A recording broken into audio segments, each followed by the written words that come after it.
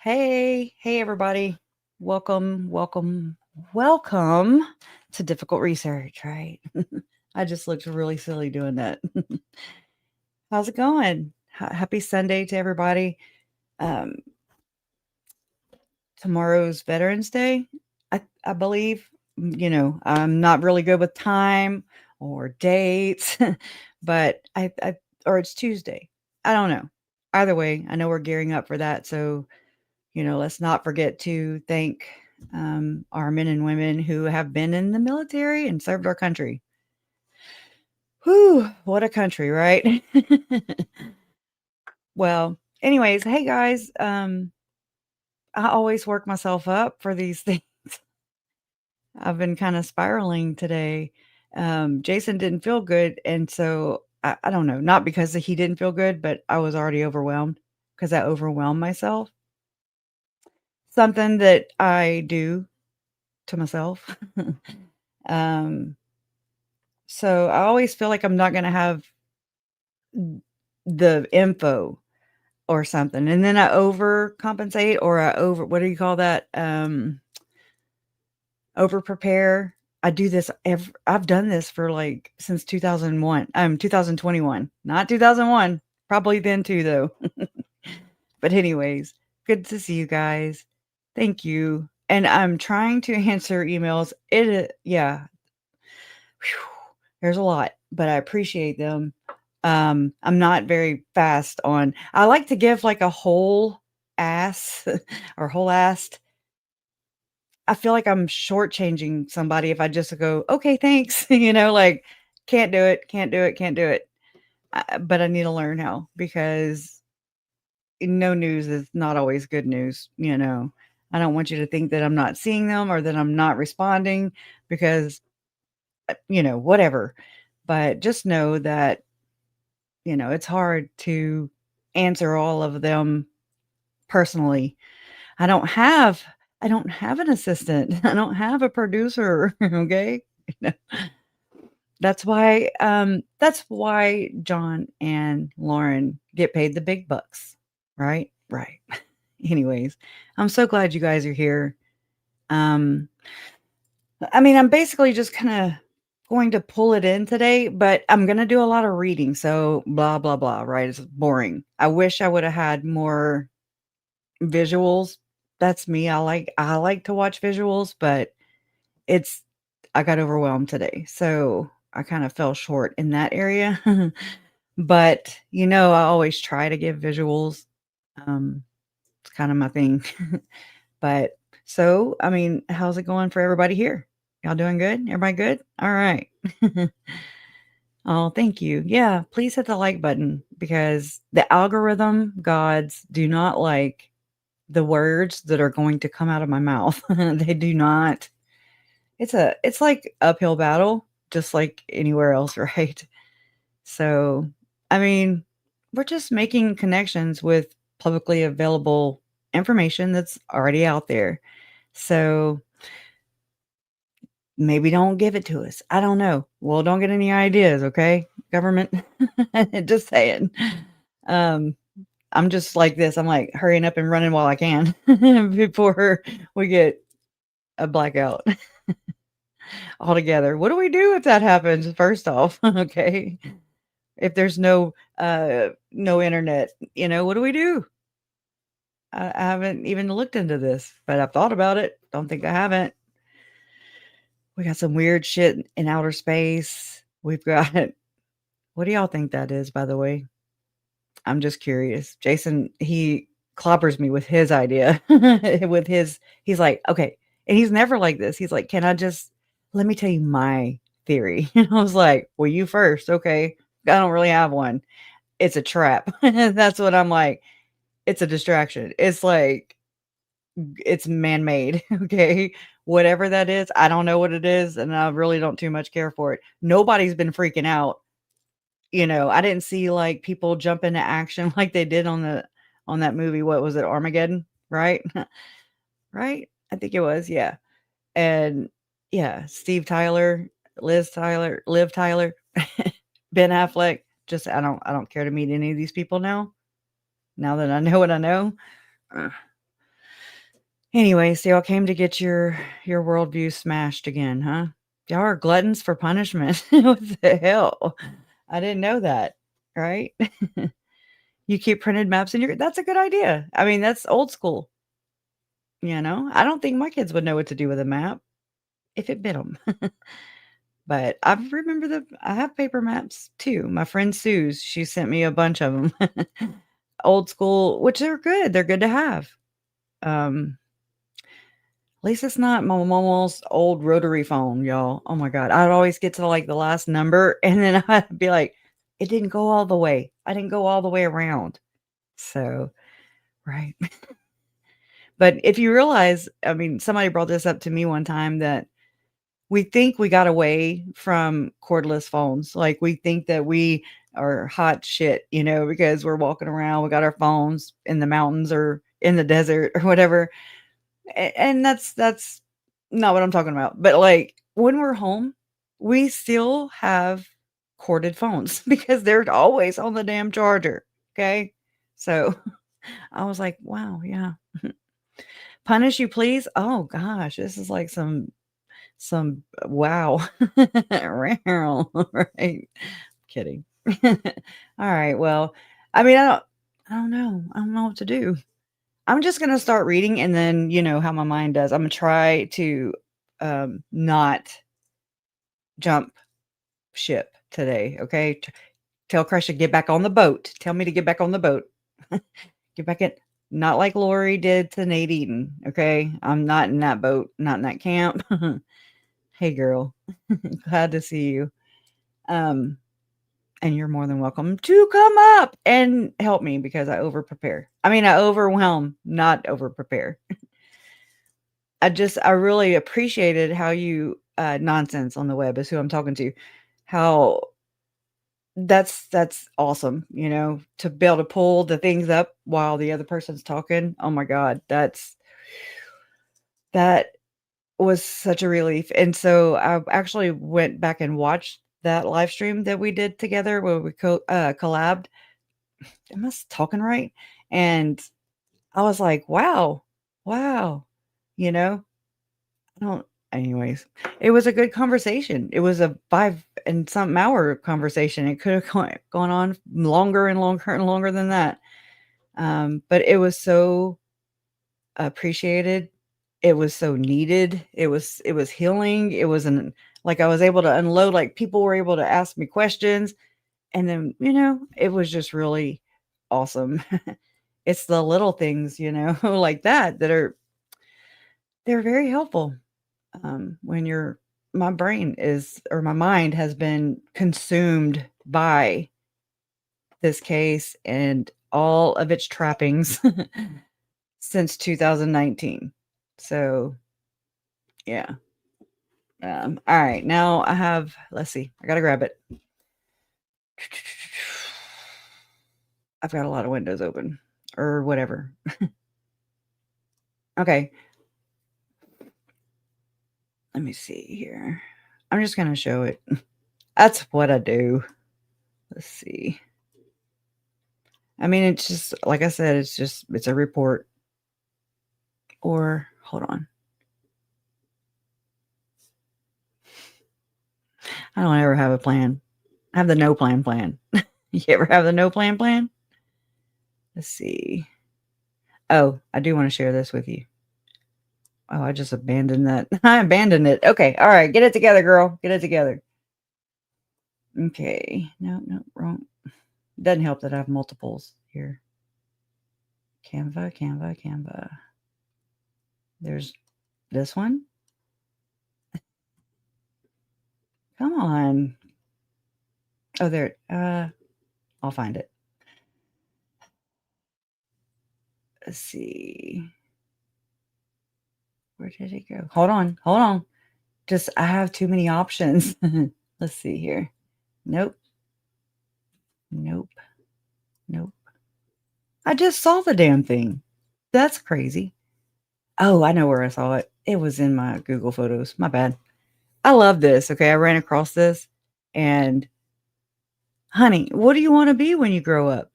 A threat to the new world order? I'm like, "Oh my god, yes." That's me, right? I hope it's you too. So, all right, let's go be a threat. Allegedly, a slow one. I'm slow on the uptake. So, we'll just leave it there for right now. So what this is called is let me make sure I have the right thing.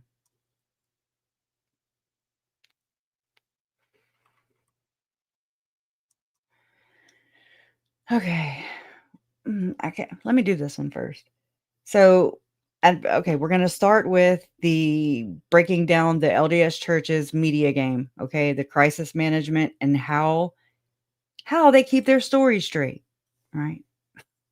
They try. So, the Church of Jesus Christ of Latter-day Saints, or the LDS Church, has this pretty slick two-sided media setup that plays nice in both regular and faith-based markets. We know how they like to proselytize out of both sides. This gives them a lot of clout and tons of ways to spread their message. Not to mention the dollars. Okay, they really like the dollars, in my opinion. Their main commercial player is Bonneville International Corporation. And so just it's like I don't even want to stop, but I need to just to say that East Idaho News was born from Bonneville International Corporation, which is the church. And it was bought by Frank Vandersloot, who is I say the wealthiest billionaire, but I don't know if he's the only billionaire. I doubt it, in Idaho, but he is the wealthiest, allegedly. I don't know. I didn't like balance his checkbook before I got here, but anyway, so just know that he's from Southeast Idaho, Idaho Falls area, where it's very near Rexburg, Idaho, where Chad Daybell lived with Tammy, their 5 children. And it's where Tylee and JJ were found buried in the backyard of Chad's property on June 9th, 2020. Very sad day. So, and Tammy also lost her life there too. I say this because it's important to know you follow the money. And I've gotten a lot of pushback with when I share the results of following the money. So I'm not here to tell you pick a side. That's not me. I'm just like do your own research. I can't do it. I mean, we can spend time together and do this, and it really helps. And um, we can loosely spread it around and share, and you know, get this thing figured out. But do your own research. It's very empowering. Um, and plus you know who you're supporting, you know who you're endorsing, you know who you're giving power to, because that's what happens. And then the ego, and then and then it falls. But it usually has a lot of victims in its wake whenever it falls, and I mean it by the ego, right? The personality, whomever we're propping up. So that's just my advice. And share yours. So it was bought so it was bought by Frank Vandersloot, who also owns the Melaleuca Wellness Company in East Idaho, Southeast Idaho, and is where Ian Pulowski worked for. He may still work there for all I know. We had checked his LinkedIn account, and this is Melanie Boudreaux Pulowski's husband now, and who she was with back when everything was crazy. Can you imagine, like, meeting a chick and then like you walk right into a murder investigation of 2 missing kids and all the craziness, like, what? That is wild. And he's just like, "She's a keeper," you know? Wow. I guess there is someone for everyone out there. But, anyway, so yeah, for a while, if not, he still may work there. I don't know. Haven't checked. But Ian Pulowski did work at one time, at least, for Frank Vandersloot's company at Melaleuca, some kind of sales or something. So it's just interesting to kind of know. Because there is this rumor, and I know I've shared it before, and it's just a rumor. I mean, I doubt anyone will ever come forward and confirm or debunk it or whatever. Or I wish they would, always welcome. That Chad, who had keys to the church house, the meeting house, which was 2.6 miles away from him and Tammy's home. It's also where Alex laid in wait, and you know, allegedly Alex and Chad killed Tammy. Alex just feels so comfortable hanging out at church meeting houses and temples. Well, not anymore because he's deceased, but at that point in time, this was a regular thing for him and regular thing for all of them because they would all go visit the temple. It's right in before and after the murders, which was wild. Like, what is so holy about that, right? There's your sign. That was my sign. I was like, so what's really going on? What's going on in there? No, I don't want to go. Anyway, so yeah, there was some speculation or rumor that Ian had possibly known Chad longer than what we know, which is very probable or possible. That they sacrificed a cat in said meeting house. I don't know. I mean, I'm sure worse things have happened, but I wouldn't put it past them. I mean, I don't know. Seems like Chad was kind of into that. I mean, if I'm looking at evidence and stuff. So just again, rumor, speculation, allegedly, in my opinion. So do with that what you will. um, I don't want to call them fun facts, but so okay. Also, East Idaho News, okay, was what happened back in the day. Whenever y'all remember Adam Steed, he had come forward. He did a Mormon Stories podcast interview with John Dehlin, that actually got removed after that because cease and desist, weaponizing things. But and Adam also did one or two, I don't know how many, with Hidden True Crime. I call it the True Crime Hoax. The hidden the True Crime Hoax. Okay, that's where I'm at right now. I'll show you what I've been working on in a little bit. So Adam was a whistleblower, or one, I mean, for sure, one of the whistleblowers. I don't know if he was the whistleblower. He's appeared in the Netflix docuseries on the Boy Scouts of America scandal. I really I look up to him because he's brave. He's brave for going through what he went through, taking the abuse, taking the shunning, taking all the things, taking the hate, and I mean, it's scary, or it has to be. I don't even try to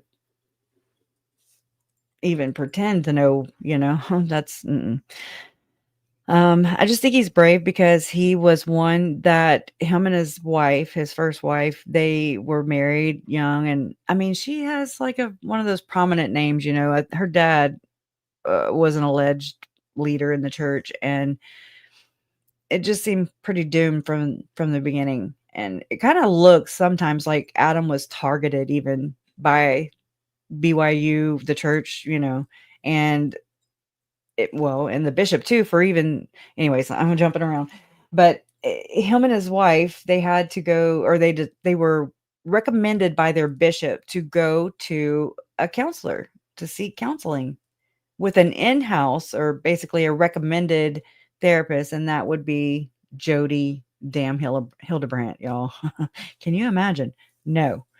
Well, just a whole bunch of, I'm not going to go all into all the details, but she drove a wedge, allegedly Jody drove a wedge between Adam and his bride, and sounds similar. And she would like well, according to Adam, he said that Jody would release his private, the mental health records and everything, his counseling records, to people in the church or in BYU, the honor code office. Anyways, it was a whole big old thing. And Adam ended up being able to get Jody Hildebrandt's license, suspended or whatever.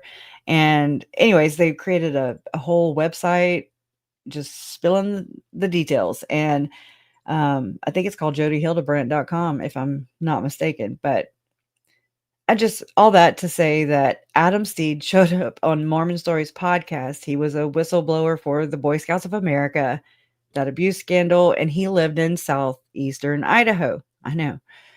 Pocatello, which I just learned basically that my handler, how about that? My handler is from there. And I just find that interesting. I've been finding a lot of things interesting. Um, Nothing compelling, just a lot of a lot of little things, and I'm just like, "Oh my god." I feel so I feel so used, or joke's on me, like, I don't know. It's really weird. I'll have to revisit that because I don't know how I feel yet. So, um, yeah, Pocatello. And there was this, so Adam on his Mormon Stories podcast interview said that, and I mean, it just caught my ears by chance, basically, that there was a day whenever his parents, or basically Adam and I think his brother, were being given an award for whistleblowing, for changing legislation, for the statute of limitations for abuse, SA, um, the age limit. So they were, they had a ceremony that day in Pocatello, and he said that while that was happening, that Frank Vandersloot, like, spent, he said, Adam said, 10,000 to 100,000. So I don't know how accurate his number is, but either way, the point is that according to Adam Steed, Frank Vandersloot launched a propaganda, I would call it, campaign to refute and rebuttal, to minimize, to dismiss, to hush, to silence critics. Do you understand? Do you see the pattern? And there's so many more patterns like this. So, I mean, can you imagine? And Frank does admit this actually in an interview with Nate Eaton, but from like another I'm sorry, from another television station, and when Nate was like super duper young. So I find this just interesting to note, right? I don't have anything against these people. It's just interesting to know who's you don't bite the hand that feeds you. So it's like, who's paying who? Who who's incentivized, basically. Um so let me see. Hold on. Let me type this in real quick.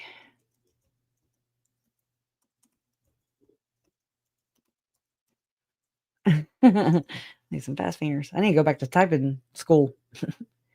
All right, let's see. I mean, there's tons. There are many. I already scrolled through a bunch. Many, many, many, many interviews, sit downs, meetings.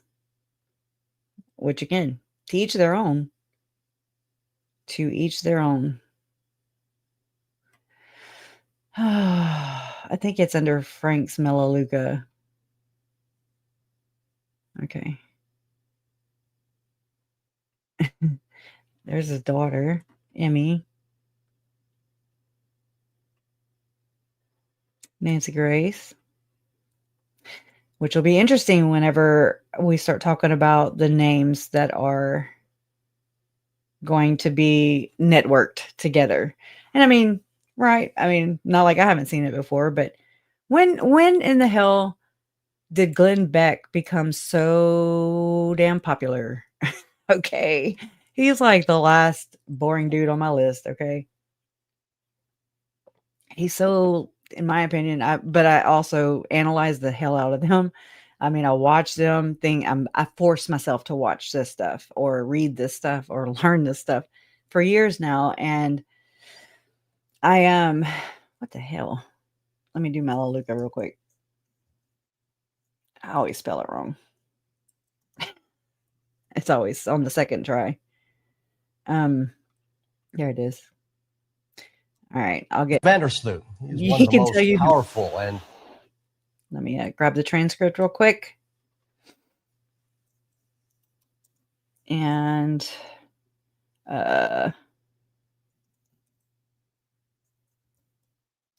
okay, so let's go back right here to okay. Yeah, look how old it is. It's got this old frame. Yeah. All right. So fair use. Okay. Fair use. But I don't really have to worry. I've never had to worry about other people. It's just Lauren, my handler. Every year, Frank spends a No lot more. of money on a spectacular freedom fireworks celebration that's completely free to the public. He does things like He's also Secret Santa. I know. I still like to watch it. It's very heartwarming. this because he's passionate about where he lives and what happens in his community. Sometimes that means speaking out on controversial issues. This is pretty much the purebred operation. Frank Vandersloot loves the outdoors and he loves to speak his mind. So when a proposed development in Fremont County threatens scenic views, he took out full-page newspaper ads against the project. I love nature. I love to drive and see the forests and the wildlife. Not only that, he's been one of the most vocal opponents of a wind farm project in Wolverine Canyon. He put up huge anti-windmill signs and petitioned county commissioners to vote against the mills. I'm not an environmentalist like an environmentalist that wants to stop everything. It's the forest and the streams that I think we ought to protect. Frank's also been involved in other controversial issues, but perhaps none as well known as his battle with the Post-Register. In 2005, the paper published a 6-part series about Boy Scouts who were molested by their camp leader. I do think that Boy Scout thing was way out of line. Frank wasn't upset the Post ran the story, but he didn't like the way they did it. So he used his monthly community page news ad in the Post-Register to attack the Post-Register. He even hired a law firm to conduct comprehensive research into the story. Now, that doesn't mean there weren't mistakes made, and that doesn't mean that there weren't children that were molested, for Pete's sake. But I felt like they were trying to blame the wrong people. Instead of blaming the molester, they were trying to blame all the youth groups and the Boy Scouts, and they were trying to blame the leaders, and they're trying to blame their church organizations. The Post-Register It's 97, 98% Mormon there. And I'm sure it is the same church. Okay, by the way. Okay. Just so it's clear. Okay. It's the same church. So he didn't like the way Adam was effectively, I guess, blaming his church, their church. So do y'all see a pattern here? So like, it's kind of like the stalker thing where it's like, oh no, I framed her as my stalker. That is my stalker. And because we don't believe it because we saw the evidence and we're not stupid and gullible, like not all the way. Just saying, like, it's kind of the same concept. It's like, I don't like what my critics or what I'm hearing from critics or perceived critics when all that kid was trying to do was hold his perpetrator accountable, responsible, like that is so effed up in so many ways, in my opinion. And it just goes to show you that Frank, a billionaire in Idaho, Southeast Idaho, who is a LDS man, he served a mission, I want to say in, oh my gosh, I don't know, like New Zealand or something like that. I don't remember right off the head. But I mean, first thing he does is start blogging, writing out against it. Then he, butts up with the paper. He butts against the paper right here, Post-Register, who was printing, the story truthfully and everything. And then he's like, well, screw that. Watch. And then we heard, like I said, well, you didn't hear, but Adam Steed shared in that Mormon Stories podcast interview that Frank had allegedly purchased these moving billboards basically to, go against Adam and his family being, given an award for bravery and whistleblowing in the Boy Scouts scandal. It's wild. And then it gets more interesting because this has a very rich, deep, well, rich for sure, but deep history with a lot of this. It's like the background, right? Because come to find out, we will learn that Frank Vandersloot is also one of the financial backers of these conservative type movements like TPUSA. Okay. That's pretty important. Not to mention that he sat I don't know all the terminology because I'm new to politics, but he served as a chairman. I don't know what you call that. He donated lots of money to Mitt Romney's campaign a couple times. So, I mean, and plus, I remember collecting stories over the years because I, of course, had to subscribe to East Idaho News because that's mostly who wrote about and told the story about my family. It's very problematic when, let's say, you have two people. I mean, I'm just going to pose it just the way it is, the way it may be. Uh, Connected is what I'm saying. So I always looked at Lauren and I always looked at Nate Eden as if they didn't really care for each other. I don't know, just my vibe. It's what I got. But I mean, do I know that? No, I don't.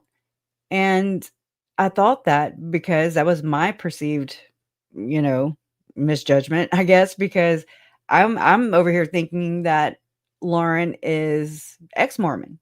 Okay.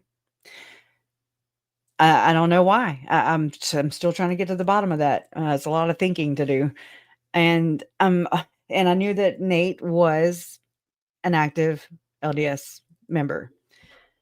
So it's like, okay, usually when you leave the church, you get shunned. Not everybody, but I mean, I've seen it happen to other people more than not. I hope they would stop doing that. That's not very nice. But it becomes like this campaign, and I think that's why we hardcore see the gyms go so hard because, I mean, a lot of them come out of that environment? Because I know that's how it felt too with me, like, I'm not Lauren, I'm not Nate, I'm not any of these people, right? I'm a family member, that's it. Don't compare me with her. I'm saying that because it's like, that's happened this past couple weeks. I'm like, "What?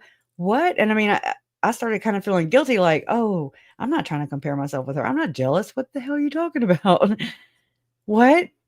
It's like, no. I mean, anyways, it's wild. It's a wild ride, but I didn't catch on to what was happening, and then I'm like, "Wait a minute. No, no, no, no. I'm a family member. She's not." And nobody, you know what I'm saying? Like, it's my family.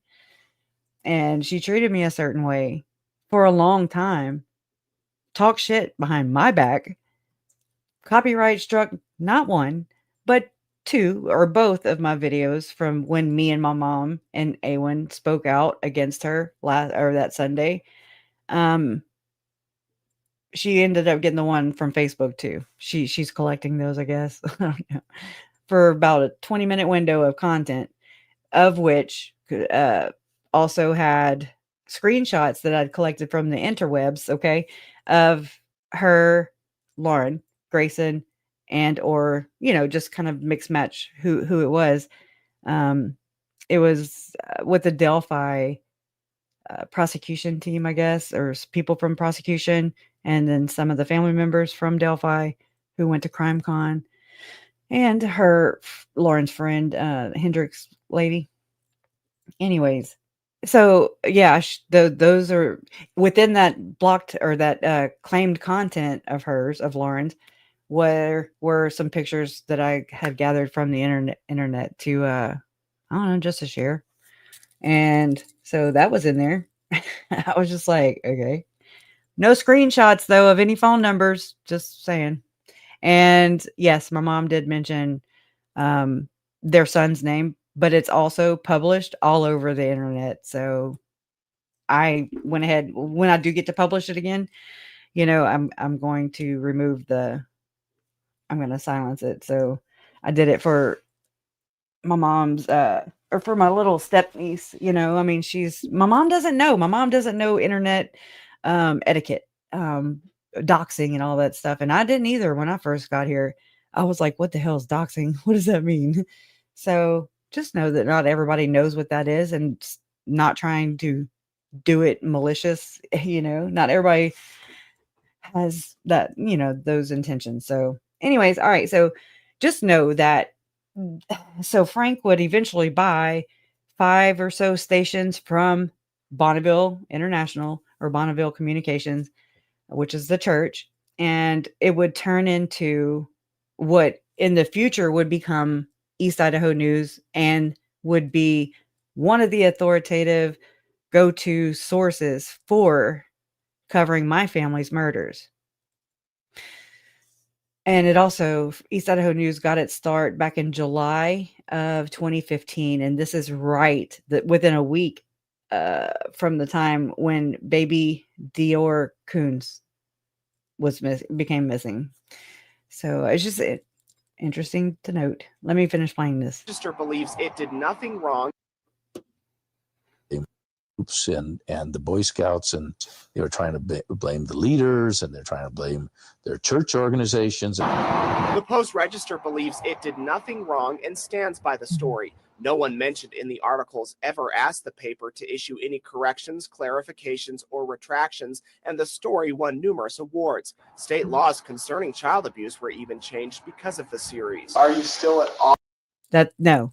I'm going to correct Nate here, though, because he said laws, and I don't have a good memory, but he said that laws were changed because of the series. I don't think so. I think it was because whistleblowers like Adam Steed didn't back down from big old bullies, even billionaire ones, you know? So I think that's not very nice to say. Any corrections, clarifications, or retractions, and the story won numerous awards. State laws concerning child abuse were even changed because of the series. Are you still at odds with the Post-Register? I mean, I'd like to see where the laws were changed because of the series. I don't know. Maybe I'm wrong. I'll correct myself if I am. But, to answer your question, Riverbend Communications is what Frank Vandersloot, when he bought the stations from Bonneville Communications, he turned them into Riverbend. So that's what he named his companies. And so now Nate, I don't know the particulars on this, or the specifics on this. So I don't know. Do your own research. I need to do mine too, and find out the exact percentage of how much, you know, Nate owns. He bought into the company. So I mean, whatever. It's business, you know. But again, I just think these things are important, and to me, they make a big difference. And you know, it made me take a big step back and go, "Whoa," you know, and just to kind of understand these things. There's nothing wrong with asking questions. The whole Boy Scout thing? Not at all. In fact, both Frank and the Post-Register believe they learned from the disagreement. Welcome in. I didn't understand the sensitivity of the victims on all this. I've learned a lot, became really good friends, really, really good friends with some of the victims that were involved. It was around this time when Frank became interested in acquiring media outlets himself. Soft rock, classy 97. He ended up What'd they do with it? 5 high-rated radio stations from Bonneville Communications. We're ready to kick off the lunch hour. And renamed the group Riverbend Communications. I know that I've appreciated when my kids listen to good music, and I like stations to listen to that offer that. I declare my intention to run for president of the United States. Frank's also dabbled in politics, endorsing candidates like Mitt Romney. Thank you, Governor, for being here again with us. Jim Risch, and voicing his opposition against others. Judge Herndon would have been one of those. Kathy Silik on the Supreme Court was one of those. When you get enough opinion that the job isn't being done correctly, you could draw conclusions that we'd be better off to have somebody new in the position. Are you ever going to run for politics or for office? I would be bad at it. I like to be in a position where I can get something done. Money. And they got, I mean, there's all this negotiations and deal makings and all of that stuff going on that I don't think I'd be good at it. Well, he does get stuff done. Now, Frank has also been in the headlines recently concerning a lawsuit involving a former employee. He can't comment on the case because it has not yet been resolved. Now, coming up tomorrow at 10, Frank talks candidly about his wife and how they've raised their 14 children. We don't buy them anything. They got to buy their own stuff. But we've said we'll pay half. So if somebody wants a video game, it's got to be the appropriate video game. But as long as it's something that's not going to hurt them, we'll say we don't say yes you can or no you can't. We say, can you afford it? We'll also take a look at what the future holds for Vandersloot. Now, if you missed part one of our series that aired last night, you can check it out on our website at kidk.com. I'm Nate Eaton for Channel 3 Eyewitness News. For the past 2 nights, we've taken an in-depth look into the life of Melaleuca president. Okay, we'll come back to that if we want to. But I did find it on Adam's interview with John DeLynn, Mormon Stories podcast, and I'd forgotten that. I mean, I still have the link somewhere to that privated video, but this was another guy that uploaded it, and so I'm just pointing that out.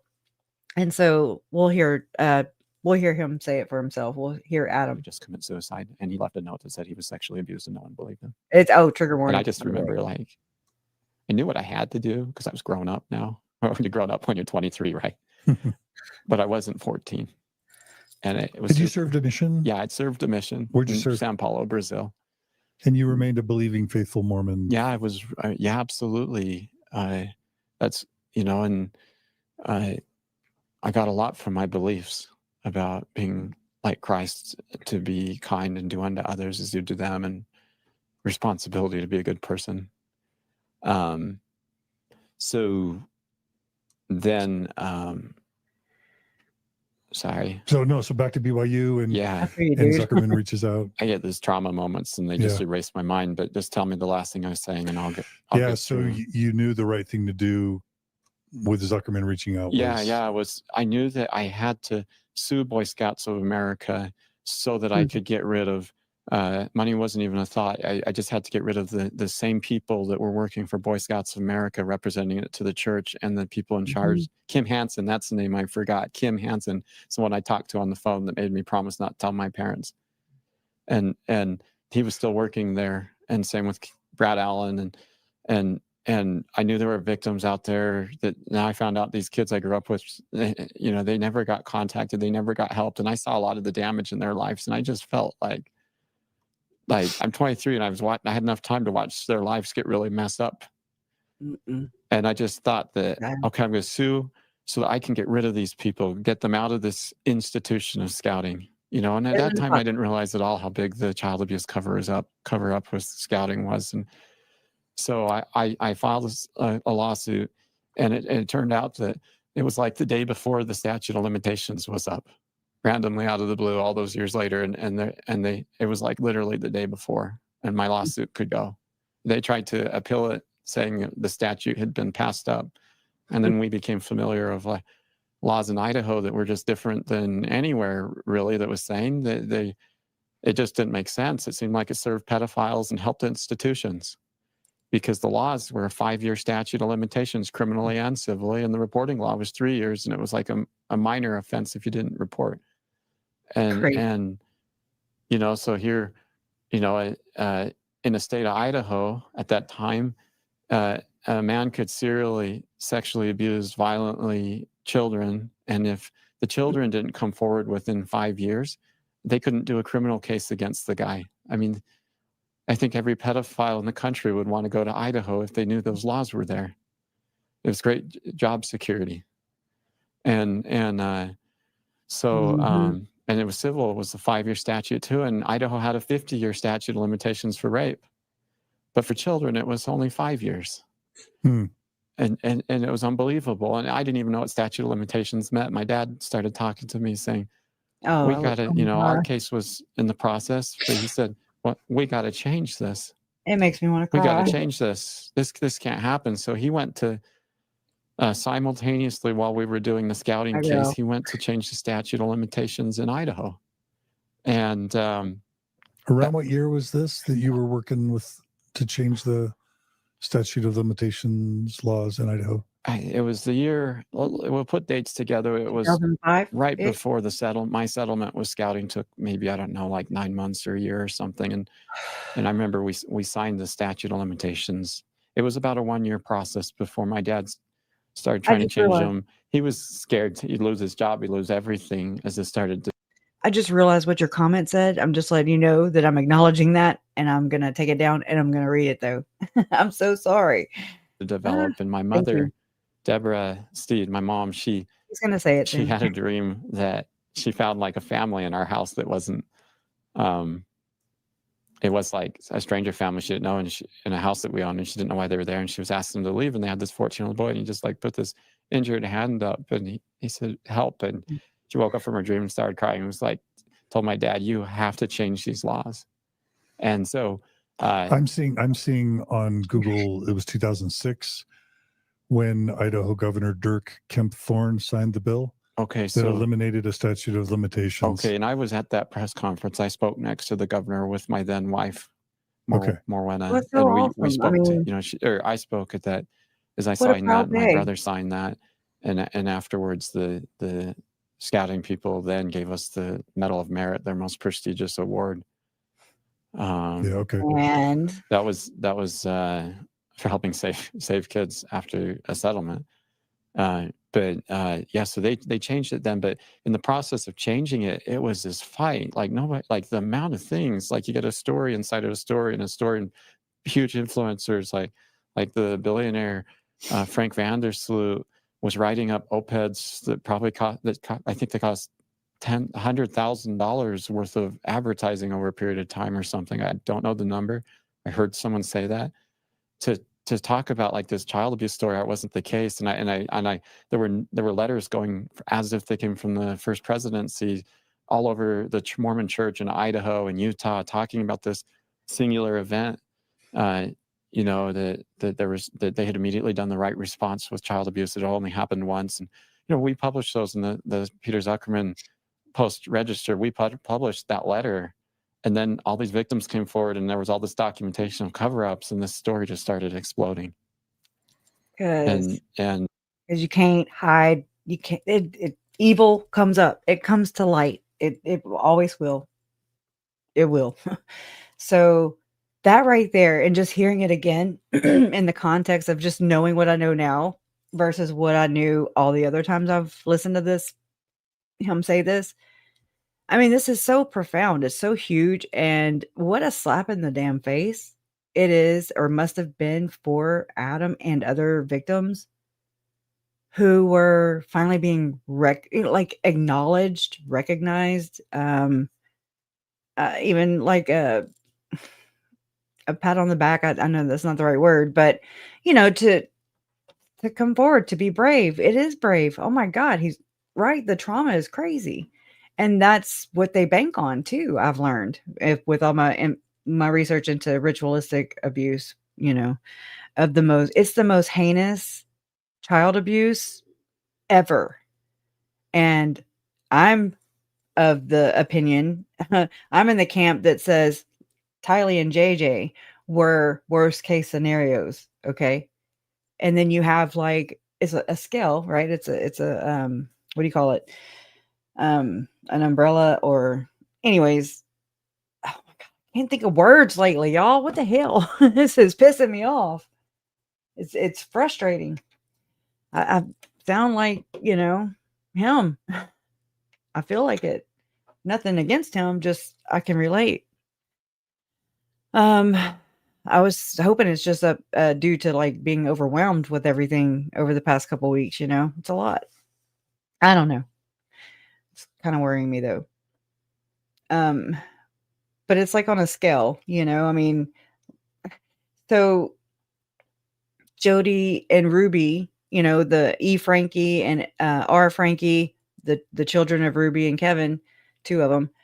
I mean, I believe they were also ritually, abused. And then if you go and you look at all the indications from Chad and Lori's trials, from the case, from Brandon's case, you'll see plenty of evidence pointing to the fact that Melanie Boudreaux Pulaski was I believe her kids were on their way, at least 2 of them.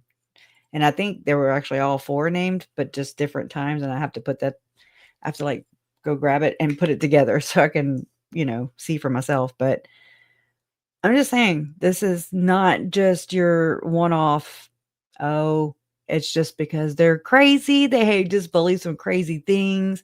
No, ma'am. I wish.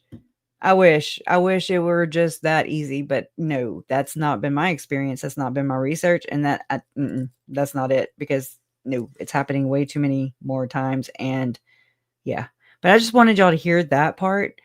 And especially, I'm glad I found it where you could hear it out of, I don't know. Let's just listen to this one more time. Going back, I backed it up a little bit. Like an environmentalist that wants to stop everything. It's the forest and the streams that I think we ought to protect. Frank's also been involved in other controversial issues, but perhaps none as well known as his battle with the Post-Register. In 2005, the paper published a 6-part series about Boy Scouts who were molested by their camp leader. I do think that Boy Scout thing was way out of line. Frank wasn't upset the Post ran the story, but he didn't like the way they did it. So he used his monthly community page news ad in the Post-Register to attack the Post-Register. He even hired a law firm to conduct comprehensive research into the story. Now, that doesn't mean there weren't mistakes made, and that doesn't mean that there weren't children that were molested, for Pete's sake. But I felt like they were trying to blame the wrong people. Instead of blaming the molester, they were trying to blame all the youth groups and the Boy Scouts, and they were trying to blame the leaders, and they're trying to blame their church organizations. The Post-Register believes it did nothing wrong and stands by the story. No one mentioned in the articles ever asked the paper to issue any corrections, clarifications, or retractions, and the story won numerous awards. State laws concerning child abuse were even changed because of the series. Are you still at odds with the Post-Register over the whole Boy Scout thing? Not at all. In fact, both Frank and the Post-Register believe they learned Why were you from the mad? disagreement. I didn't understand the sensitivity. That was kind of a tone deaf freaking, were you mad? No. Well, I mean, he shouldn't be. Like, are they mad? Are the victims mad? I might want to ask them, pass the microphone around like a spirit stick. Of the victims on all this. I've learned a lot, became really good friends, really, really good friends. With some of the victims that were involved. It was around this time when Frank became interested in acquiring media outlets himself. Soft rock, classy 97. He ended up purchasing 5 high-rated radio stations from Bonneville Communications. We're ready to kick off the lunch hour. And renamed the group Riverbend Communications. I know that I've appreciated when my kids listen to good music, and I like stations to listen to that offer that. I declare my intention to run for president of the United States. Frank's also dabbled in politics, endorsing candidates like Mitt Romney. Thank you, Governor, for being here again with us. Jim Risch, and voicing his opposition against others. Judge Herndon would have been one of those. Kathy Silik on the Supreme Court was one of those. When you get enough opinion that the job isn't being done correctly, you could draw conclusions that we'd be better off to have somebody new in the position. Are you ever going to run for politics, run for office? I would be bad at it. I like to be in a position where I can get something done. He's pretty and effective. They've got, there's all this negotiations and deal makings and all of that stuff going on that I don't think I'd be good at it. Well, he does get stuff done. Now, Frank has also been in the headlines recently concerning a lawsuit involving a former employee. He can't comment on the case because it has not yet been resolved. Now, coming up tomorrow at 10, Frank talks candidly about his wife and how they've raised their 14 children. That's a lot. We don't buy them anything. They got to buy their own stuff. Okay. But we... All right. Yeah, they do, I'm sure. What if it's harmful to other people? Okay, Frank, the tank. All right. So... anyways, let me get back over to where I'm going. I don't know why I feel like what Lauren did say about me is totally accurate. Okay. Except, whatever. So it's like a new American order. Okay. That's what we're going to call it. A network analysis of Christian nationalism, fringe ideology, and political power. So there's the organizational nexus, an iron triangle of media, operations, and ideology. So let me find something a little more relaxed than this. I don't like the formal language. Okay. All right. This one's more relaxed. So I'm just going to read the script. So yeah, I know. So it's going to sound a little funny at first. All right. It says, all right, settle in, folks, because we're about to untangle a web so intricate, even a spider would be impressed. We're talking about the new American order. And it's less about a cool superhero team and more about a not so cool ideological triangle. And so it goes into part 1, the organizational nexus, or who's who in the zoo of influence. So it says, imagine an iron triangle. Oh, definitely with these people, you don't even have to imagine it. They display it a lot. Okay. Just know that. Not the kind you hit for percussion, but one made of media, operations, and ideology. At the corners, we have Glenn Beck, Tim Ballard, and David Barton. Hold on. Think of them as 3 musketeers of a very specific interconnected movement. So Glenn Beck, okay, the media and money maestro. Maestro, huh? Let me switch y'all to where, Donna, I don't know if you can do that for me, please, where you can show visuals while I talk, if you don't mind. If you can. If not, I'm not going to worry about it. Okay. So Glenn Beck, the media and money maestro. Glenn Beck, he is the ringmaster, folks. The guy with the microphone and the checkbook. Mercury 1, or M1. This isn't your grandma's charity, even though it says, quote, restoring the human spirit, unquote. It pulled in nearly $30 million in 2024. Beck is the vice president, and David Barton's son, another guy named Tim, is secretary. Coincidence? Yes. I think you need to bring up a different visual. You've got to. Or if you can pull one up, can you? Oh, you just want a different visual than this? Sure. Yeah, just whatever I'm talking about. I thought I was pulling up this text. I got it. I'm coming. I'll do it now. Thank you. I'm sorry I didn't make I'm not clear. I appreciate it. All right, so this came crashing together for me this week, and I mean I shared it with a lot of you already. It's like pulling it together is such a challenge for me, and it needs to be. So it pulled in nearly $30 million, right? And that was in 2024. And it says this nonprofit organization is basically a fancy wrapper for Barton's education. Read pseudo history. That's what he does. Much like Tim Ballard and Glenn Beck, they are very skewed and very not correct. They're not accurate. They're not factual with their books. They're propaganda, basically. Okay. I'm calling it that. It's just not history as I know it or you know it. Okay. You there? Okay. I'm here. I'm looking.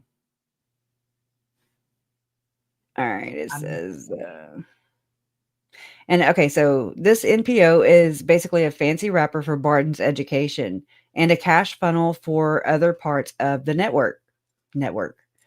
It's like they're saying, quote, we're saving the world one tax-exempt dollar at a time, unquote. I have a problem with that. So then we go into the 9/12 project. And so hold your pearls. This is Beck's grassroots arm. The folks who get fired up about patriotic unity and then conveniently get directed to fund Mercury 1. And the next 2 groups we'll talk about. It's a whole emotional pipeline to their wallets. Oh my God, I couldn't have said that any better. Essentially, Beck's media machine raises the dough. Mercury 1 gives it the fancy 501c3 stamp, and Barton provides the Christian nationalist content, because that's what he is, And the humanitarian aid stuff, that's just the shiny distraction, a moral shield, if you will. Pretty clever, right? It's effective too. So then we move on to Tim Ballard, the hero with a capital what? Oh dear. What? Tim Ballard brought the hero operative brand to the table. Think of him as the action star, but his movie just got canceled. Operation Underground Railroad. This I remember finding this back in 2020 or 21, and I didn't realize how involved it is. At the same time, my family members were murdered in Idaho. I also found out from my guest for tomorrow and the next couple of days, um, who I'm sharing she's sharing her story. I'm just sharing the platform. Okay. I'm honored too. And we're going to start tomorrow with labor trafficking, which isn't really talked about as much, because of the whole sex trafficking. It's just more whoa, I guess. And I really don't know that much about it. And I think it's more common when I talked to Steph, it just made me think like, oh, wow, I wonder how much more common this is. And maybe we just don't even realize it. So we're going to learn through her story. And then she actually is going to progress into, it's going to get darker over it's going to be like a 4-part series, a 4-part episode where, it's going to get darker. So we're just going to kind of dabble our toes. And I mean, how bad is that when you have to say that labor, trafficking is not as dark as the rest, it's like, oh my God. Anyway, so, but she told me or let me know that Mr. Ballard lives in Springville area, allegedly, maybe, and I'm like, what? I never even considered that, which makes a hell of a difference. Why? Because Chad and Tammy lived in Springville. Why? Because Ruby Frankie and her kids and her husband lived there. Because Chad's parents live there, Tammy's parents, everybody lives there. Okay. So even the neighbor or the lady that watched a couple of the girls or the children for Ruby Frankie and Kevin Frankie, whenever they were about to get arrested. Okay. Ruby and Jody, Pam Botcher, she was actually included in a lawsuit by another person calling them out. But anyways, I mean, I find that interesting.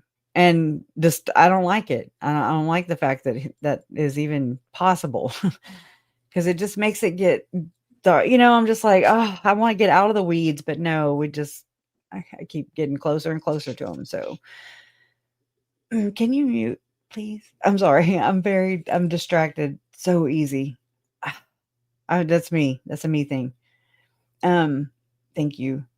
So, all right, let me get back on track. So this organization, Operation Underground Railroad, or OUR, is now called Our Rescue.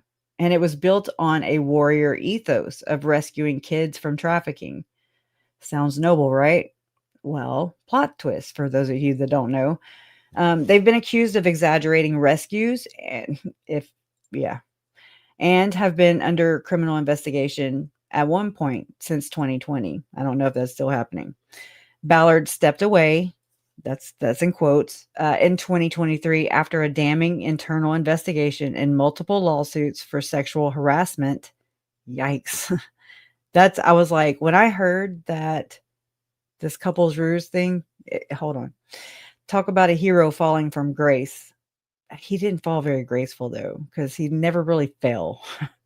That's the unfortunate part. More like falling into a legal pit.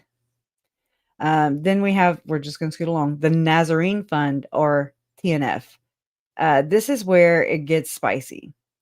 TNF was not founded by Ballard. It was established by Glenn Beck and David Barton in 2014. That's another thing that I'm trying to pay attention to are, when did all these people unite? Okay. When did they just look like don't even know each other? Okay. Just random people in the Church of Jesus Christ of Latter-day Saints who are obtaining 501c3s and proselytizing, basically. And if you think about like Julie Rowe, her whole thing was soul trafficking. Okay. Please tell me how you can document how you've helped anybody with their souls being trafficked. I don't doubt it. I'm just saying, where are the receipts for that? How do you prove I saved that soul? Is that what I mean, that's nefarious to me. Like, to me, that's very dark. Ew. Anyways, and so know that Tim Ballard started his Operation Underground Railroad with the help of, M. Russell Ballard and many other general authorities, according to Lynn Packer and others, that Glenn Beck helped Tim Ballard with his first $1 million. Paul Hutchinson, another too wealthy person from Utah, who also helped fund Tim Ballard in OUR. I'm like, how much damn money y'all need? Like, what are y'all going to do? And bring back some people, some kids, some rescues, like bring back receipts. It's not happening. But anyway, so this is where it gets spicy. It's not funded by Ballard. It was established by Glenn Beck and David Barton in 2014. Just note that. Ballard joined later, and here's the kicker. It's not a nonprofit. It's a for-profit LLC and a subsidiary of OUR. Its board, Ballard, Beck, and Barton. That's a tongue twister. During the Afghanistan fall, Beck raised nearly $30 million in 3 days. 3 damn days, okay? I can't even raise $30 in 3 days. Or whatever, you know what I'm saying? For TNF. So $30 million in 3 days. Beck raised. Beck. It doesn't say anybody else. This is a masterclass in organizational jiu-jitsu, a for-profit LLC under a nonprofit promoted by another nonprofit, all controlled by the same 3 guys. Oh, I get it now. It's designed to maximize fundraising and minimize accountability. When Ballard became a liability, they just deposed him. The structure still standing, ready for the next crisis. It's like a hydra, but instead of heads, it grows fundraising arms, right? And they are far-reaching. Okay, so then we're going to move on to David Barton. He's the theocratic ideologue, history's biggest fan fiction writer. He's had books pulled. David Barton is the guy providing the historical and theological footnotes for this whole shebang, okay? Except his footnotes are often more like foot in mouth, which is appropriate. I knew this guy only, and I was like, he don't look Mormon, I'm just saying. But he was on these Preparing a People flyers with Chad, with Jason Mao, with Glenn Beck, with Tim Ballard. That's a whole lot of people. I'm just saying. Oh, my nose itches. Sorry. This is Barton. So Wall Builders is what he went under. Like, that was a business name. And I was just like, his name never came up. I never heard it one time in all these Facebook groups and everything when the kids were missing, when the case was developing for Lori and Chad. And I always saw his picture, did not know that David Barton is, I believe, from Texas and is, partners. They're partners. So this is Barton's think tank. That's what Wall Builders is. It's a think tank that aims to prove America was founded as a Christian nation. That seems to be the theme. And that church-state separation is a myth. Fun fact, Barton has no history degrees, and his own evangelical publisher pulled his book. The Jefferson Lies. That's the name of the book. For unsupported facts. So he's basically the guy who writes fan fiction about American history. He fits right in, don't he? He preaches dominionism, which is an interesting word, meaning American laws must be based on Christian teachings. He's also a key player for far-right politicians like none other, House Speaker Mike Johnson. And I say that because he was a representative, I believe, of my state. Okay. And I'm like, now you're, hold on, I'm about to show y'all some stuff. Hold on, wait a minute. Gotta type this in. Oh, I think I was just right there. Hold on. Oop.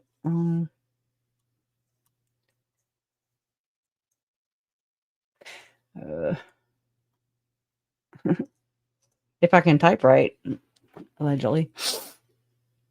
Thank y'all for being patient. Okay, here we go. There he is. These are things that screenshots I just collected along the way. This is back in 2024. And I was like, wait, what's he doing over here with this dude? What? And I didn't know much of, and I still don't know much about how politics works. I just know bullshit when I see bullshit. That's my smell test. Okay. I'm just like, if there's connections, I'm looking at you hard. Okay. I am watching you. So anybody who I've researched into Tim Ballard. So anybody he comes across, Candace Owens, just people that have platformed him, I'm looking, and I'm just like, are you just innocent? Are you just somebody that or is supposed to look innocent that platforms him? Because they're very well plugged in people. They network. That's what they do, and they get credibility from one another, and then they scam so many people, in my opinion, allegedly, just by this method. Okay. It's so crazy to even fathom it when you think about it. But yeah, House Speaker Mike Johnson holds private meeting and dines with Frank Vandersloot in Idaho Falls. And this is August 6, 2024. And he visited Melaleuca. Okay. Well, I don't want to switch my screen because I'm scared. What if I show another let me switch out of here and I'll go back and dig some more because there's a video too. I just got to find it. Actually, you can look at these because these are just, and it doubles all the time. So this is Frank Vandersloot right here in this little bubble. And it says, I mean, this was years ago. This says $3 billion Idaho. Doesn't show anybody else in Idaho for what it's worth. And, I mean, Hidden True Crime's about right there. No, I'm kidding. Not billion, but they're on their way if they kept on going. I'm, again, being sarcastic, but still way too much money off my family. Oh, here it is. It's too small, though. He went and spoke at Melaleuca, and this was...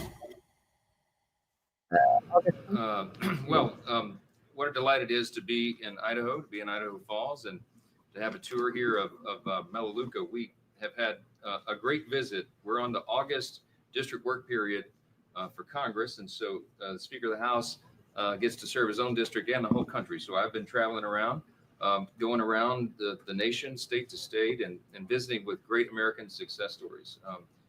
Things that start as small businesses and become large operations like this one is a tremendous testament to the spirit of America. And so many happy employees here. I met a few on the way in this morning that have been with this company for, one lady said, 34 years. They take good care of their employees and they take good care of America. And this is a thriving business, as you all know. I don't need to tell you the history of this company because so many of you are local. Oh, can we talk what a about great story it is. And to see a facility like this and to understand the impact that our public policy has upon all of that. Take your power back. The one big beautiful bill, the working families tax cut, and it's so important do whatever you want for so many sectors of the economy and for every American family. Because in that one big bill, the reason we called it that, it's aptly named, because not only do we secure the border, not only do we ensure American energy dominance again, not only do we work on the principles of peace through strength by our investments there, but we included the largest tax cuts in U.S. history, as well as the largest spending cut at the same time. But there's tax incentives for businesses, for people who are investing in their facilities and growing their manufacturing facilities, adding more jobs, adding more employees. He said this? He said the world is a stage? So many benefits and the policies we put in the legislation are going to help. I don't know, but I wouldn't even doubt it.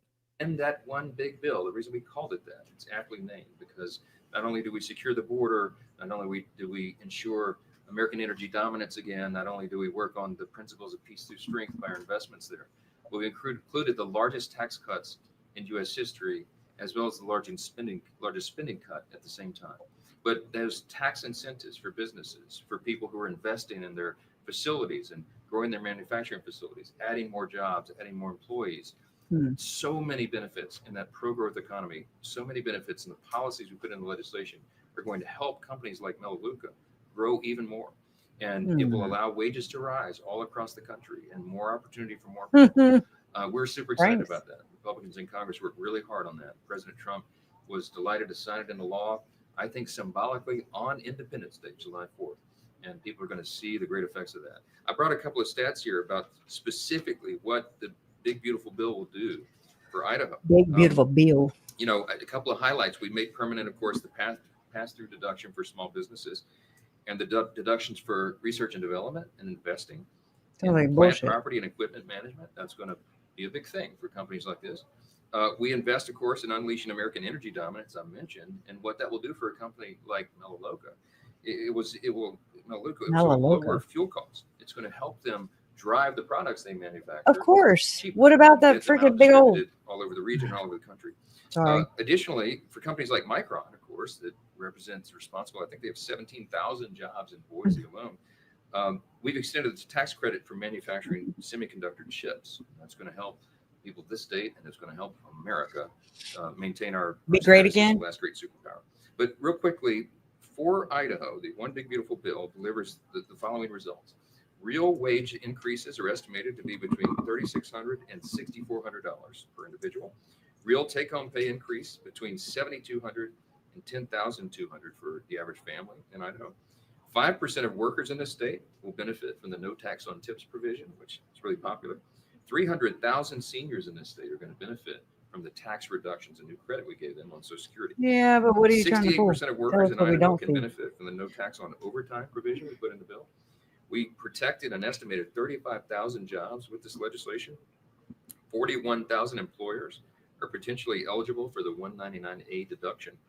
And we supported 28 opportunity zones in Idaho and that have already created about 4,000 jobs. So this is real common sense legislation for real people. It's going to make a real difference in real people's lives. Real.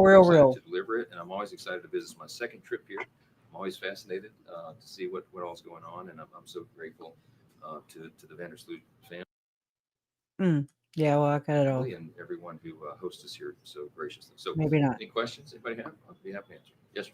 Specifically, what makes Eastern? I would ask. I'd be like, sir, can I see what your other hand is doing at the same time as the one you're showing me?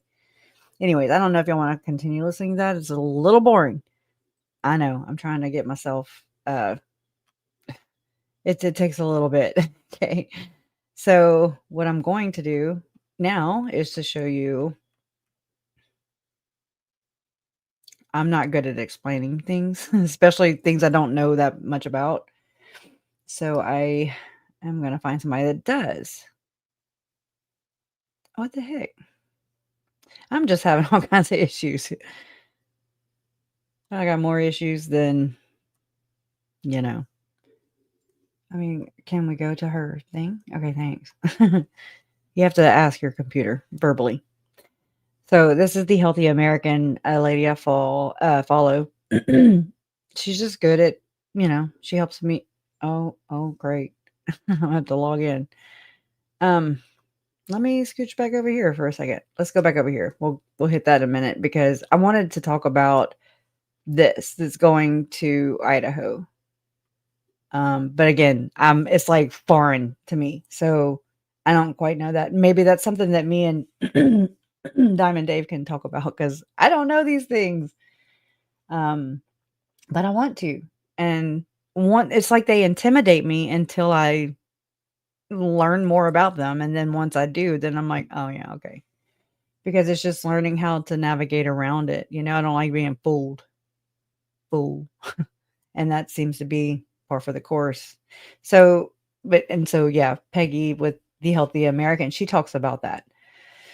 And that's how I learned about it, actually. So we get back to the paper, and I'll just share this with you. So this is Barton's think tank. I already said all that. And Barton gives Beck's media depth, fuels Ballard's crusades, and provides politicians with historical sound bites to chip away at a church-state separation. He's not just a talking head. He's a co-founder of the Nazarene Fund, or TNF, and a Mercury One instructor. This guy is everywhere like a bad historical pun. Anyway, so this quick summary table is showing us a 3-headed financial monster. The organization, the legal status, the key function, and what the hell, triumvirate? I don't know how to say that stuff, okay? So anyways, Mercury One and its legal status is a 501c3. I'm just going to go down like that, and then we'll say the Nazarene Fund right here, Mercury One. Okay, so the Nazarene, and also know that not only is the Nazarene Fund and LLC, know that Tim Ballard with Elder Ballard, when he was living, I don't know about the status now, but they bought into slave mother effing stealers. Okay. And again, I am of the opinion, through my research, I believe that they do things to brag and rub it in our faces, because we're like, oh, slave stealers, like, oh, go get you some, and save you some rescues, you're going to rescue children, so interesting wordplay. No. My friends, we are the slaves. I know it's sad, it's disheartening, really, if you ask me. So and it was also on Tim Ballard's whiteboard meeting in 2019, which and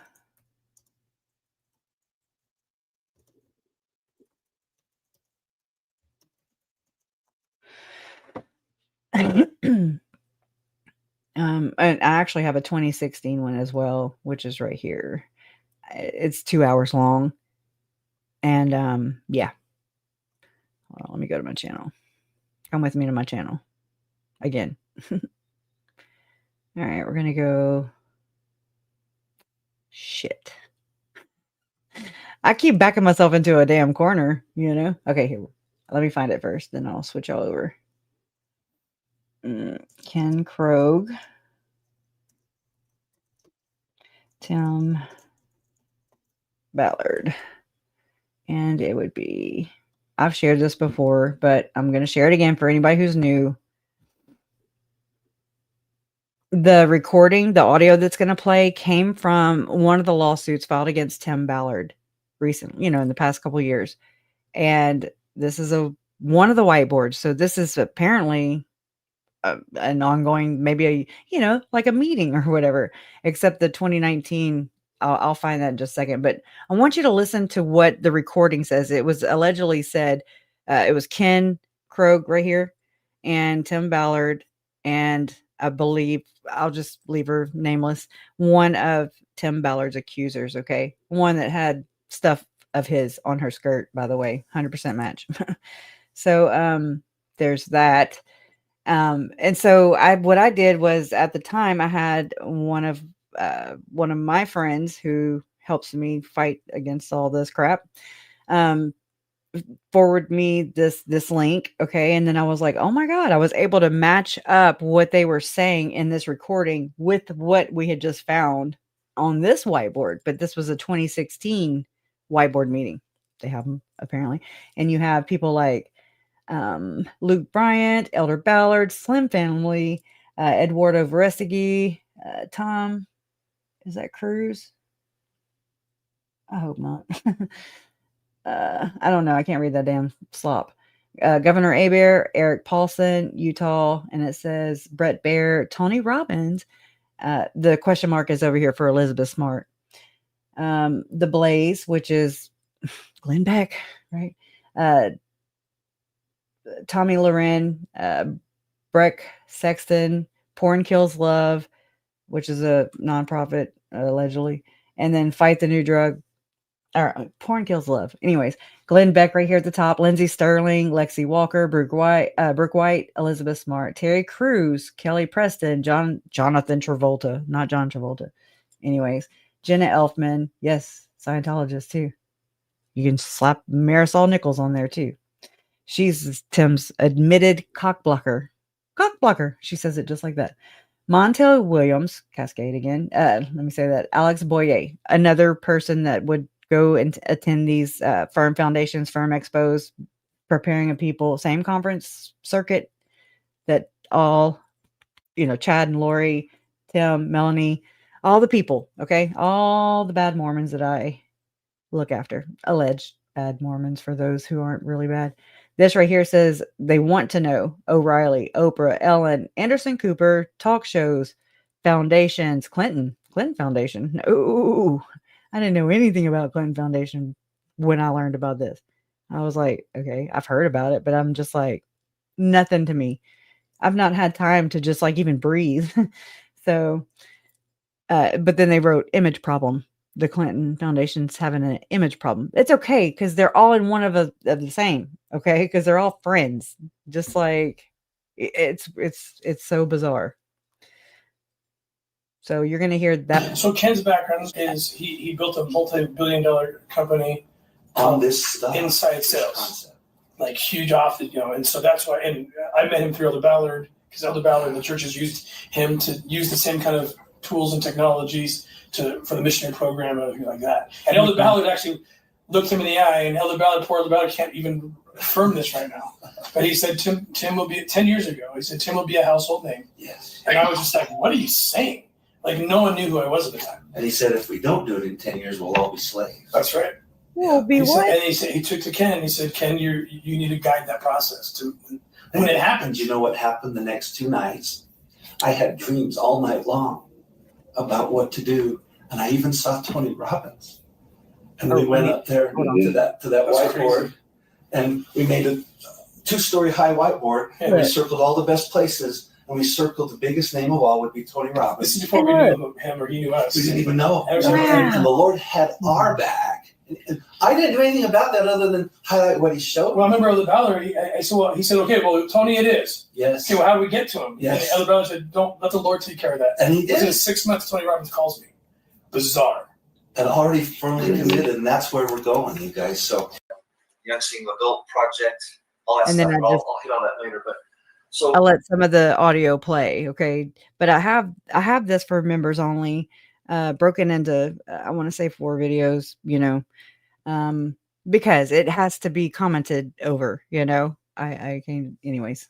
I don't want to give myself up, but it was a good recon, that was good material to bring back and to just show that these whiteboard meetings do happen.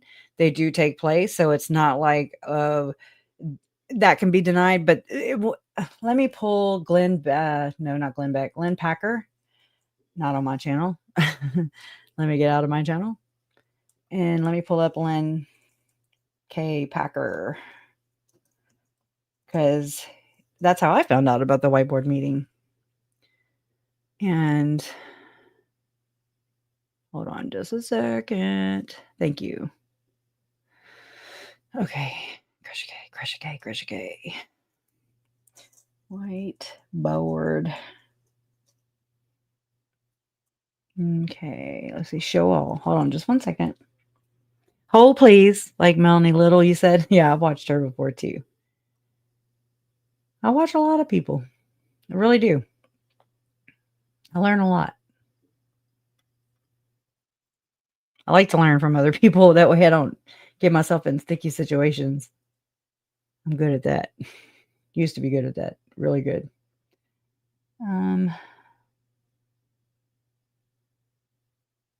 Okay. All right.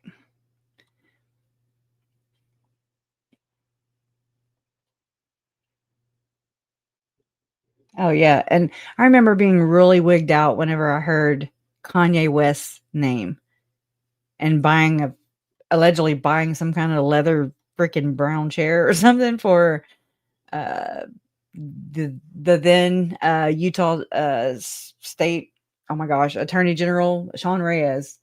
they have too many damn names, y'all. I've got too many that I've been keeping up with all these years, and I'm done. Like, I'm done with the names. I'm done. All right, let me get to Lynn real quick and get to whiteboard again.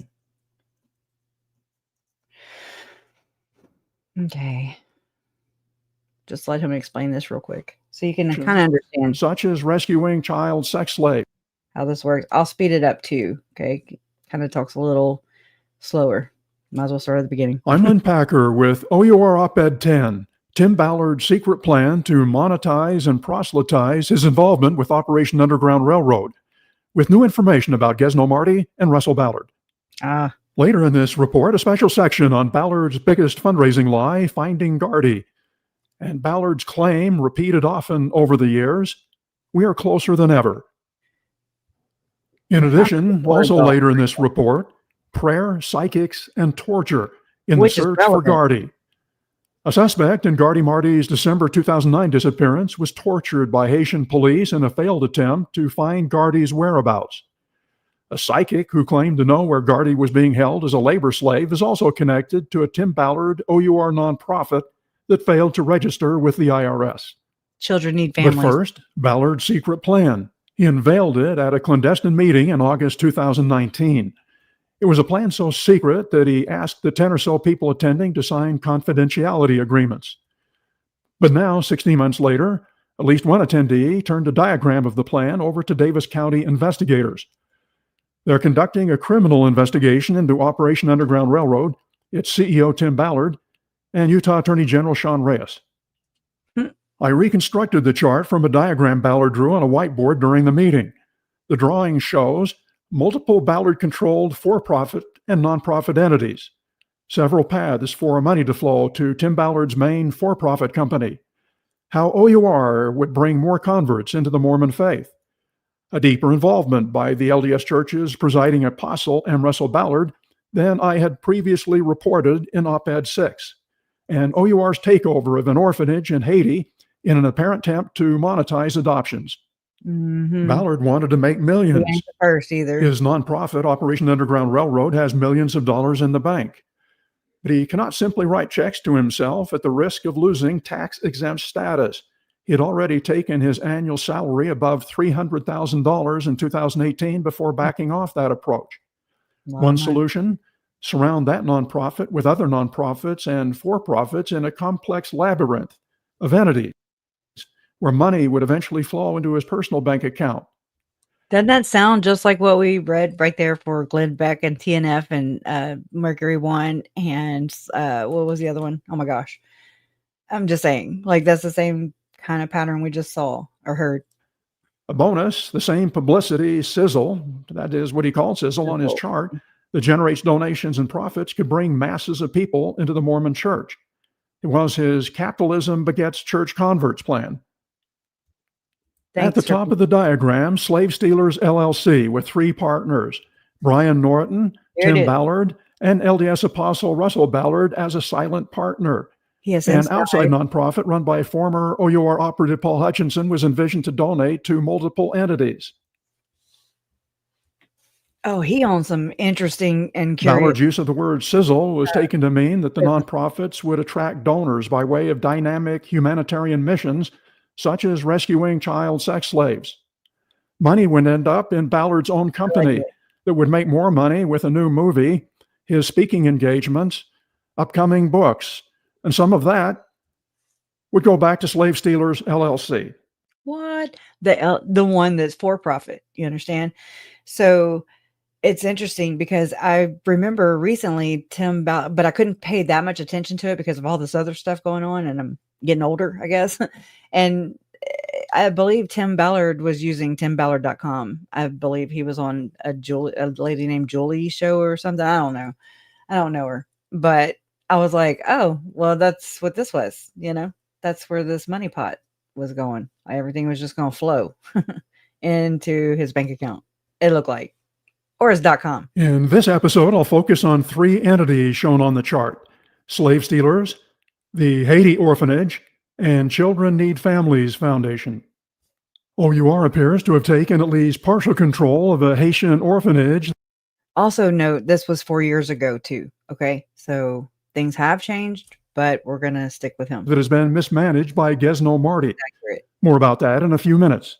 Yeah. The second whiteboard entity I'll put under the microscope is one Tim Ballard and his wife Catherine formed. They installed Janet Russin from Utah County as its director, even though they called it a nonprofit. It has not been registered with the IRS. I'll begin with a look at the for-profit entity at the top of Ballard's whiteboard sketch, Slave Stealers, LLC. He claimed the Mormon Church's top apostle, Russell Ballard, is a silent partner. Video op-ed 6 dealt with the covenant controversy and Russell Ballard's support of Tim Ballard's Slave Stealer book. Here, Russell Ballard is pictured with Glenn Beck and Tim Ballard. Tim Ballard at the whiteboard meeting implied that Russell Ballard also has a financial interest in the book's spin-off, a proposed television series, also called Slave Stealers. Slave Stealers has a Farmington, Utah office address. It's the business address for Brad Brower, Russell Ballard's son-in-law. Brower and Russell Ballard declined interviews. Melissa Ballard, Russell Ballard's daughter-in-law, is a state representative. She's seen here on the right with her husband, Craig, and Jessica Mass, OUR's aftercare director, at a fundraiser event. She plugged OUR on her website by passing along Ballard's unproven and false fundraising pitches. She wrote, "Amazing night for Operation Underground Railroad. In just 5 years, they went from saving 260 kids in a year to more than 1,200 kids this year from slavery. The most stunning statistic tonight, 2 million African slaves were taken over 400 years. Today, there are more than 40 million slaves." Slave Stealers, an existing book and a planned TV series. According to a press release, the proposed series designed to cast a light on slavery, past and present, is currently in development. Says Emmy-winning Nick Nanton is producing alongside Brian Norton and Ballard through their Stowaway Productions and Eighth Wonder Entertainment. And it says Ballard's Operation Underground Railroad, the nonprofit set up to combat human trafficking, is also involved. There are 2 Slave Stealers-related entities not on Ballard's chart. One is 11th Street Films, LLC, and Stowaway Productions, LLC. Stowaway Productions, that's both are registered by Tim Ballard and associated with Nick Nanton, who directed the movie Operation Tucson. What is not clear, where is the financing coming from? And when will production begin, if ever? Slave Stealers is also connected to Ballard's very recently released Sound of Freedom movie. The release of that movie had already been delayed by more than 2 years. It looks like no theater chain or streaming service like Netflix wanted it. Now its March 2021 release is by a small obscure streaming outlet and advertised for free and can be accessed via YouTube. Slave Stealers partner Brian Norton is also involved with 2 OUR-related St. George area firearms training centers, Fort Pierce Tactical Ranch and Salvo LLC. Norton is also rumored to be paying Ballard $900,000 a year for his piece of the whiteboard pie. Next up on Ballard's whiteboard chart, the purported nonprofit entity Children Need Families, founded by Tim Ballard's wife, Catherine, and headed by Janet Russin. CNF's business address is Janet Russin's home in Provo. Russin is the foundation's executive director. Board members are Tim Ballard, Catherine Ballard, and Tevye Ware, Catherine's sister. Okay. Ware is also OUR CFO and is paid about $100,000 a year. Okay. Now that y'all can see her picture right there, I need your eyeballs. Let me know if this is the same woman. Do you think? I'm so curious. Like, because this man died, according to April Raymond. Okay. I mean, I don't know. It just, let me go back and forth because I don't remember. Let's see. Hold on. Let me go back to the other one. Too many damn windows open. I mean, I wish I could zoom in on it, but I can't. I don't know. I mean, they favor each other. And I know that one of Tim's sisters' husband died. And I'm just like, what? You know, just that's just pure speculation on my part, or just wondering, actually. No speculation, just wondering. Let me close that window right there. And I'm just wondering. I don't know. Let me know what y'all think. Let me get back to whiteboard. I don't know. Let's listen some more and maybe we'll learn, more if that might be her. Year. Although CNF claims to be a nonprofit, it is not registered with the IRS or Utah as required of nonprofits. It apparently provides donor tax deductions through OUR. In any event, there are no annual IRS reports. That severely limits what donors and taxpayers know about the entity that Tim Ballard put on his whiteboard chart along with the word sizzle. Brent Andrewson, OUR's nonprofit attorney, declined explaining if an entity can claim to be a nonprofit and solicit donations without being registered with the IRS. CNF is not Russin's first OUR-related charity involvement. Her now defunct Little Fish Foundation once raised money for Gesno Marty's orphanage in Haiti. Her charity is not registered with the IRS, but she may have paid taxes, and donors might not have claimed tax deductions, so it may have been legal. It appears she did continue operating the charity after its Utah's corporate registration expired 8 years ago. Where was Sean Reyes? Russin has a lot of OUR-related Facebook friends. Thanks, Lynn. What happened? In March this year, Vice World News reported that Janet, the article did not use her last name, is a psychic who claimed to have divined where Gardy Marty was being held as a child labor slave. This is actually from Glenn Beck owns The Blaze, right? And that article that Lynn just referenced is actually what got me into realizing that when Chad and Lori talked about portaling, that it was remote viewing, because I've looked up a whole source. They had it sourced or linked in the article from Blaze, and I clicked on it and it brought me to the CIA.gov, and I read all about it. And I was like, oh my God, this is what they're doing. This is what portaling is. They got to change things. They got to change names and definitions and stuff, right? Seems just they're code words. It was yet another failed attempt to find Gardy among numerous failed attempts.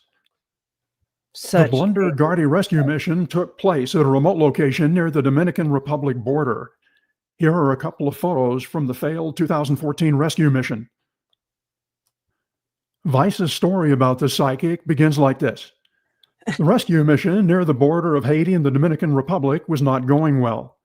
Operation Underground Railroad had arrived at a remote village seeking a missing child. Acting on what founder Tim Ballard had promised was a solid tip from a source.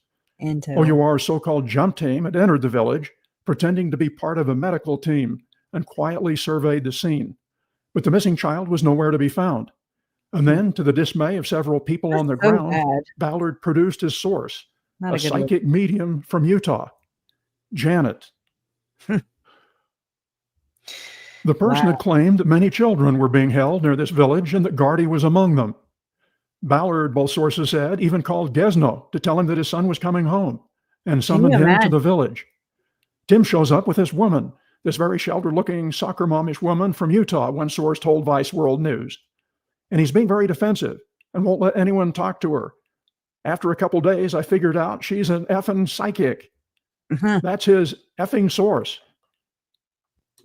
Ballard wanted to capture the Gardy rescue on camera, wresting him from his slaveholders, reuniting him with his father, and whisking him to freedom on a helicopter Ballard had standing by. One of Vice's unnamed sources who was there said that Ballard was making decisions like a reality TV producer. He starts running around the village like an idiot. The cameras are following him. He's drawing so much attention to himself. But there was no rescue. There was no made-for-television dramatic moment.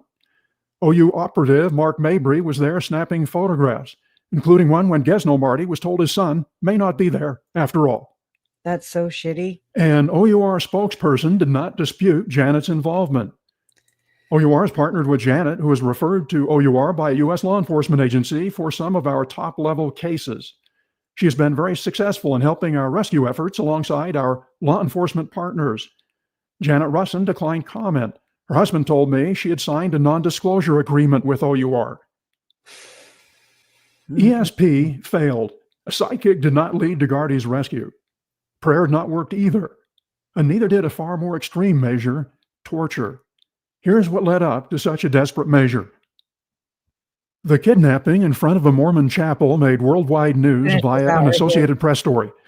Tim Ballard has told the Gardy kidnapping story perhaps hundreds of times. I reported on it in a previous video op-ed, so I won't go into detail here. Shortly after Gardy's disappearance, his father got a phone call. The call came from a phone number that Gesno recognized as belonging to a former employee from several years back. Just before the earthquake, a Haitian news outlet reported on the abduction. It wrote, Gardy Marty III, an American citizen by birth, was kidnapped December 6, 2009 by two men riding on a motorcycle in the front yard of a church. He lived in the Caribbean nation with his father, one of his Haitian-born parents. Since the little Gardy is an American citizen, FBI agents are in Haiti to help Haiti police with the investigation. It showed the only photo I've ever seen of FBI and UN officers investigating. Ballard's investigation began 4 years after the kidnapping, and he embellishes his story. He said, no one in Haiti talks. We went back to the church and interviewed every single person that was there that Sunday that Gardy was taken, and no one would talk. Gesno said that, like a year later, even his closest congregation members finally came to him and said, we did see Gardy taken by a motorcycle driver. Ballard and Gesno are wrong. When the FBI investigated, some church members did provide information. Utah adoption agent Cheryl Moyes gave me new information about the Gardy kidnapping. Moyes is co-founder of the Haitian Roots nonprofit and manager of Wasatch International Adoptions. She's part of a Haiti to Mormon families adoption pipeline and one of the nation's leading experts on Haitian adoptions. Gesno Marty's Foyer des Sion orphanage was and is a source for her clients long before Tim Ballard was involved. Right after the earthquake, she helped bring Gesno Marty's family to live in the United States, first in Ogden, Utah, then Idaho, then Florida, and finally St. George. Moyes provides a couple of new details about the kidnapping. Details that OUR leaves out of the Gardy story. She says, Gesno told her that another son, Gus, 2 years older than Gardy, was with Gardy on the sidewalk at the time of the kidnapping. Gus either escaped being put on the motorcycle or the kidnapper could not fit both boys on the motorcycle. He would have been an important eyewitness. Gesno told her that he did not quickly recognize the kidnapper's phone number as that of his former employee, Carlos Bristol, but concluded that sometime later. That phone number was the key evidence linking Carlos Bristol to the kidnapping and led to his arrest. There's some guy that comes up. Tim Ballard identifies 3 people who orchestrated Gardy's kidnapping and subsequent sale into sex or labor slavery. Carlos Bristol was arrested shortly after Gardy's disappearance in 2010. He was accused of abducting Gardy in front of the church and escaping on a motorcycle. He was a member of Marty's LDS ward and former employee at a Marty orphanage. V. Rose Pressois was arrested 4 years later, in 2014, after police and OUR raided her orphanage searching for Gardy. She was also a member of the Marty's Mormon ward. Wilson Bristol, Carlos's brother, was arrested 8 years after the kidnapping, in 2018, after Ballard changed his mind and concluded that Wilson snatched little Gardy. OUR wanted Haiti police to force them to reveal what happened to Gardy. Haitian police, as part of an OUR sting operation to find Gardy, arrested Pressois and her daughter after they took $20,000 in the sale of 2 children. After the arrest, they interrogated Pressois. They demanded to know what she had done with Gardy. Where is he? They even offered to free her daughter, who was arrested with V. Rose, if she said what she knew about Gardy. OUR first resorted to prayer in real time as interrogators asked V. Rose Pressois about Gardy's whereabouts right after her arrest. Pressois is seen being interrogated as a translator in another room tells OUR operatives what she is saying. I think we should pray right now. Let's say prayer really quick. He's starting this. Heavenly Father, never mind. We ask you to please answer all the millions of prayers that have gone up to find this little boy. Oh, Lord. If he is alive, and if Rose knows where he's at, please soften her heart. My God. So that she will reveal this information to us. We might follow through and find Gardy, and we say these things in the name of Jesus Christ. Amen. I need to take a shower now. Haiti's legal system is corrupt, to say the least. Bribes to police, judges, and prosecutors are the norm. I just want y'all to hear this next part. Was not afforded any right to have an attorney present. It's crazy. Haiti police not only allowed OUR to listen to the interrogation and video record it, but also to participate in it directly. That's all illegal in the United States. During questioning, she did admit to the illegal sale of 2 children in connection with OUR's sting operation, but she would not admit to involvement in any Gardaí kidnapping. OUR was ready with operatives and cameras to rescue Marty if she disclosed where he was. She did not. This is the time when you come clean on everything. Right now. No more lies. No more lies. Right now, you can't give lies. We have all the evidence, everything. This is the moment for you.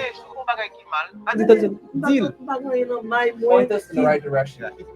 We won't send your daughter to prison. They're trying to pull one on her.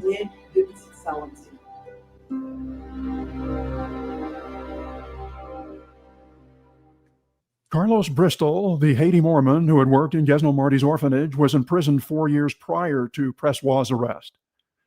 This photo is one OUR claims was taken of Carlos Bristol in prison. This is his Facebook photo where he posts that he was a returned Mormon missionary and attending a Haitian college. He was arrested right after the December 2009 kidnapping, imprisoned, and then tortured in an attempt to find Gardaí's whereabouts. Look, you hear that? OUR operative Mark Mabry interviewed Gesno Marty about Carlos Bristol for a Slave Stealer podcast. During the interview, Gesno said, "A guy working for me at the orphanage, he's the one who took Artie first. They put him in jail. He never confessed." Gesno said police tried putting inmates in the cell with Carlos to get a confession. That did not work. Mabry then commented, "I think that waterboarding and torture should be allowed in certain situations, and that's one of them." Gesno replied, "They tried that. They put a plastic bag over his head." Oh my God. Gesno said while torture did not extract a confession as to Gardaí's fate, it did induce Carlos to name an accomplice, who Gesno said was arrested and still in jail at the time of the 2017 interview. I've not learned the name of the accomplice. I'll now play the audio recording of that part of the interview. They never confessed, they said they know nothing about it. He never confesses. I think waterboarding and torture should be allowed in certain situations. Maybe that's one of them. Because yes, well, at first, one day, the first day when they got him, they tried to, they even tried that. They did? Yeah. What did they tell me about it? Yeah, they did that. The guy who took him first, they put plastic bag in his head, intimidated him, They put a plastic bag on his head? Yes, showing that they were serious about it. Hey, we're in Haiti. Anything goes, right? Like they plastic bag him on the head. They're interrogating him, scaring him. Then when it was a little bit hard. Ballard's view of the case is that the employee believed Gesno had come into some money and made a plan to kidnap Gardaí and collect ransom money. But he can't do it himself, so he turns to others who have experience in this loathsome business. What? The traffickers, Ballard believes, know they can make more money off him by either selling him or using him as a labor or sex slave, and had no intention of returning him for ransom. Of course, he's the now former employee is in jail, Ballard said, refusing to cooperate. Well, it is believed the traffickers are exploiting poor little Gardaí for their own enjoyment. What Ballard is saying is that Carlos Bristol is still in jail 7 years after his arrest. Oh my God. Just a month after Bristol was arrested, the Deseret News reported, the FBI was called in and spent a week in Haiti following leads and interviewing the former employee who was considered a prime suspect. They turned the man over to Haitian authorities and left, while the man was imprisoned during the ongoing investigation. But the earthquake damaged prisons, and many prisoners either escaped or were released from unstable buildings. The suspect in the Marty case is back free on the island, and the priority given the investigation by the police dropped astronomically given the quake's aftermath. Wow. Fast forward 8 years after Carlos Bristol was arrested to what OUR called Operation Wilson, which was OUR's code name for the arrest of Wilson Bristol, Carlos's brother. 2 years after the arrest, Ballard decided to show the video, writing that with Haitian law enforcement, we were able to track down Wilson and arrest him in 2018. This video shows never before seen footage of this operation. Oh my OUR God. went from being certain Carlos snatched Gardaí to being certain it was Wilson. Ballard wrote, Bristol was a notorious gang leader and found to be one of Gardaí's main traffickers. Wilson is the brother of Carlos, who was the one that physically kidnapped Gardaí on the back of the motorcycle. We're going after a guy named Wilson Bristol. They call him Little Jamaican. That was the brother of Carlos Bristol. Carlos was working for Gesno. Wilson Bristol is a notorious gang leader now. And this guy is the one that trafficked Gardaí many years ago. So This is the first time we've had a lead this hot on Gardy in years. So Did I see you this guy call? can I'm give us sorry. all the information I'm going to leave to go to where he is. This is Lynn Packer reporting.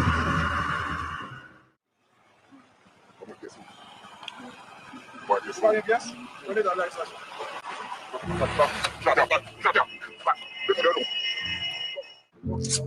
Yes, this is the pattern. It's so shitty, man. Why? So Tim can get some millions or Despite something? all OUR's talk about the kidnapping suspects, most questions remain unanswered. I'm not okay with How that. did Gesno even know that Carlos Bristol was tortured, yet did not reveal Gardy's whereabouts? Who else knew? Were any OUR operatives at the Yeah, it does prison need to when be Bristol diverted. was tortured? I'm They wondering were who- present, participated, and who prayed was when murdered. Pressois was first interrogated. Was either Pressois, the unnamed accomplice, or Wilson Might be Bristol wrong. also tortured? What evidence was used to convict and imprison the kidnapped suspects? Yeah. Are any still imprisoned? If not, how, when, and why were they released? I mean, Find it happened Gardy to us is too, the though. foundation upon which OUR was born 7 years ago with what it called Operation Voodoo. The search that's continues to be Tim Ballard's top fundraising pitch. OUR movies, The Abolitionists, and Operation Toussaint highlight Operation Voodoo. Ballard tells the story countless times over the years that OUR is close to finding Gardy, keeping hope alive, and donations flowing. Oh, yeah. The truth is not closer than ever, but the opposite, farther than ever. Without sharing any proof, as usual, Ballard posts on Instagram, "We haven't found him yet. We're getting closer than ever. We're This putting is more the dad now. resources into this investigation than ever. We're going to find him." Can I share with y'all my from jump? I mean, I might have believed all of this, like not all of it, but just that I think it could be possible that this is like a fast one, meaning there is no Gardy, okay, and the bishop guy from Haiti church, is in on this because just some of the things he has said, like I would rather sacrifice my son. Sacrifice is a very sore word with me, okay? And it's interesting how it comes up in these people's mouths. It's something I wouldn't say. I mean, I'm not judging. If this is true, like I hate that because I don't want to sit here and undermine a potential could be a victim, okay?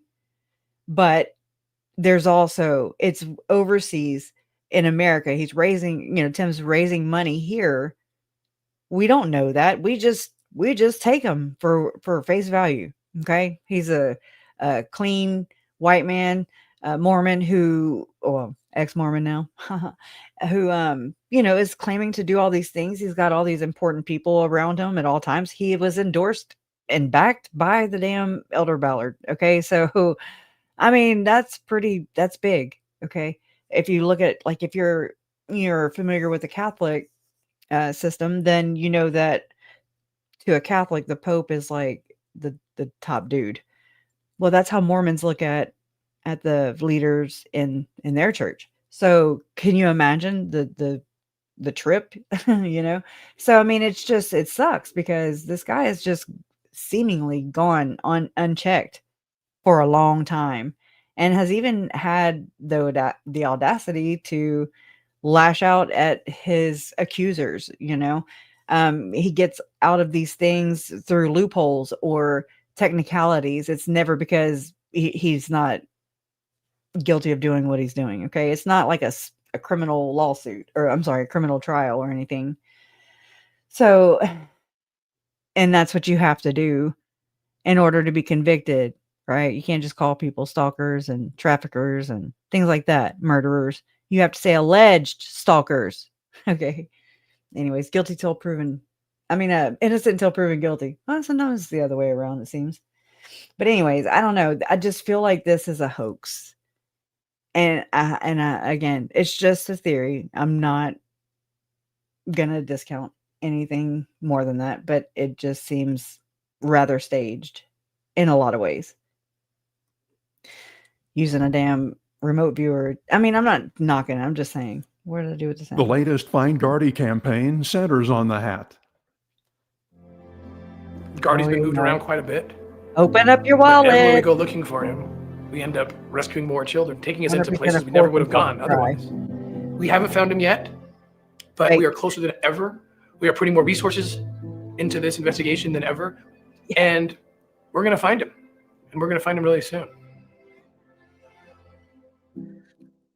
Here's the truth about the "we're close" lies. When the search began with Operation Voodoo in 2014, Gardy had been missing 4 years, and the chances of finding him, even then, were very low. Chances continue to get worse over time, despite the deployment of prayer, a psychic, and torture, and despite costing perhaps hundreds of thousands of dollars. The story, though, has helped raise millions of dollars. Okay, now to the last of the 3 Ballard whiteboard entities covered in this episode, the orphanage in Haiti. Gesno Marty and his orphanages is a rags to riches story.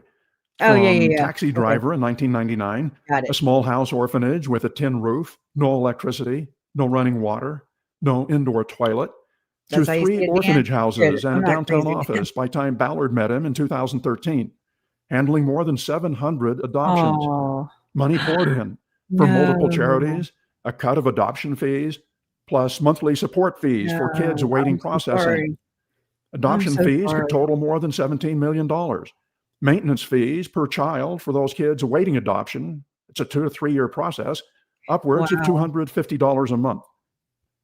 In 2003, a Utah charity constructed the Martys an $850,000 orphanage built on donated land. It was to replace the Gardy's tiny tin-roofed cottage housing 17 orphans. It had the attention of Haitian authorities. It was a model for future Haitian orphanages. The $850,000 included an endowment fund to run the facility. It was set up to facilitate Utah adoptions via LDS Social Services among private agencies. The Martys never assumed management of the showpiece orphanage built just for them.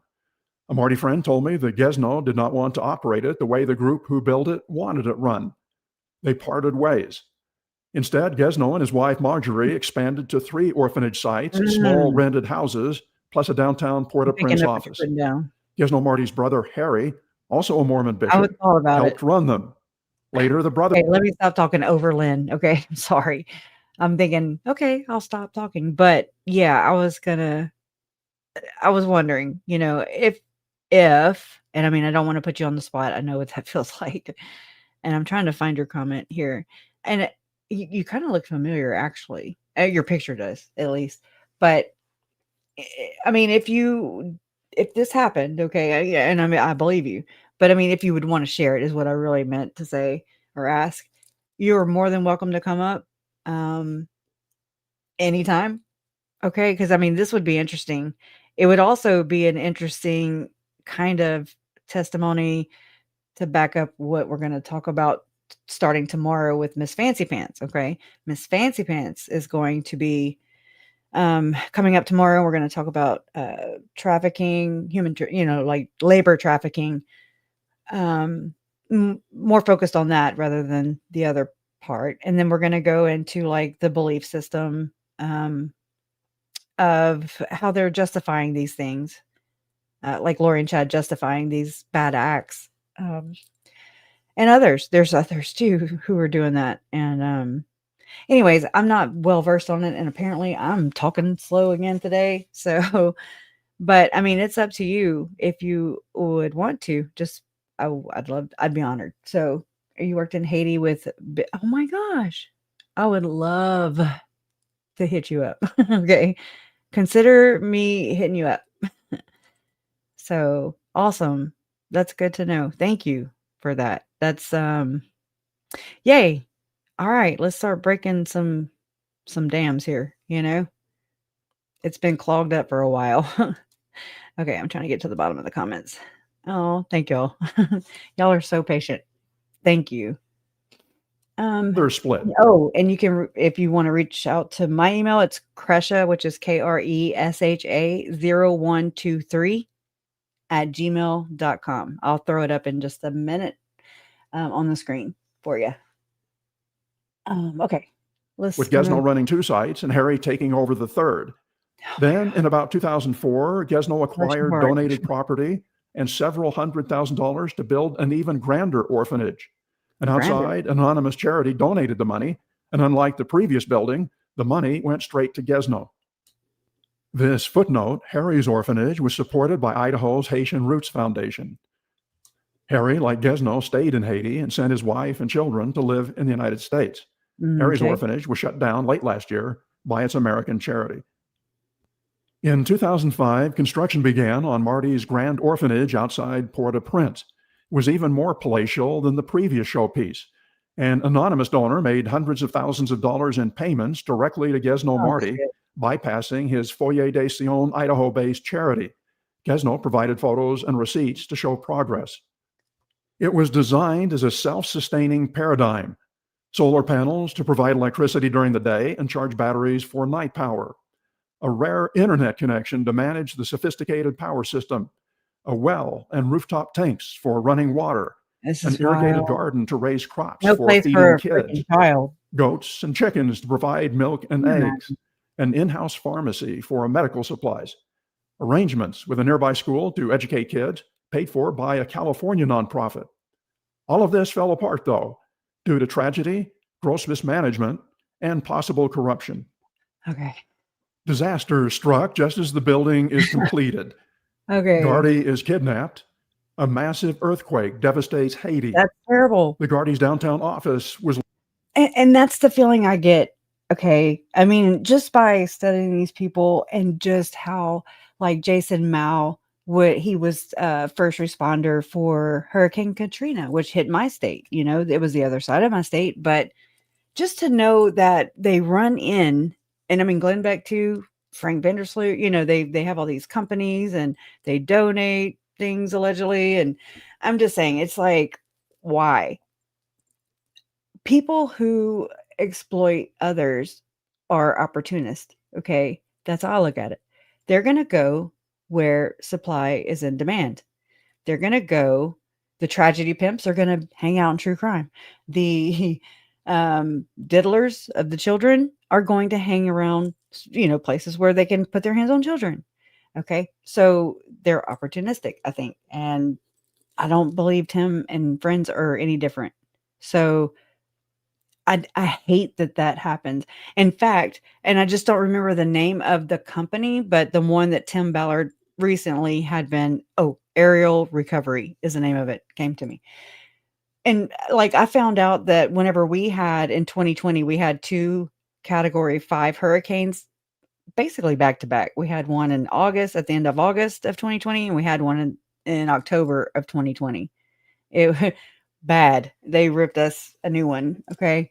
But to know that Aerial Recovery came to my town, I'm like freaked out about that. I'm like, you know, now there are some really nice people who, you know, come in and help, you know, as we're driving out, trying to find higher ground and get out of the way of the storm.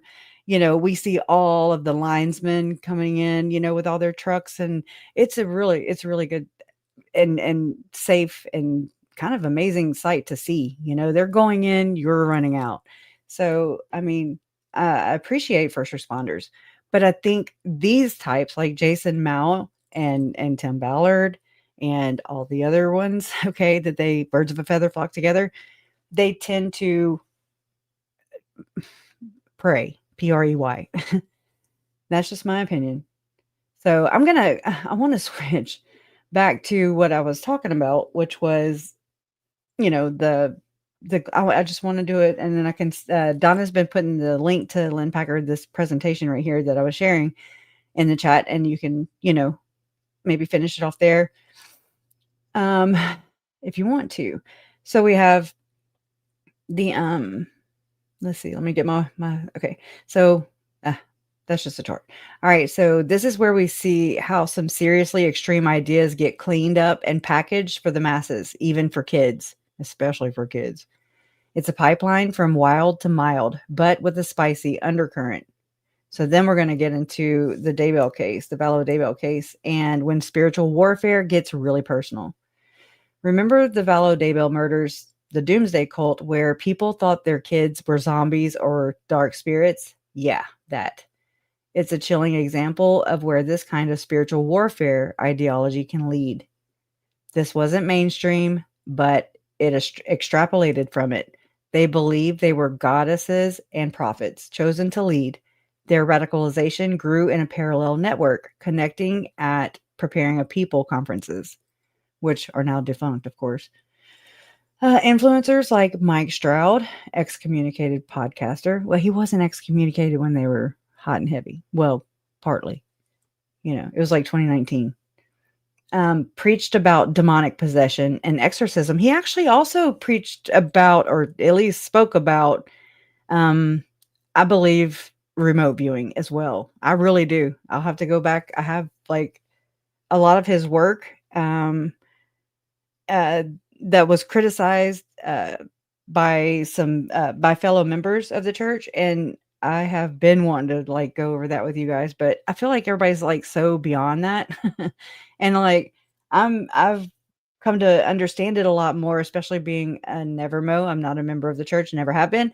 So it's like I understand it more now, for sure, 6 years later than I did when I first looked at it. I was like, what is this? But I mean, because I really, really focused on Mike Stroud in the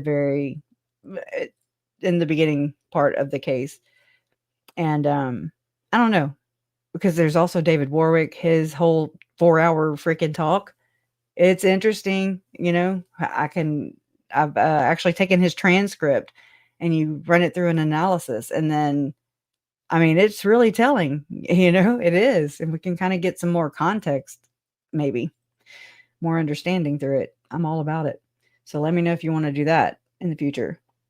So it goes on to say that influencers like Mike Stroud, and Mike Stroud was also Jason Mao's CSE, or his seminary teacher. Okay. And then now Jason Mao is also a CSE or seminary teacher. He's molding the minds of the youth, and he's on the church's payroll.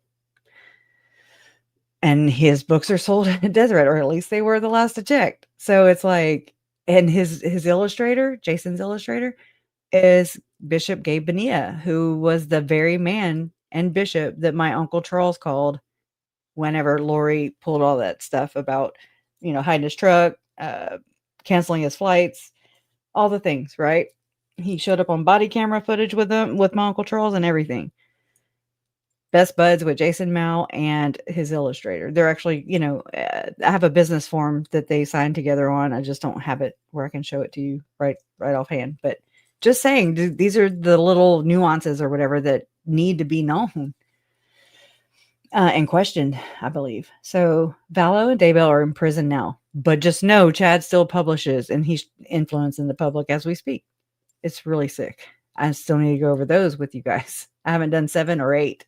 Letter 7 or 8. So it says it shows the inherently lethality when you mix apocalyptic battles, chosen groups, corrupt institutions, and hidden knowledge. They just pointed the spiritual warfare gun at their own family. Not a fun family reunion, I'd say. That's kind of tacky. Rod Meldrum, Mormon History, Heartland Edition. This is Rod Meldrum is basically the Mormon version of David Barton, which is interesting, right? But with a geographical twist. He founded the Book of Mormon Heartland model, which argues all Book of Mormon events happened in North America, specifically the U.S. This directly rejects mainstream scholarship. Why? To provide a scriptural basis that the U.S. is a unique covenant, and this is in quotes, covenant promised land. This, my friends, I've come to learn. Now, this is me. You can take your own interpretation. I didn't go, like, Lori and Chad were my introduction into the Church of Jesus Christ of Latter-day Saints and the Book of Mormon and its scriptures. Okay. So I didn't go in with any kind of like desire to adapt and join and convert to the church. Never, that wasn't like on my to-do list. So I looked at it like it were an actual book, that it wasn't holy or scripture or to other people, that I just tried to look at it like, well, what would Chad and Lori, how would they exploit this? What would they were they taking it literal? What was going on here? I was just trying to figure out what made them a cult and what didn't. That's really where I started. And then now, oh my God, that was so long ago. And I've learned so much. So the critics, so yeah, I didn't finish this. Covenant Promised Land is basically New World Order.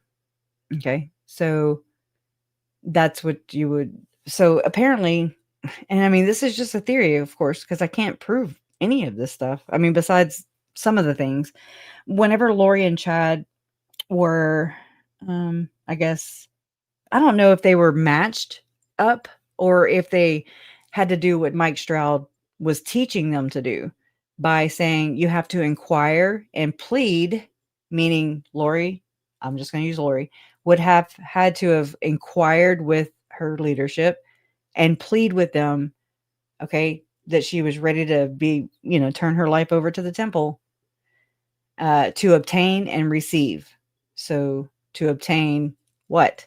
To receive a second anointing, to receive, whatever. I'm just saying, like, anyways, obtain your temple recommend. I mean, what does that mean? Because he beats that point in, or those things. You have to inquire and plead to obtain and receive, brothers and sisters. That's what he says. So it's just one of those things that I suspect that this is just me. I'm not trying to piss anybody off. I just want to talk about these things freely without having to be so careful, I mean, so let's just talk about that. So plus it gets me off track. If, I believe this, and this is just me and just the way it looks to me, through all of this process and researching into the church and how things are played out, even in my own case, even in my own family's case, not mine, but how it looks in the past, even with these fringe groups that break off, the so-called break off, fringe groups and stuff. But I mean, there's certain things that have happened that kind of make me think, well, are they? I mean, is it really a separation from the church when these groups allegedly break off from the church and because they want to be a prophet, because they want to be a Chad? Like, did Chad? I don't believe Chad really wanted to start his own church. I think that's a dumb idea. I mean, why would you do that in your own town where you're right there by all the churches? Okay, you're right there. You got keys to the damn place. Like, why would you want to build one? And then David Warwick testifies that he saw an invisible one. Okay, that Chad showed him an invisible church because he don't work on the Sabbath. Okay. No, man, I believe you do much worse on the Sabbath. Okay. And that's just my opinion. And allegedly, just to cover my butt. But it's like, I feel like they practice secret polygamy and have since they weren't supposed to, or said they weren't going to anymore, or agreed with the government that they weren't going to do it. Whatever it was, I wasn't there. So it just kind of seems like this practice went underground, just like any other thing like that would have gone underground, I mean, anyway, so I just feel like it was sanctioned in a sense, not meant to be mainstream, not meant to be the front marriage or what I'm saying? So, I mean, I could be totally off. I don't know. I'm just throwing some things out there because maybe so, maybe not. I just feel like the church may have been more involved with Lori and Chad finding one another. Maybe not. Maybe it was just, I don't know. Never been there. But I remember being told so many times and reading so many times in the very beginning of this when the kids were missing and how we found out that that Captain Moroni gave Lori to Chad. I remember that. The Savior was there. Okay. Those are verbatim from that infamous Reddit email that was posted. that Moroni gave Lori to Chad and that the Savior was there. Okay. Now, what Savior? Okay. I have to ask. But, so I don't know. I just feel like it was rigged, and that because the case and all the murders and everything went so public, just like with how the church handled. Now, I'm not saying they're behind it. I'm just saying, I don't know. Let me figure that out so I can say it more formed, I guess, and not just shooting from the hip, because I'm going to be really ignorant if I do even more than I already have. So let's get back to this damn paper. Okay. But the covenant promised land, for sure, in my opinion, is, if I can just speculate on what it could stand for, it's your ticket to paradise, your ticket to not being destroyed in the NWO. I'm sure you'd have to sell your soul, much like Chad and Lori had to do, in order to get that ticket in the new Zion. That's just me. But so yeah, critics link this to racist ethno-nationalism and white nationalism. Meldrum himself has defended slavery and past racist church doctrines. And y'all need to go see that interview, because Nuance Ho tears his ass up. I mean, I was just like, oh, I'm here for this, because I don't know. Rod, he did say a lot of ignorant things in his Mormon Stories podcast appearance. And then, Kara Burrell was there, and she's justifiably angry, like, I feel like she handled it way better than I would have, She handles it, I think, way better than Rod Meldrum handled being questioned by, what's the name of that guy? Mormon Book Reviews. Whenever he interviewed Rod Meldrum and asked him about Chad and Lori, he distanced himself. Okay. But he sang the praises of Tim Ballard in the same damn interview. It was like, man, that's just so it's so gross. Just stand on your truth, whatever that is. It's been the most aggravating thing throughout this whole process, is that distancing part. I'm telling you, denying, distancing.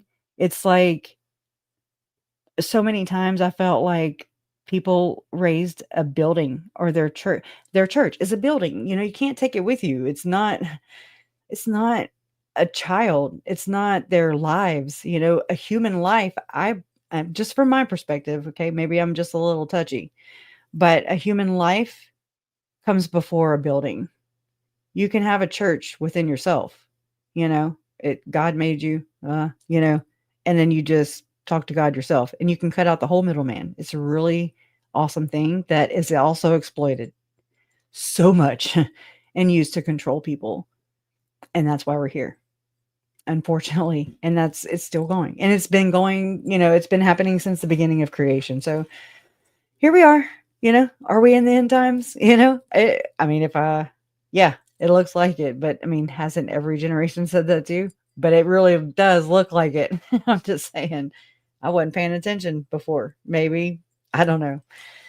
So it's crazy, because my grandfather, he was hardcore Catholic, and he went to Rome even to study. And there's, like, my grandma has a picture of my grandfather shaking hands with the Pope, which I'd love to see and see what kind of handshake they're doing, right? If you know. But I'm just saying, I just want to know, this is so bizarre, because my grandfather, he knew, he read the Bible, and I just have not. This was just my way of processing and trying to find answers through 3 really egregious, horrible, painful losses. Okay. And then my mom was on the list. So that's a whole mind screw anyways, that it pisses me off too. Like, my mom was on the hit list, or she still is. I don't know. Again, I'll say it till I'm dead. I've never seen them erase it. I've never seen them say, "Oh, yeah, okay, no, you're back in good graces." You're no longer a tear. You're now a weed again. Just saying, it just is aggravating, and it was terror like it was terror at that time. And I mean, it had nothing to do with me. I don't know. I don't believe I was on their radar, obviously, but holy cow, like that's my mom, my nephew, my uncle, and then my step cousin. It's like, oh no, you are messing with the wrong people. Like, that's my mom. Leave my mom alone. And then leave my family alone.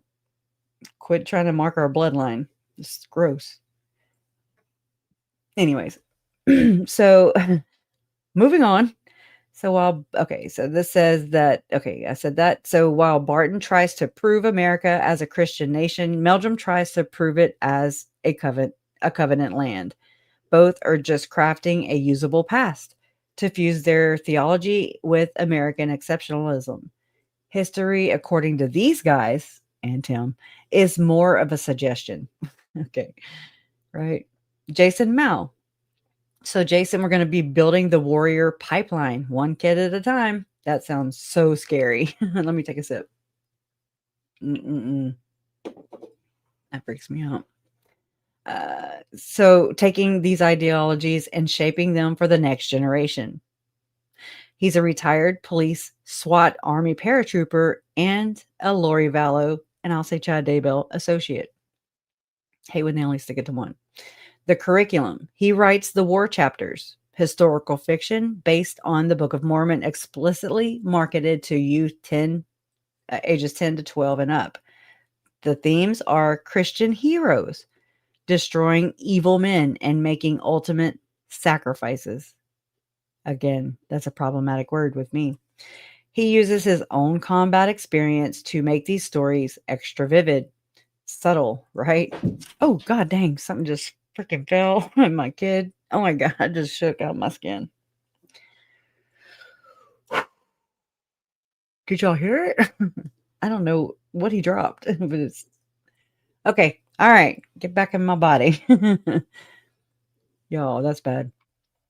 Anyways, okay, maybe I'll pay attention now. He uses his own combat experience to make those. Okay, so this says the institution. Mao is a co-founder of Arches Academy, which is something I learned in the very beginning of this. But again, it's like, what do you do with all this information? I don't know where it goes. I don't know who's who. And nobody really kept vetting this out. No reporters, in my opinion, in this case, or that thrust themselves into this case, or that covered this case, whatever it may be, Lauren, did not chase these things down. It seemed like it was just enough to curb public hunger, like, oh, okay, that's good. Kind of like the trials provide a lot of people. Once the trials happen, it's like a big grand finale for everybody else. But for me, I was like, wait, I still got to process all of this information every single day. It's like getting a FOIA dump or a FOIA request. You know how they would just dump all those documents and videos and interviews and all that just at one time, and then my head would be just swimming. Okay, I'm just like, oh my god,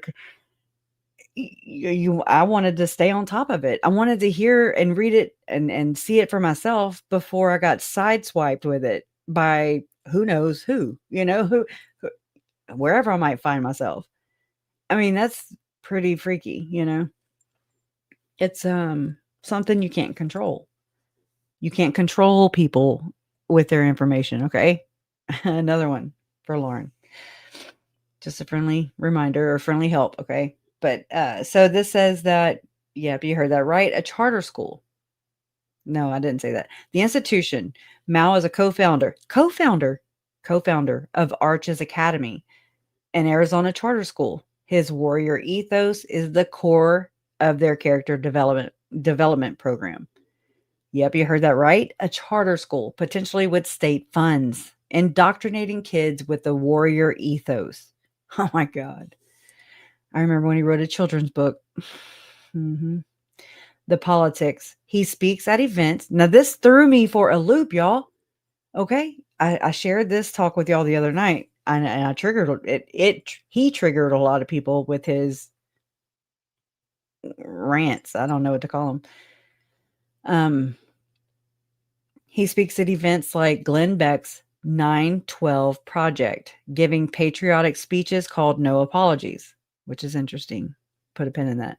Mao is creating a full radicalization pipeline, hiding in plain sight. Meldrum and Barton provide the myths, and Mao turns them into militaristic narratives for kids, and then uses state funds to train last days warriors. I'm sorry. It's like a real life video game, but with much scarier stakes. And then I don't know why the hell does that. Part 3 is the main. Think about that though. I don't want to spend too much time, but that's turns them into last days warriors. It sounds like DesNet trainees, to be. And I actually had found some that's gonna play. Hold on. I want to shut it off. It's gonna play out the speaker. Let's see. Where'd it go?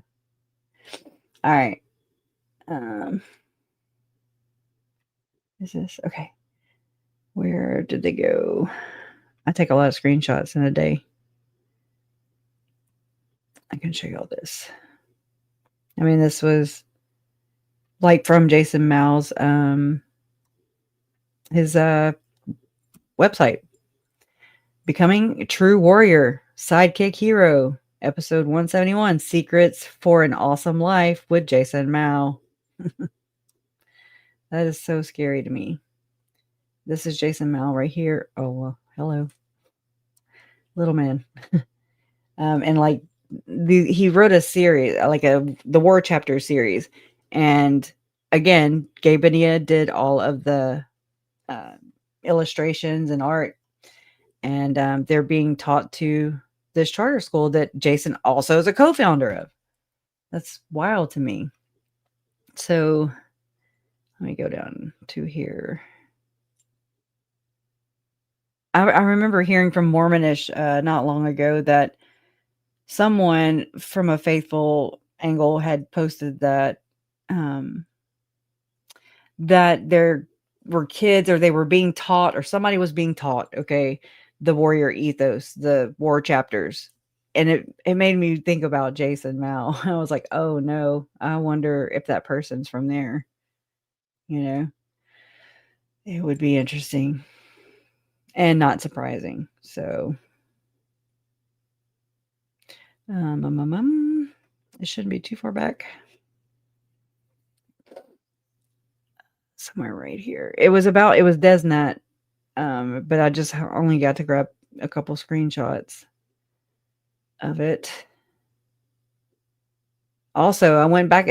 Look how I was trying to get a headshot or whatever, so I could put it over the video that Lauren struck. I'm trying to think of different ways to be able to share the material.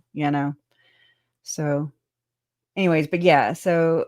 This is Sherry Dowdle. She's the one that had the recording from Melanie Gibb talking just so insincere, and just pretty sloppy, very gossipy about the murder of my Uncle Charles. Okay.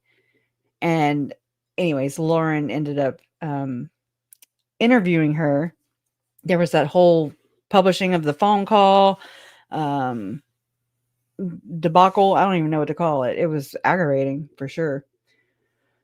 But anyway, so this is just some of the things that Awen had included about Sherry Dowdle that I found interesting, going back and looking at it again. And so she says, Awen says, what in blazes is this? Whoa. And this is May 29, 2021. This was the shit time of when I was like feeling so like, I was so angry and like concerned about what it appeared Lori Hellis and Lauren, were doing. Now, Awen had told me, that, and anyway, she had told me that about her talking to Mark Means or whatever. And I'm fine with that. Like, it's like, I'm not on Lori's side, but I'm for truth, right? Whatever it is, it seems like if you have truth prosecution, then you have a slam dunk case, right? You've got the evidence, you prove your case, done. But anyways, I just wanted to know more about the cult. At this time, May 2021, Lauren wasn't even acknowledging it as a cult, I believe. It was somewhere within that bubble of time. And it was so frustrating because I'm like, it's a damn cult, I'm no expert. But I mean, I've had done some research into that by that time, not enough, but some, And it was frustrating, especially when she wouldn't even call it a cult. And or even, I don't know. It was just aggravating. Of course, again, I'm very, I'm where this is my family. So it's like, I'm going to be more emotional, I guess. I'm not saying I was right. I'm just saying like, it just was aggravating. So this was posted on Facebook tonight, along with a lot of other screenshots of Sherry Dowdle's internet history. It says, quote, cleanse a family line that became filthy and maligned by Satan, unquote. What? Again, I don't think she's a peachy issue. Maybe was presented to us and presented herself to us. She follows Jason Mal, Chad, Melanie, Julie. Lists emotion code practitioner on her LinkedIn, which was Julie Rowe and Zalema's little side scam with Dr. Bradley Nelson, who's buds with Tony Robbins. So whatever. Went to BYU. Follows all kinds of energy healing people, the same kind as Rowe, who was excommunicated for that shit. Right. Also, I've since learned that Chad Daybell also was an emotion code practitioner, as was Tammy Daybell. Okay, so just noting for fact of the matter. Okay, I already said that. Seems Mrs. Dowdle wasn't as honest as everyone, including me, thought. I know a lot of people are believing the things that are being said about me over. Okay, not going to get into all that, but community page, and that is so hurtful, but it is what it is. The truth will out. It did. It just took a long damn time, right? Yeah. Let's see. I wasn't trying to get into the. Hold on. Hold on just a second. Let me go check myself. Yeah, it's a lot of Mark Mean stuff. Let's see. Oh, I gotta get back to Sherry. So this was I'm looking for. Nope. It was like her. Is this it? Yes. So this celestial mothering. Okay. Again, this is Sherry Dowdle. Her recording. Anyway, so it says celestial mothering. West Bridgewater, MA, whatever, Massachusetts. Okay. I'm a brilliant, just listen, I read these things, I look for keywords, okay? I'm a brilliant, godly daughter filled with unimaginable love, light, and goodness. Love and light. She came to earth to prove my love for my heavenly parents and to assist my Savior in helping his children make correct choices. I was like, oh, do tell. That's where I started perking up. Okay. It goes on to say, I came to combat Satan and his followers at all costs. Well, if you think about it in the context of Lori and Chad, they believed that their children and husband and wife were Satan. So then the cops were Satan and everybody but them were Satan, which kind of is reminiscent of not the same belief system, at least outwardly yet. Just saying it's kind of the same concept I get from Lauren. Okay. Where she thinks she's like the victim and everything. And I'm just like, what? Girl, it's an inversion is what it is. Okay. So I came to cleanse. This is fucking disturbing. Sorry. I came to cleanse a family line that became filthy and maligned by Satan with values and practices that made it difficult for future posterity to have a testimony of Jesus Christ or to follow his teachings. Okay. So, I mean, that's what Lori and Chad did. They cleansed the family line that they thought was became filthy and maligned by Satan. So, I mean, hopefully it's spiritually, girl. Yeah, but still, it's still like, I don't know. I'm grossed out by it, but of course, maybe it's because I'm too close. I'm a mother of choice. I am a mother of choice spirit children of God. I don't even know what to do with that. With specific missions upon this earth. Specific missions. Anyways, I must teach them whose they are. So is she telling like people like Lori who her mission, who specific mission? Wait, let me read. I'm a mother of choice spirit children of God with specific missions upon this earth. I must teach them whose they are, why they are here. Why they are here? Wow. And help them to fulfill their missions. I stand as a witness of God for truth and nobility, for virtue and kindness. That sounds like some not godly. I mean, it does, whatever. For charity. I'm here for the winding down days of the last dispensation. That would be the end times. Of the fullness of times to help usher in the damn millennium. She didn't say damn, but in the, it's the same thing. It's the same thing as Lori was saying. Same thing as all these other accelerations are saying. It's the same thing. It's just the way, again, she may not have any nefarious intent. I'm just pointing out some things that are kind of alarming to me. The language, for sure. All right.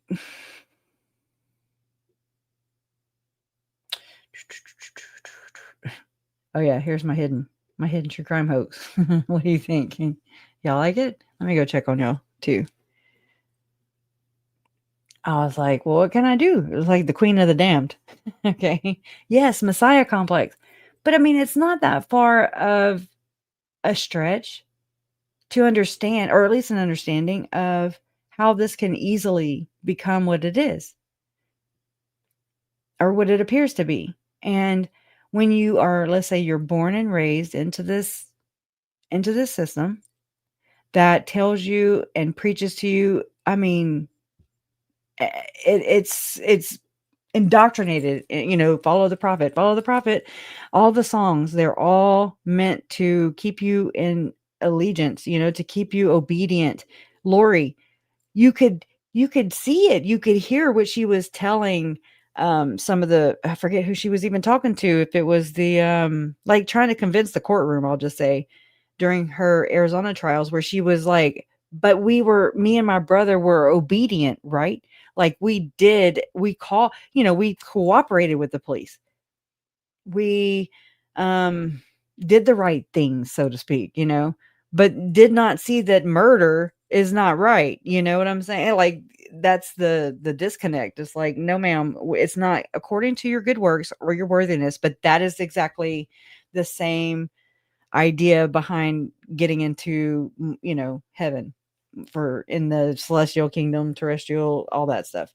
So it's like, okay, so if they're steadily, I mean, if there's this whole purity culture thing and it affects, younger couples to where they're shamed and taught not to have relations prior to marriage. Okay. That's why they usually, it appears that's why they get married so young and just rush it along, and then yes, mind control stuff. And so it's like, but they're told and taught from the time they enter this world that they have a mission, okay? That they chose those parents even, and that they agreed to come to earth, with God before coming here, or Heavenly Father, I don't know who. And to complete this mission, so everything has like this divine purpose. Then, we have where they're taught that they're the one true church with the one true gospel, and that they go out and proselytize and try to convert others, the Gentiles, everyone outside of the church. Okay. Because you're either in or you're out. You're not, you can't be both. They kind of speak out of both sides of their mouths for a lot of things, in my opinion, but you're either in or out. Well, I don't know. I can't say that for everything. But so if you're taught that you have the truth, and this is something that I've even, raised with like Megan or not, it's just things I notice. And I mean, maybe it's nothing, but I'm just sharing because I noticed it, not trying to hurt anybody's feelings. I'm just trying to share a perspective. So I noticed that she, like Megan, always wanted to help people. It's like this, I got to help people. Okay. And I mean, that's admirable, right? Colby too. He wants to help people. Adam and Rex, they just wanted to help people. Okay. Lori just wanted to help people. Chad just wanted to help people.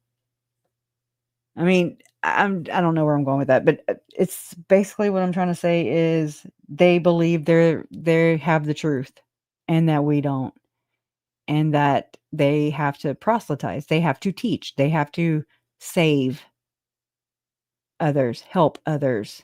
But the disconnect for that, I believe, is not being able to even see yourself.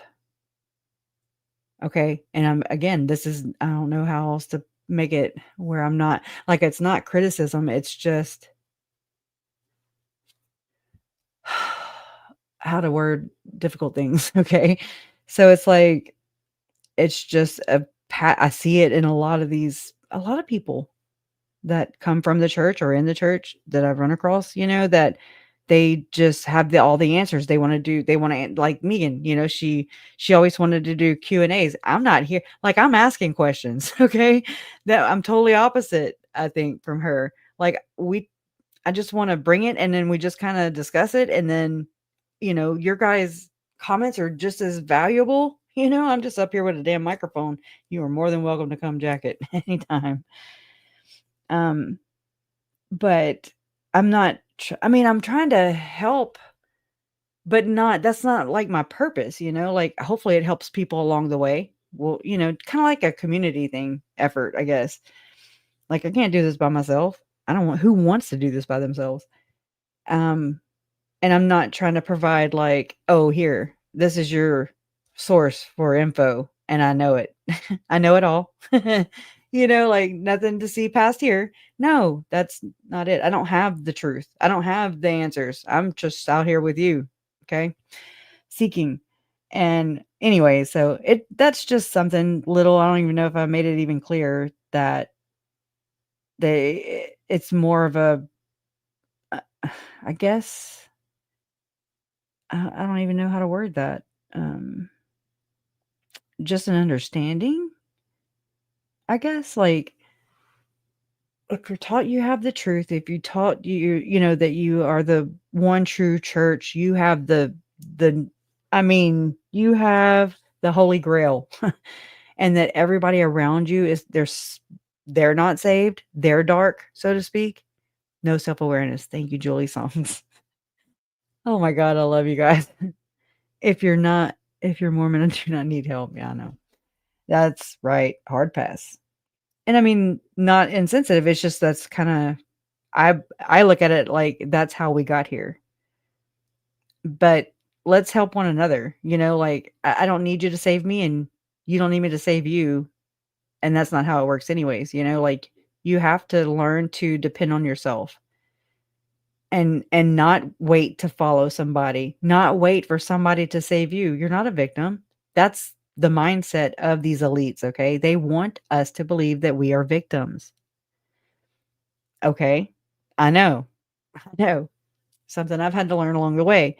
And so I don't like to refer to myself as a victim. I won't really, correct. I've heard people recently, being like, oh, she's a victim. I'm like, no, I don't want to be. No, I'm not a victim. I will never be her victim. Okay. But I understand. Yeah, sometimes it seems that way, Julie. It's just unfortunate, because it's like it's like a toxic environment, at least in these areas, I don't know. I don't even know how to describe it yet. Another thing I also noticed a long time ago with my friend Jen, the one also that Lauren talked shit about. right? I noticed, and there was this other guy who is a Mormon as well. I've watched other Mormons too. Or I'm saying other Mormons as if I am a Mormon, but no, I watch others who are Mormon as well. There was no way for me to tell who was Mormon, who was not Mormon, or who was X, who was not. It's a spectrum too. So they were talking about Joseph Smith. They were talking about Moroni, and I was like, okay, this must be the place, like you can't just go anywhere and learn Mormonism. Okay.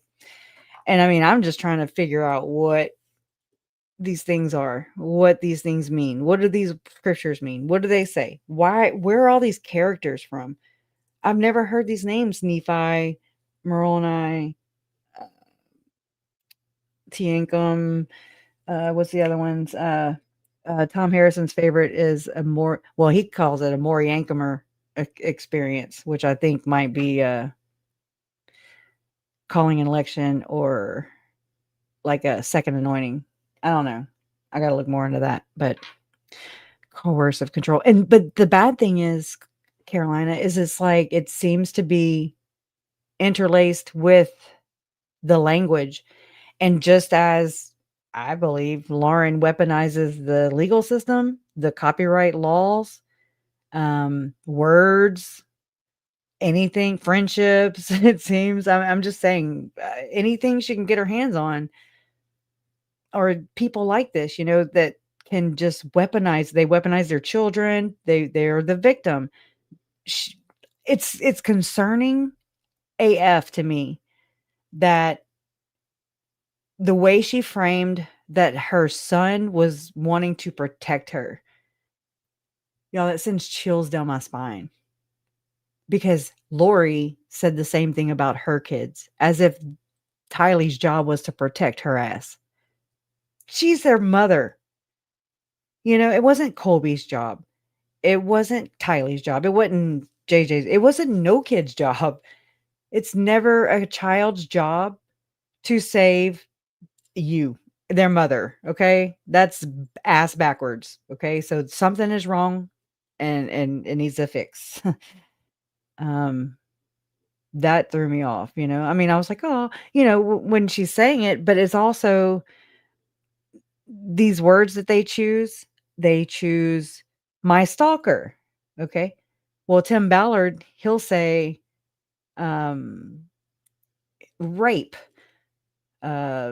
you know what I'm saying? He uses like and I mean, he's supposed to be like victim oriented, victim minded, not tone deaf. Okay. Not even provocative. Like he provokes, and it's called shock doctrine, something along these lines. Okay. Where they choose and weaponize words. And like, okay, here's an example. This is how I experienced the word zombie. It made me stop thinking past the label. It made me stop thinking past what the hell, like what kind of dumb fuckery is this? What are we doing? Why am I even wondering? Okay, like why is this even in the conversation? Why am I saying these words now? Why am I thinking about these words? Why do they exist in this case? And anyways, it stops you from going past that, at least for a while. I mean, it took me a while to like kind of figure these things out and say, oh, those are thought stoppers, like that's meant to just, and it works. It works. Wait, how many times have we picked on portals? Come on, bring us some portal pun. Portal pun time. Anyways, the hidden true crime hoax, right? It is terrible. I'm worried about him, and I'm worried about their son, because what if I don't believe there's a stalker. Okay. Not on this end, not the way it was framed and presented, but I believe, I mean, it's like, so are the symptoms of the son that were reported by the dad and exploited by the mom, in my opinion, were they, I mean, is he really feeling those things, or were they fabricated too? I mean, I'm just asking. Because that's huge. That's a big difference. I mean, if they're fabricated, then I wouldn't tell nobody. He might want to just be quiet. But I mean, if what's reported by the parents is accurate, is true, and even Grayson, then that needs that needs some attention. And one of them is a mandatory reporter. Okay. Allegedly. So it's like, and there's people who have followed them who are also mandatory reporters. I can't imagine, like it's kind of, we preach all this all the time. We were like, just you see something, say something, call it in. I also don't like to file false reports on people. Okay. And just throwing that out there. Like, I don't want to just, insert myself. But yeah, right there. Okay, right there. Exactly. For the kids' sake. And that, I mean, I don't, I'm not trying to incite anybody to call. I'm just trying to talk about it, but I was about to get into trouble, with my words, but it's kind of a frustrating position to kind of even have to think about, but I mean, again, I can't imagine if the child or a child is living in that kind of situation where there's, dark circles under the eyes, allegedly, or missing sleep, anxiety. It kind of sounds like it could be true in the sense that maybe mom's not there. Maybe it's a reaction to the child's environment, which seems pretty tense and hostile and maybe a little wacky, because it's wacky for me. And I'm 47. I am 47 and I don't depend on them to be my parent. Children don't have a choice. I do. And so if it was weird for me, no, I didn't. I will. Oh my God, I will. I will. Thank you, sweet Melissa. If it was difficult for me, like I even shared that with you, I was like, oh my God, I was so freaked out because whenever John and Lauren did their follow-up live to the 9-hour diatribe, right, Amy? That they scheduled over me again. Just, I don't know. Stick it to her. Always. That's what she does, allegedly.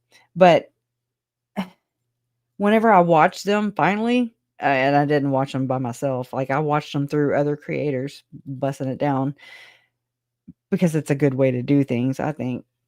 Watch, with other people who are catching things and you're like, oh yeah, I didn't catch that, But it was scary to me because I was like, I don't even recognize John and Lauren right now. Like, who the F are these people?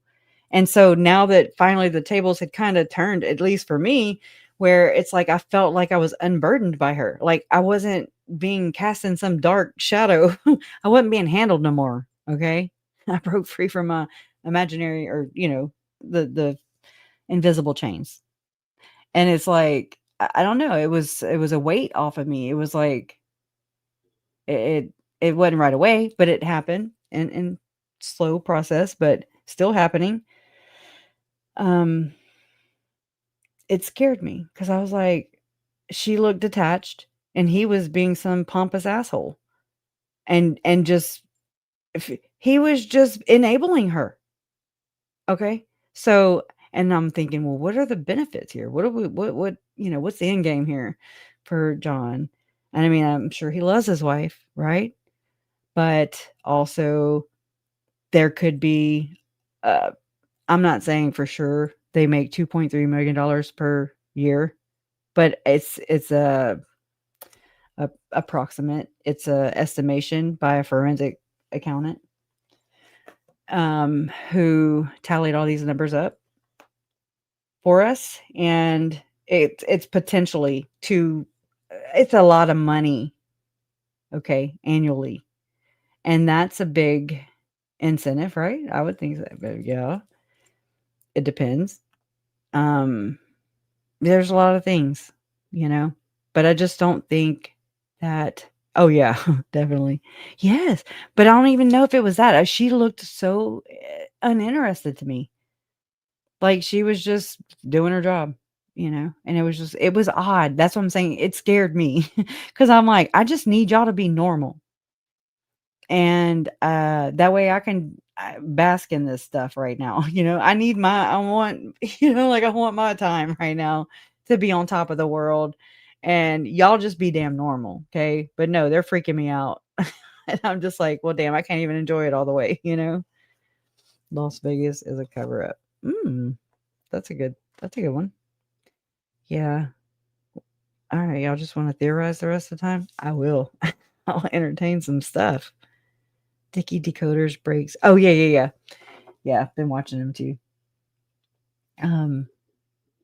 I actually wrote some too, and I just never have shared them because I can't stop running with my thoughts too long.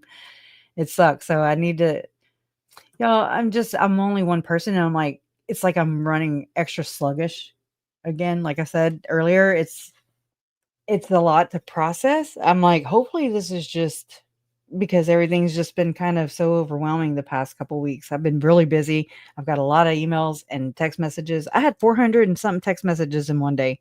I was like, oh no, I'll just wait a couple days. I usually am not one to really engage with my phone. I work on it, but I don't really, I don't like to talk on it. That's for sure.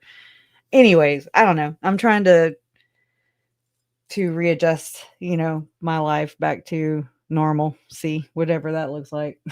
What the hell ever that, it ain't normal. So I get buried. No, actually, did I even, okay, let me look. No, I closed it earlier. I went to, and I was like, okay, telling myself like, stop, don't get into all these things. Cause I did, I like wrote you. Oh, I think it saved it as a draft actually. So there, I answered my own question, but I'm trying. It's hard though. Great Larry Potter.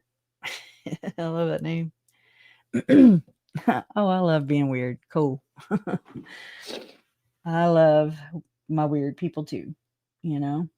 Just when you can be yourself and you don't have to have the anxieties. I already have anxiety. I don't need any more anxiety. I don't put any more on myself, at least not intentionally, by talking shit behind people's backs and then worrying, like, or getting mad when, anyways, it's like good for thee, but not for me. And it's just so double standard. I don't get it. I'm trying to figure it out with y'all. I guess we all are, huh? So, I mean, are they scary to y'all? Are they strange to y'all? Do they look, to me, they look MK Ultra.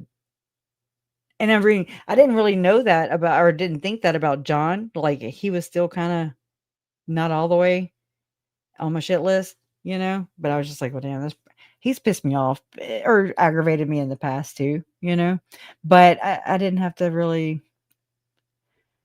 I didn't have to watch it, either of them, but I kind of felt like I did because there's a lot of interviews over there that, she's very territorial with her things, right? She will strike you. Oh, I thought so. Okay, Bernadine. Oh, okay. Well, then if it's on Messenger, then let me look real quick. That way I can guarantee it. I guarantee it. Well, no, I don't guarantee it just yet. Hold on.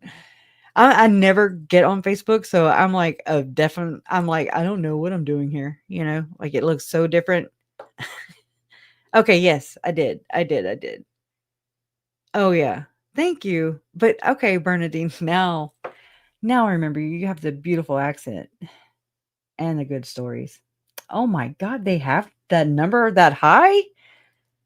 What? They have 50. Wow. I don't even know what to say besides thank you and gifted. Okay, I don't, I mean, Mrs. Long, Z4Z became a YouTube member. Well, thank you. I appreciate that. And then gifted 50. Okay. I didn't even know they went past 10, first off. So thank you for teaching me something. And then thank you for gifting those. Oh, thank you, Diamond Dave. And yes, I definitely am emailing you back. And me and Miss Fance, thank you. and your email. What? Okay. Gifted 5. Thank you, KDH.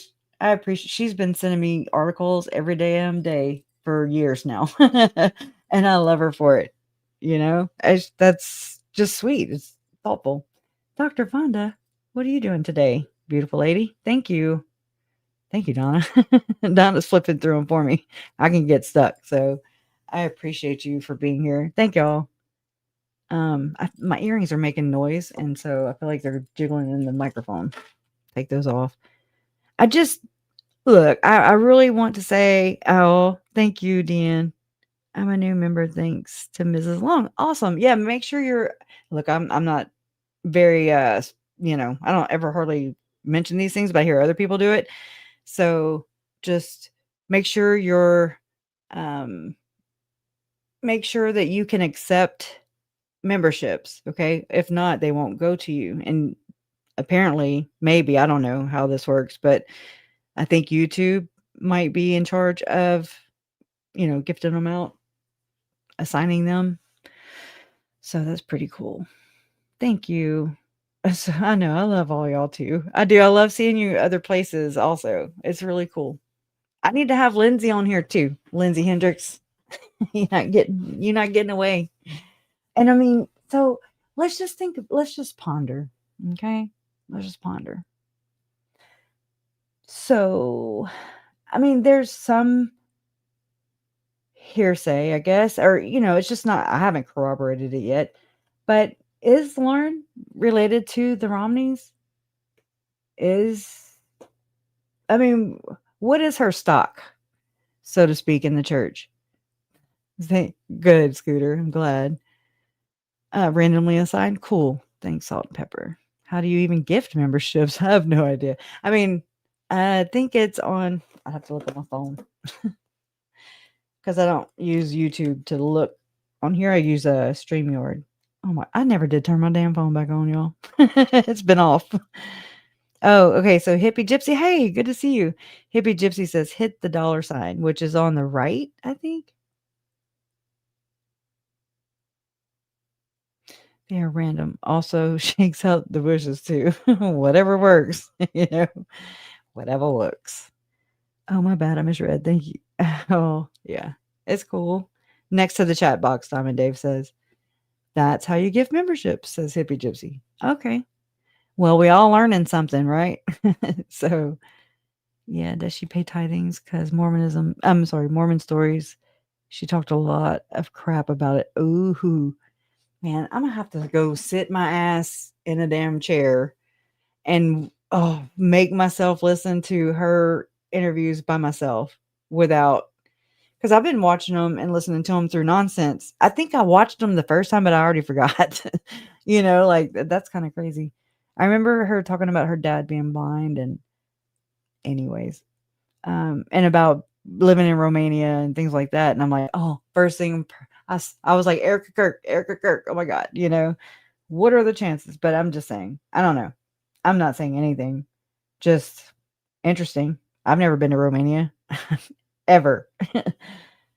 Not even once. But, I mean, I want to know, because it's like the more and more I examine this, or the more and more I'm reflecting on my past experience with Lauren, how Awen told me that, the Facebook group that I've mainly clung around or whatever was basically put or enlisted to keep me within parameters, and then tell me that they also told me that it was my mom wanted them to do that for her. And I still have to ask my mom about that. I hate messy people. Like, I cannot stand that shit. Take that shit on down the road. Nobody wants it. Okay. I don't like to worry. I don't like all that shit. I have an ex sister-in-law that was so messy, y'all. I was like, oh no, we're not going over there. We didn't have any kids or whatever at that time, And so I had I'd watch my niece and nephew all the time, through marriage, but I mean, they were bad. They were some bad little kids. listening in the bushes. What the hell y'all talking about the damn bushes for? What am I missing? Dutch girl, appreciate your insights. Oh, you're in the bushes too? Damn, how many people are in the bushes? What's going on in the bushes? I'm kidding. I'm glad you're here. And I appreciate you. I didn't even get through it, y'all. I don't know. I'm gonna have to get rid of the brain fog. It's bothering me because I feel like I'm not. I mean, I understand giving yourself grace, but it's like this many times in a row.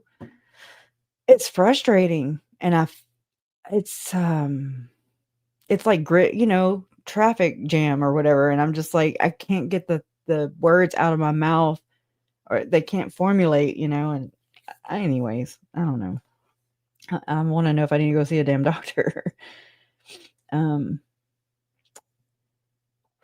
Jojo, I'm glad you're here. Nonsense says in the bushes. Okay, I just don't know her lingo yet. Not all of it, right? I thought it was funny, and I mean, again, this is not.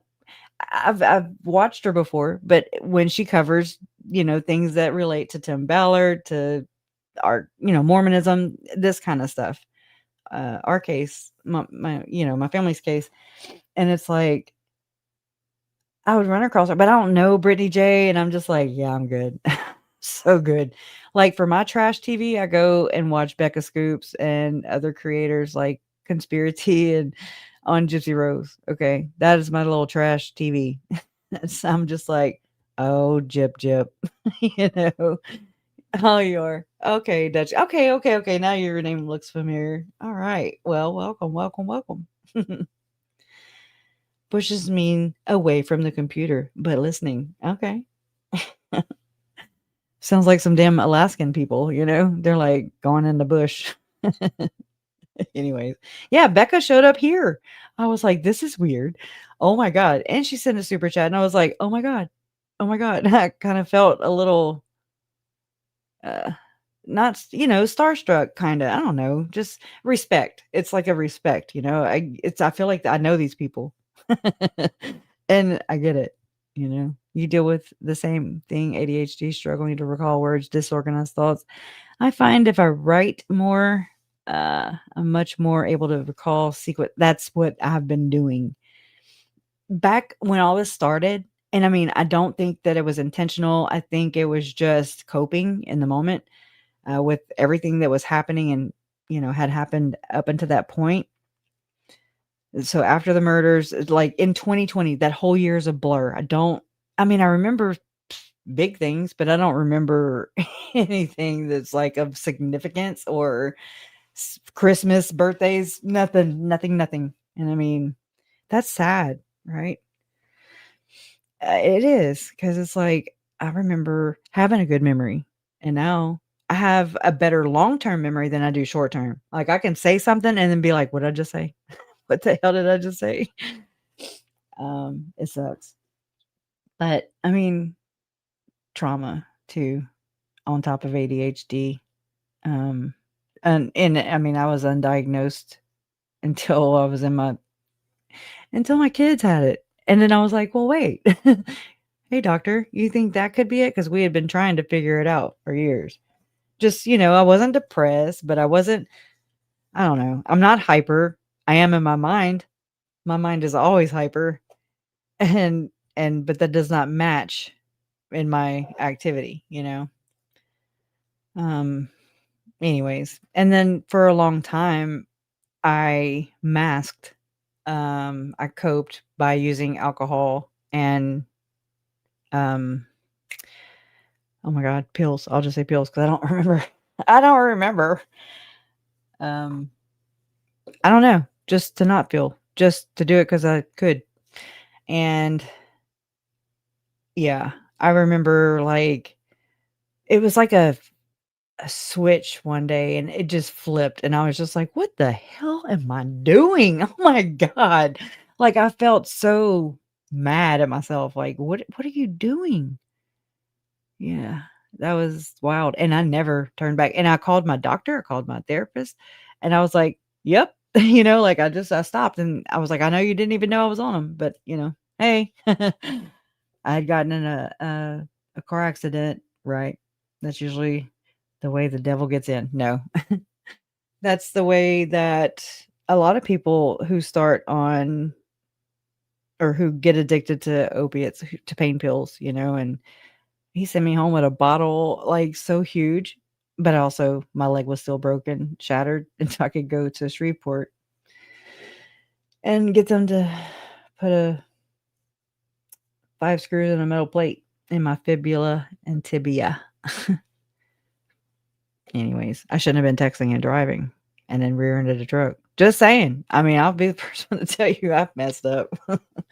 Oh my God, I kicked my own ass. I do. I kicked my own ass first. But I mean, I was very lost, and I was just coping and just, I don't know. I still don't even know. I haven't been able to really process all that stuff yet. I've just been doing all this other stuff. And it piles on. It does. It really piles on. And there, like, especially with Jason, his health problems, and it's sometimes it's a battle to even try to like remain a good positive person to have, for him, like even just for him. And right, feed him beans. Oh my God, there all the damn time. Digging in the trenches is where I live. Gutter.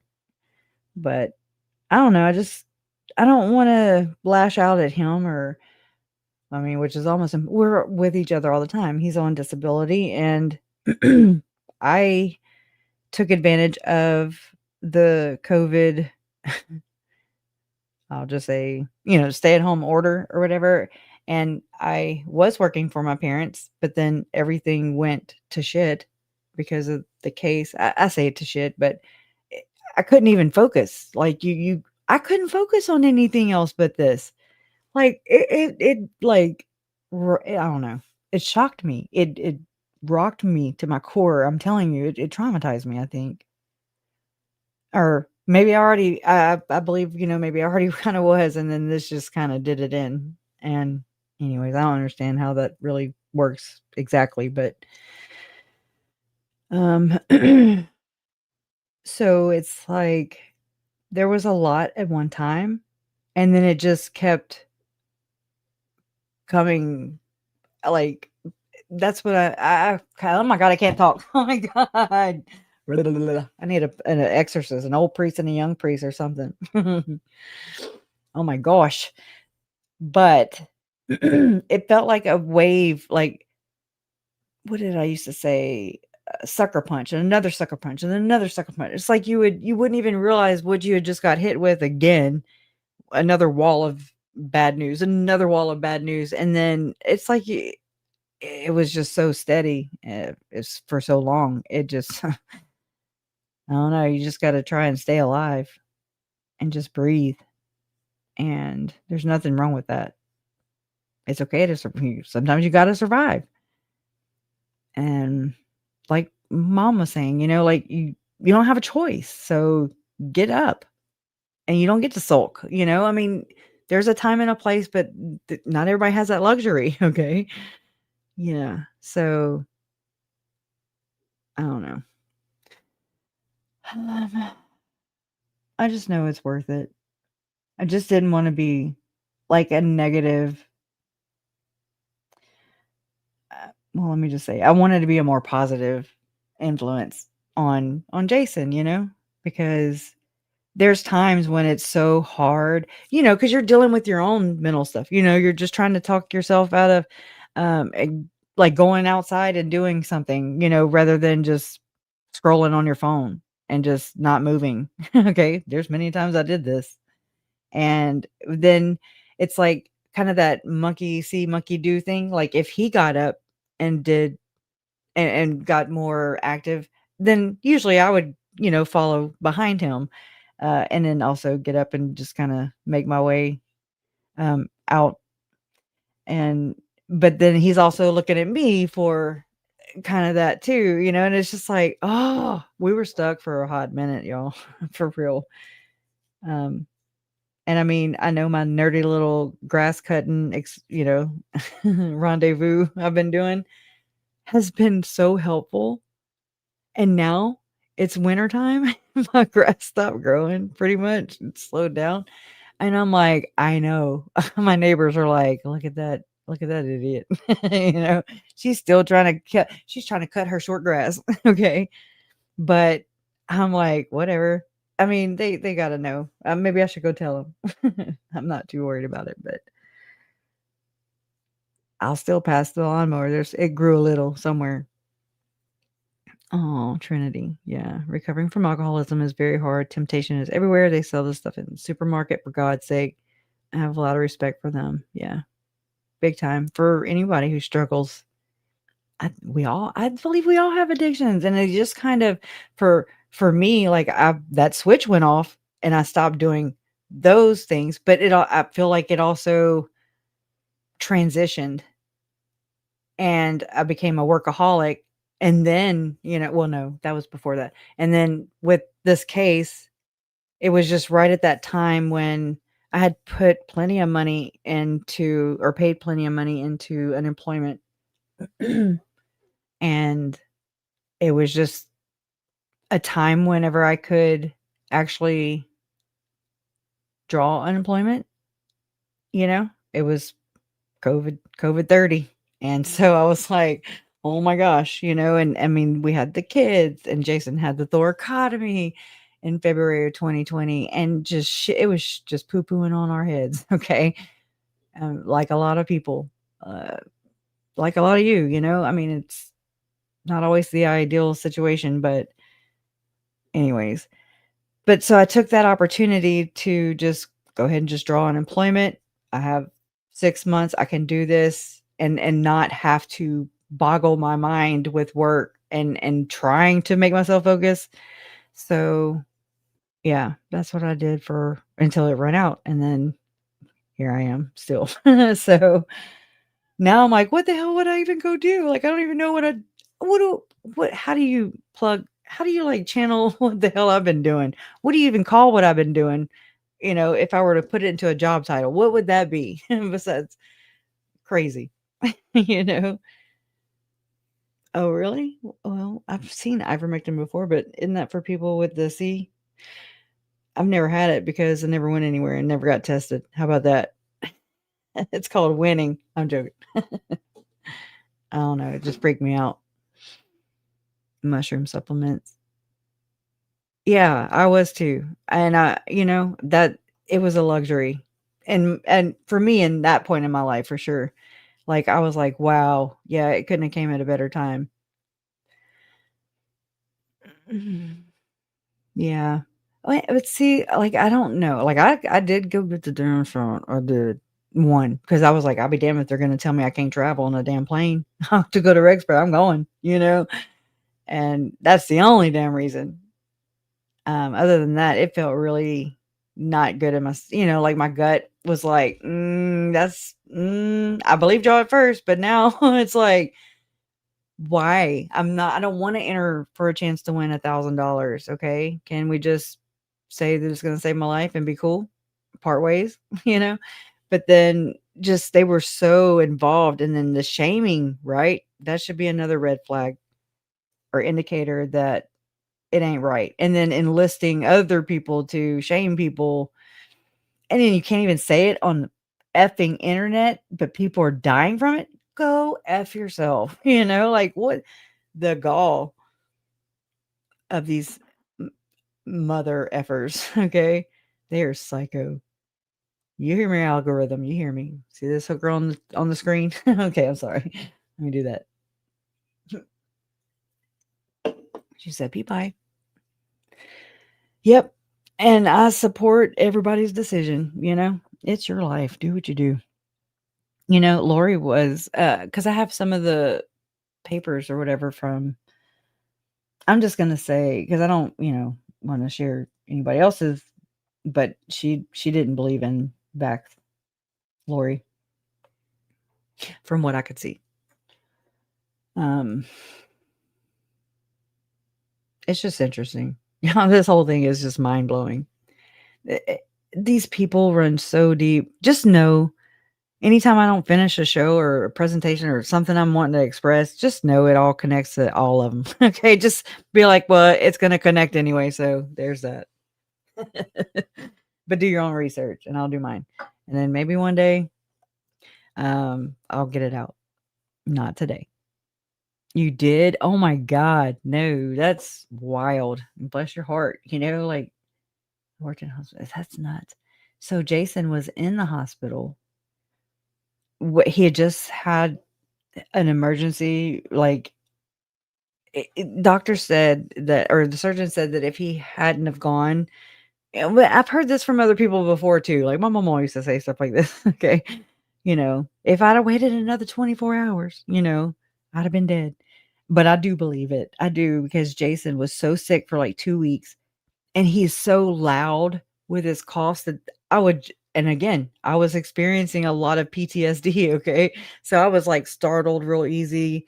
And I mean, and because after Uncle Charles was murdered, that's what kind of it traumatized me, I guess. And so he just kept driving me insane and scaring me with his cough, and it was just so loud and violent sounding. Like, I don't know, I'm not trying to be nitpicky or anything, but it was scary to the point where, and then he's kind of one of those guys, when he's sick, he's very grouchy. And I don't do that. I'm like, no, you better go on with that shit. Better go over there and bitch at the corner over or something, the wall. I don't know. Just best not point that over here, dude. Got me messed up for somebody else. But I mean, I get it, not abuse or not somebody talking down on you. I'm just saying, like, if you don't feel good, yes, it can happen. But it got to a point where I was like, you're going to have to go sleep in the boys' room. Okay. Cause I cannot take it, And so he did for one night. He did. And then, cause he was already diabetic. The next day, I was like, you gotta go. It gets to the point where I have to like bitch at him. And I hate that, because I'm like, why do I always gotta be the bitch? Like, I don't want to bitch at you. Can you just freaking take care of yourself? And like, let's not get to this point of no return. I just want, you got to take care of yourself. And then, and only then can you take care of somebody else, not until then. So anyways, it took me a while to figure that part out too, about how important it was to take care of yourself. Do I do it? No, but I'm aware of it at least, and I try. I do it more now.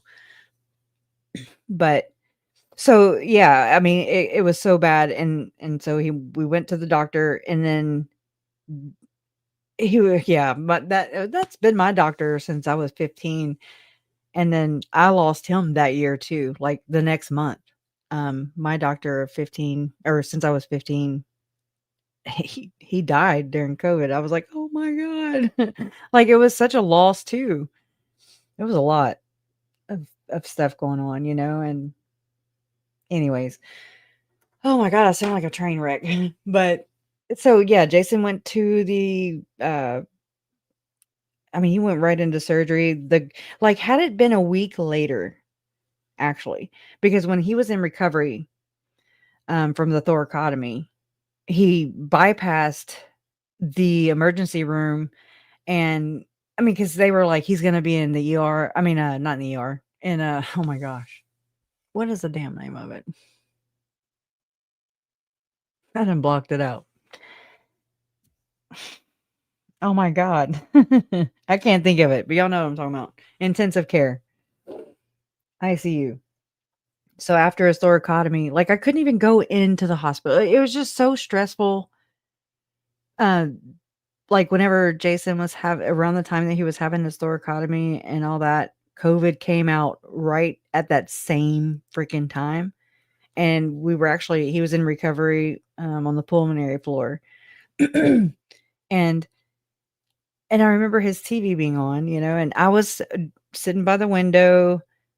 He was laying in his hospital bed.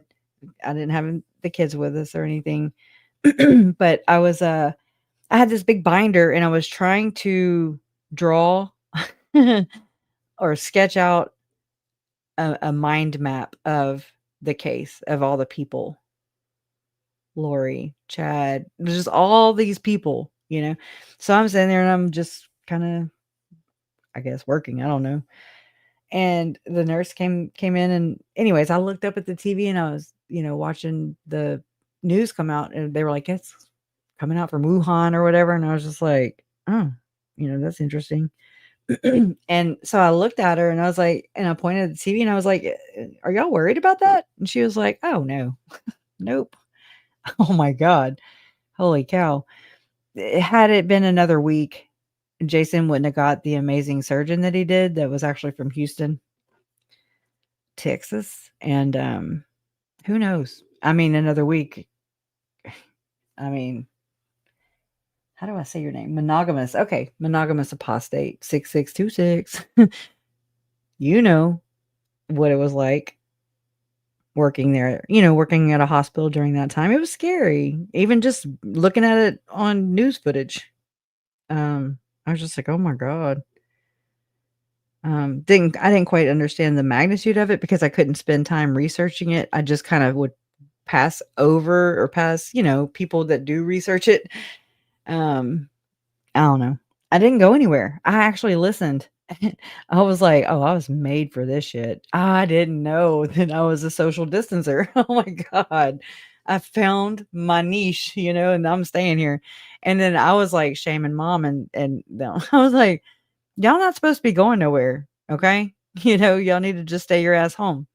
And then they'd be like, oh, I got COVID again. And I'm like, stay your ass home. Okay. Why don't you listen to me? It is, Michelle. It's not, I don't want to burden anybody with my stuff, but it also, yeah, it definitely needs, it's part of it, that needs to come out and go and just share, unburden. I'm just glad that we're here. I'm glad he's here. He's in bed, and I'm gonna go climbing, with him, and I hope you do the same or whatever you snuggle up to, whomever and whatever. Even if it's the bushes, okay? Do the bushes. You loved, yeah, it's been nice. I'll say nice and also kind of a privilege, to be able to process this, and kind of get it out. But of course, it's been tough too, because I don't have those numbers like hidden to crime. I'm just saying, it's like, what? And I mean, I fought with myself as to whether to monetize the channel or not. And I mean, I thought about it for a long time. I talked to some people, different people about it. And I was just like, I don't know. I don't know. But this is also my pain too. I don't want to make anything off of my family. And I hope I represent that. I really do. Like, I don't, if there's any other way that, I'm up for constructive criticism, I'll take it. I appreciate it actually. Of other things that may bother you about my way of handling things, because there's no right or wrong. I am monetized, but again, it's very little. I mean, it's only been I'll say bigger, because of Lauren, actually, I'm just saying, like, because of her own expose, it allowed me to be seen or be known. I know, albeit through drama, but it's like I didn't cause the drama, she did. But I don't know. Oh no, I am monetized. Like, the channel is monetized. I'm just saying I don't have hidden true crimes numbers at all. Nowhere. Never gonna. I don't. I feel like when you get to that point, you done sold something. Yeah. I mean, it got a little aggravating. Like, I mean, I guess. Well, I can't bitch.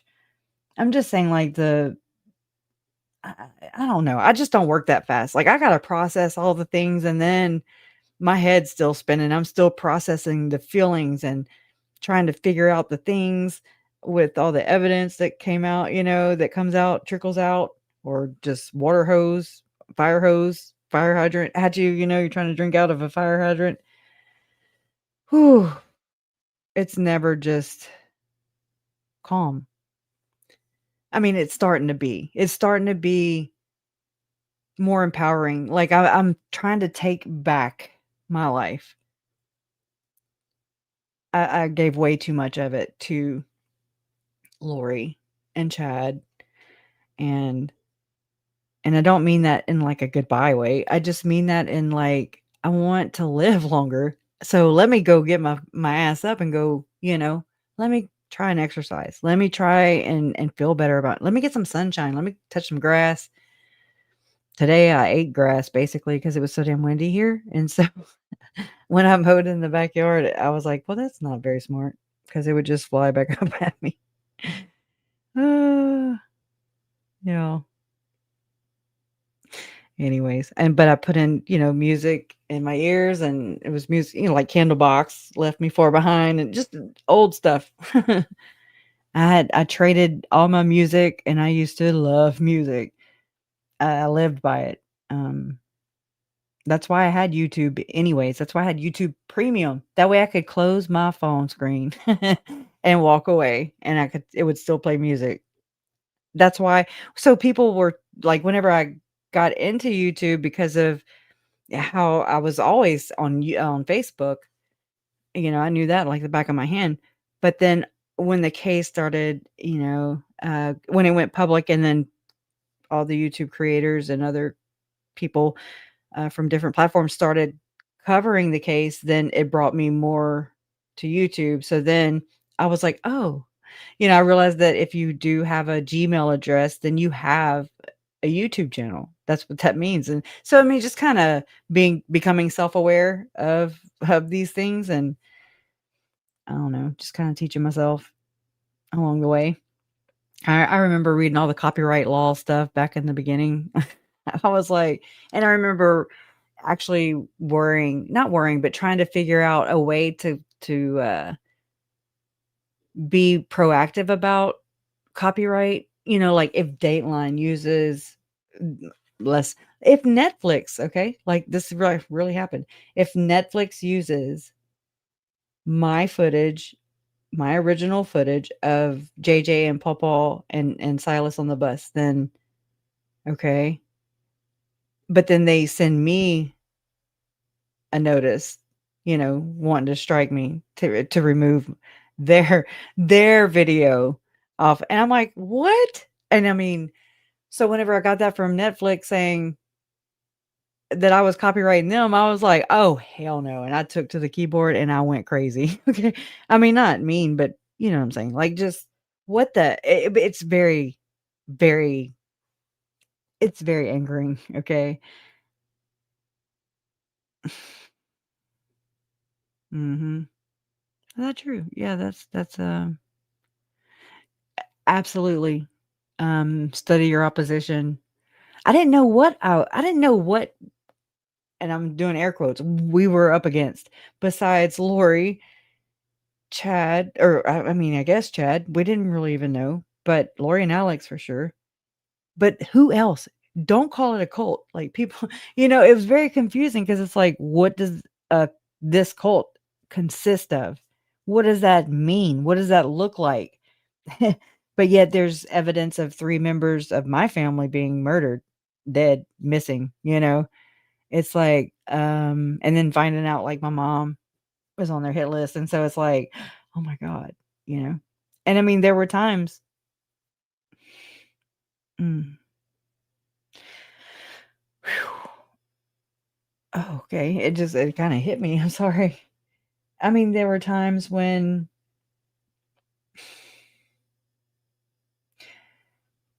I'd get my kids in bed and I would just be able to I just needed alone time or just let me zone out, because I'm processing everything. I'm thinking everything was so internal, and my mind was going 90 to nothing. I knew that things were not good. It didn't feel right. My uncle was murdered. I know he didn't do that. Like, I wasn't there, obviously, but it's like, and it just doesn't feel right. You know, the situation is not the way it's being sold. And you know your loved one's character, for the most part. You know their text style. You know different little things about them that are unique to them. And that was not my uncle. I'm not saying no, I don't, like memorialize them. I don't put them on a pedestal. Everybody has the ability to be shitty. Okay. Everybody. That's called, we're not exalted. Okay. So I'm saying that for Lauren. But it's like, no matter what, nobody deserves to be murdered, first off. And I mean, I wasn't very, like, I'm a digger, but I'm not nosy. Like, I'm not going to sit there and stick my nose in your business. You're going to have to be like, okay. Or I'll be like, is something bothering you? And then if you don't kick the door open, then I'm not going to sit there and, oh, I know. Freaking out. Yeah, I did. I kind of my own way. It was just so crazy. It was so, what? I mean, just like, you can't even wrap your mind around that. Just the thought. And so I remember even before the kids, before I knew they were missing, before obviously we found them, the way they were found. It's like I laid in my bed and I remember just like looking up at the ceiling and I just kind of muttered the word, like murder. Just like really processing it. I'm a deep thinker, obviously, but oh, welcome, gifted one, difficult. Oh, hello. I'm saying it wrong. I'm inverted right now. No. Valentine Bilby. Okay. That's different. Welcome. Gifted one difficult research membership. Yay. Thank you so very much. And also thank you for being a member too. If I didn't get to thank you. Yeah, I'm a definitely a deep thinker. Again, I was like an only child for 8 years. My brother didn't come along till I was almost 8 actually. And I was like, "Oh my god." So I mean, I dressed him up. I always entertaining him. He was always entertaining me, or it was just, I don't know. I wasn't alone anymore. And there was a lot of times when I was a kid, and I mean, I do never want to like throw shade on my mom. Okay, she did the best she could with the tools she had. Okay, and this kind of the generational thing that I've been working on. Having that rift between me and my mom that was caused by, well, I'm not gonna say totally caused, but it definitely was a noticeable freaking shift when all that shit was happening with Lauren and them. And it felt like, and it kind of looked like, I didn't know for sure. I mean, I didn't have like hardcore evidence, in my hands, but I was hyper vigilant. I was super observant. I watch everything around me and this case and like all the things as best as I can for one person. I just feel like I'm kind of looking at a big overview of it or something. And I got the wide shot, and it's like you kind of notice things in your peripheral, just different things you hear, see, read. I don't know. And, Lori was, this is when the indictments were coming down. This was May, I want to say 2021. This is when Donna Serafina was like, she was like, she was talking shit about my mom to me. And I mean, again, I knew that she didn't know, they don't know each other, it's just, and I couldn't believe that she had sent, I want to say she asked me if she could, if she should send it. And I was like, yeah, just nothing that's revealing or nothing that would nothing gross, like don't no, like anyways, there's a lot of that happened with her where it's kind of like she asked for permission for things, but not to that extent. And then just kind of took advantage of, oh, well, she gave me like I gave her full permission for full just access, full here, yeah, publish everything.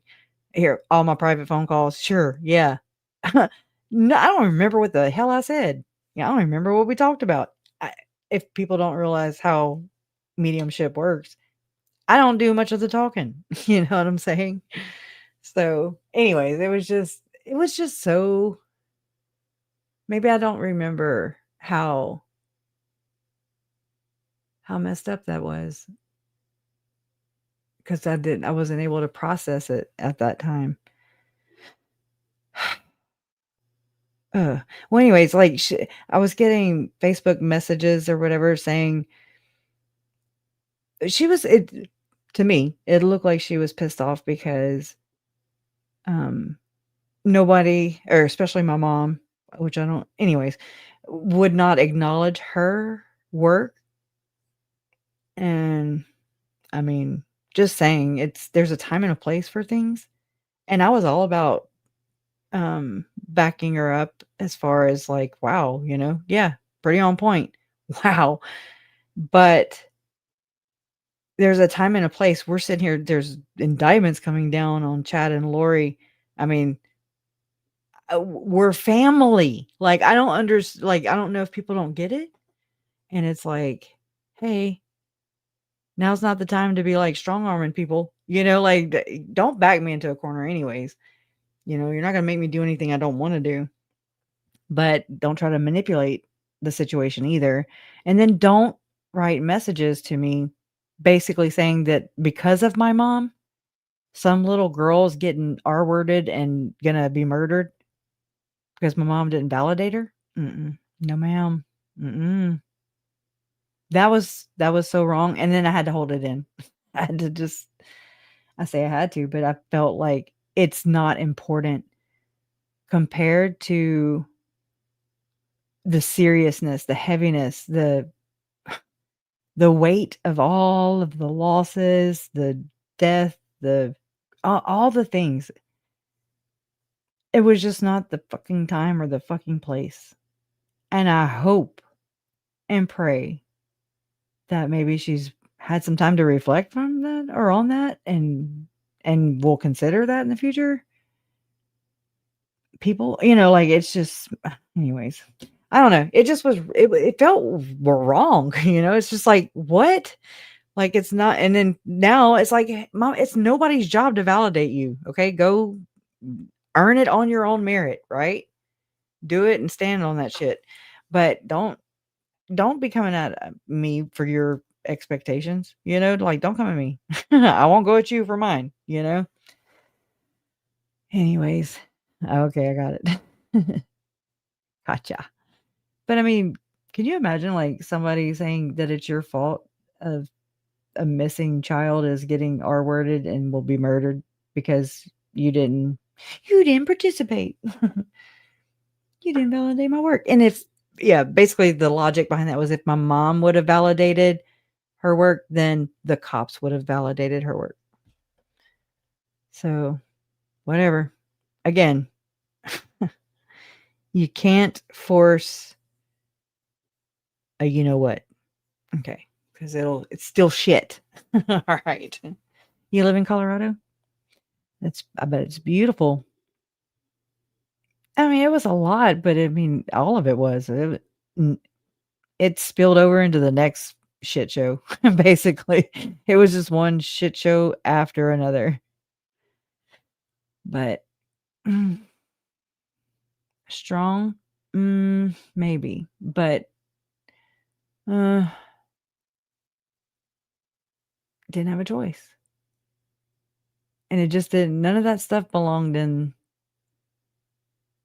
the same even arena as getting, seeking justice for Chad and Lori to be held accountable, and others would be great.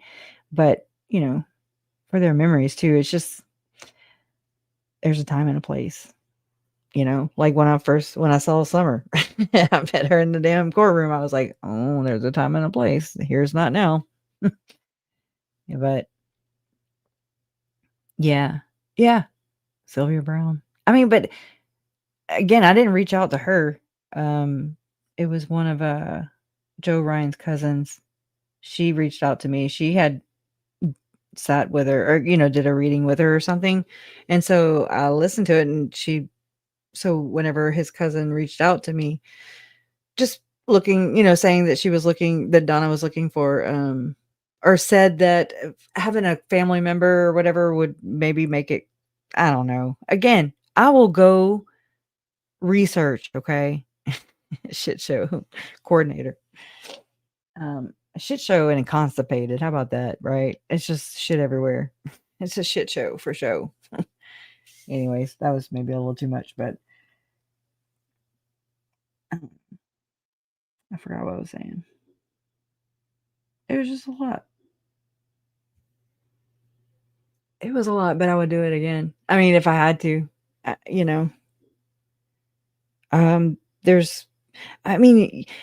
it really sucked to watch like how Summer Wells, all that was handled. Again, that's kind of just barely being able to, like, I remember seeing like thumbnails with Gannon Stout and Baby Evelyn. Trying to think of all the Summer Wells, other Abby and Libby, these were all kind of happening at the same time, or at least, on a orbit.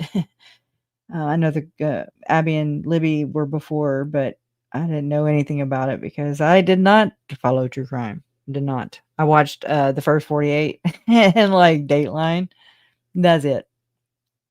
My ex-mother-in-law used to watch Lifetime true crime. If it not true crime. How about that? Soft true crime. I don't know what to call it. I mean, she'll come and chat every now and then, It's really cool to see her. But I mean, I was low key.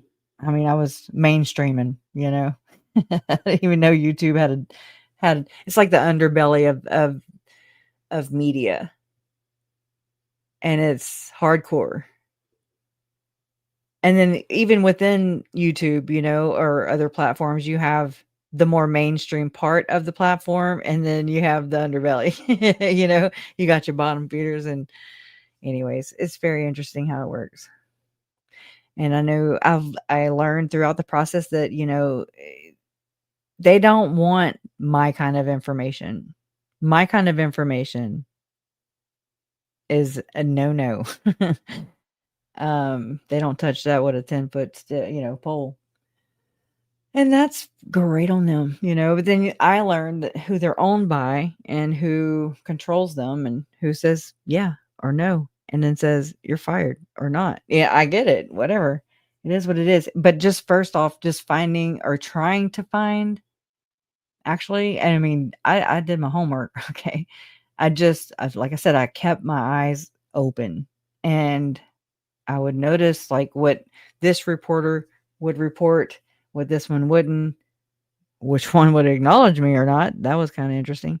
And then, who did what. And so like, I noticed that Adam Herbetz, was doing a lot of the David Hamblin stuff, the Tim Ballard stuff.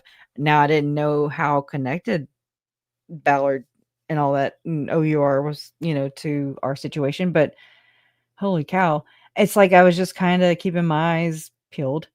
And so I did actually reach out to Adam Herbetz, and I need to actually, that was like before Lori's trial in Idaho. So right before I left for her trial for Idaho, 2023, it was April 20 or March, the end of March 2023. So I reached out to him, and then I got busy, because of the trial, and I had messages on my phone constantly, and I'm just like, oh my God, fish out of water, just totally. And I stayed there for 6 weeks, and it was just a culture shock too. It's heavy. It was heavy. And again, I had some things happen there, like with the whole, like whenever Lori had that whole situation where she did not want to come back into the courtroom the rest of the day. She wanted to skip the rest of the second day. And that's when they were showing the autopsy.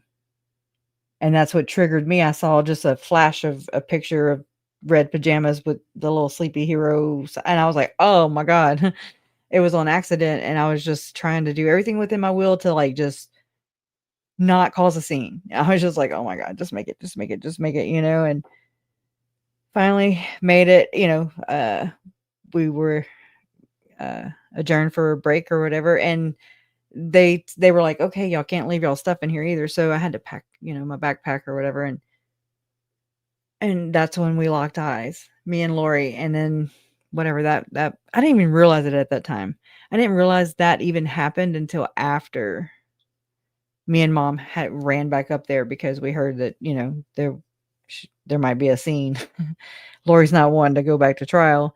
And so Judge Boyce had to rule on it, So we got there just in time for them to shut the doors for the hearing, to go ahead. And he ruled for her to stay in the courtroom. And then we left again and we went back to my mom and Larry's apartment or condo or whatever it's called, which was just a block away. I couldn't tell you all that then, but it was just literally a block away. But I didn't stay there. So didn't help me none with the Ubers. Okay, they're freaking expensive. First off, how about that? And then I love my detective's daughter. Oh my God, she was such a freaking godsend. Okay. Because I also had a mod going out of fucking control at that time too. She chose that time. I didn't know. It was like a silent war. Didn't know I was part of. Neither did any of my other mods except for 2. Yeah, I was like, what? You're going to wait till I leave to go attend my aunt's fucking murder trial across the United States, and now you're gonna pull some shit and then watch me burn and then watch my mods burn? Like, who is you, bitch? Like, that is so evil. Good night. Good night. Sorry. It was evil. It was like so betraying. And I mean, I freeze, right? I'm like, oh my God. And then she had passwords and things like that. And I mean, I didn't know how else to finally when I did let someone in, which was her, and then I gave her trusted her with my passwords, which was dumb on my part. It was dumb on my part. I should have never done it. Oh, well, good. Feed them beans, get you some rest. You gotta sometimes rest the beans. I need to do the same thing. I need to rest mine too. But yeah, thank y'all for hanging out. Oh man. Hey, it all worked out. That's all that matters, It is. And I was like, I think I did cry in a live stream from Idaho. And I don't even know if I said anything or I don't know. It was so just, I don't know, unstable. It was so unsure. It was unsafe. And it's a lot of minimal trust that I had to give out. And like, I didn't have much to give, but it's like, oh, well, I need help with things. So it's like, well, how else can how else do you do these kind of things? I don't know. There's no damn book out on that either. And there were red flags. There were red flags. Now, hindsight, of course. And it is what it is. I'm just glad that me and the mods that are here now that stayed, we were able to kind of get our heads about us, because we were all like, what just happened? Like, what the hell? And it's like, we didn't know who was doing what and why and when and where. We just knew that shit was going on. And we were like, what? And we were just trying to put it together, And then I had to change everyone. I have so many damn passwords. That's stupid. I hate it. I hate technical things. Sucks. Thank you. Love you too. You rock. Good night, Lamisa. So long. Farewell. Well, all right. I know. I'm starting to act like this is a damn phone call. Like we're on the phone or something. Anyways. But yeah, oh yeah, shit. Okay. Question for everybody still here. Troopers, right? Didn't Tyler Robinson, I've not heard anybody bring this up. I ain't looked either, but didn't Tyler Robinson, they're recommending the death penalty, right? Did they do that yet? Do y'all know?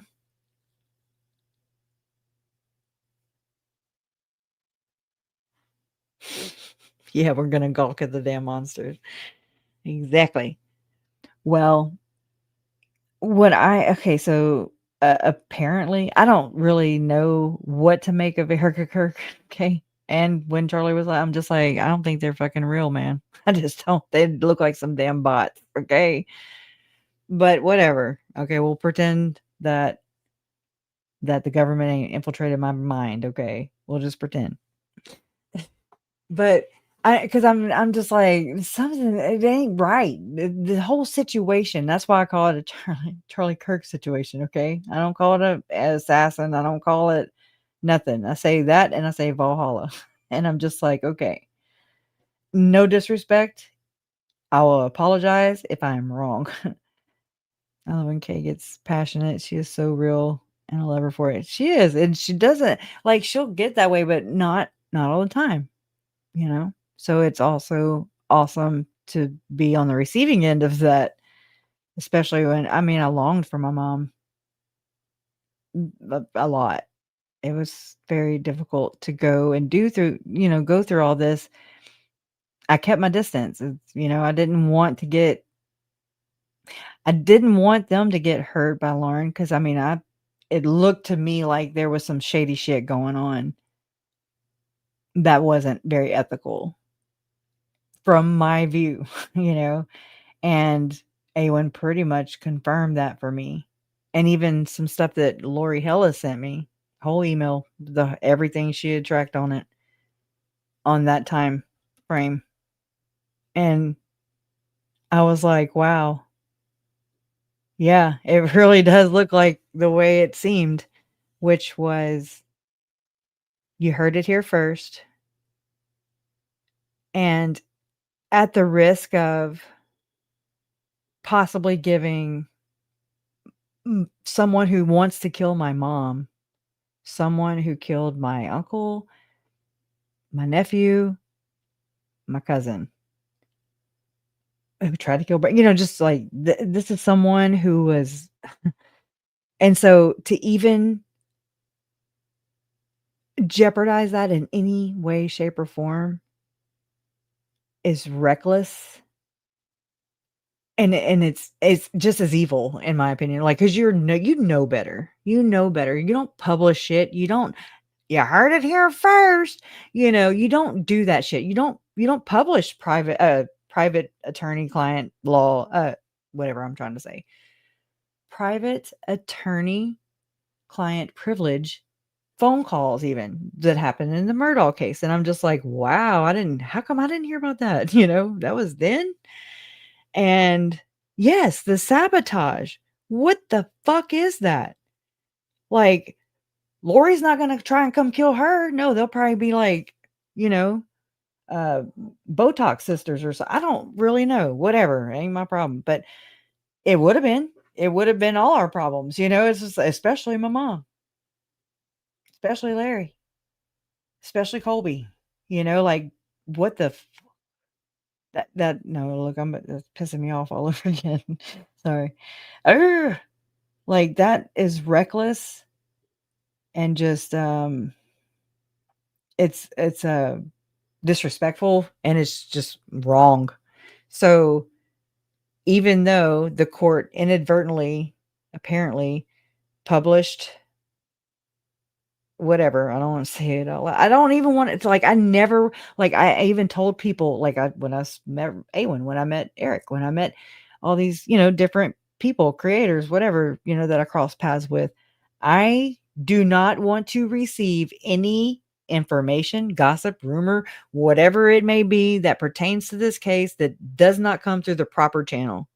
Like, I don't want to know because I talk, I talk. And no. I don't want to be anywhere near that shit. Like, that to me was like, and it undermines the victims, period. End of story. End of story. Like, don't sit here and pretend like that's how I felt then. Like, don't sit here and pretend like you're fighting for justice for the victims, blah, blah, blah.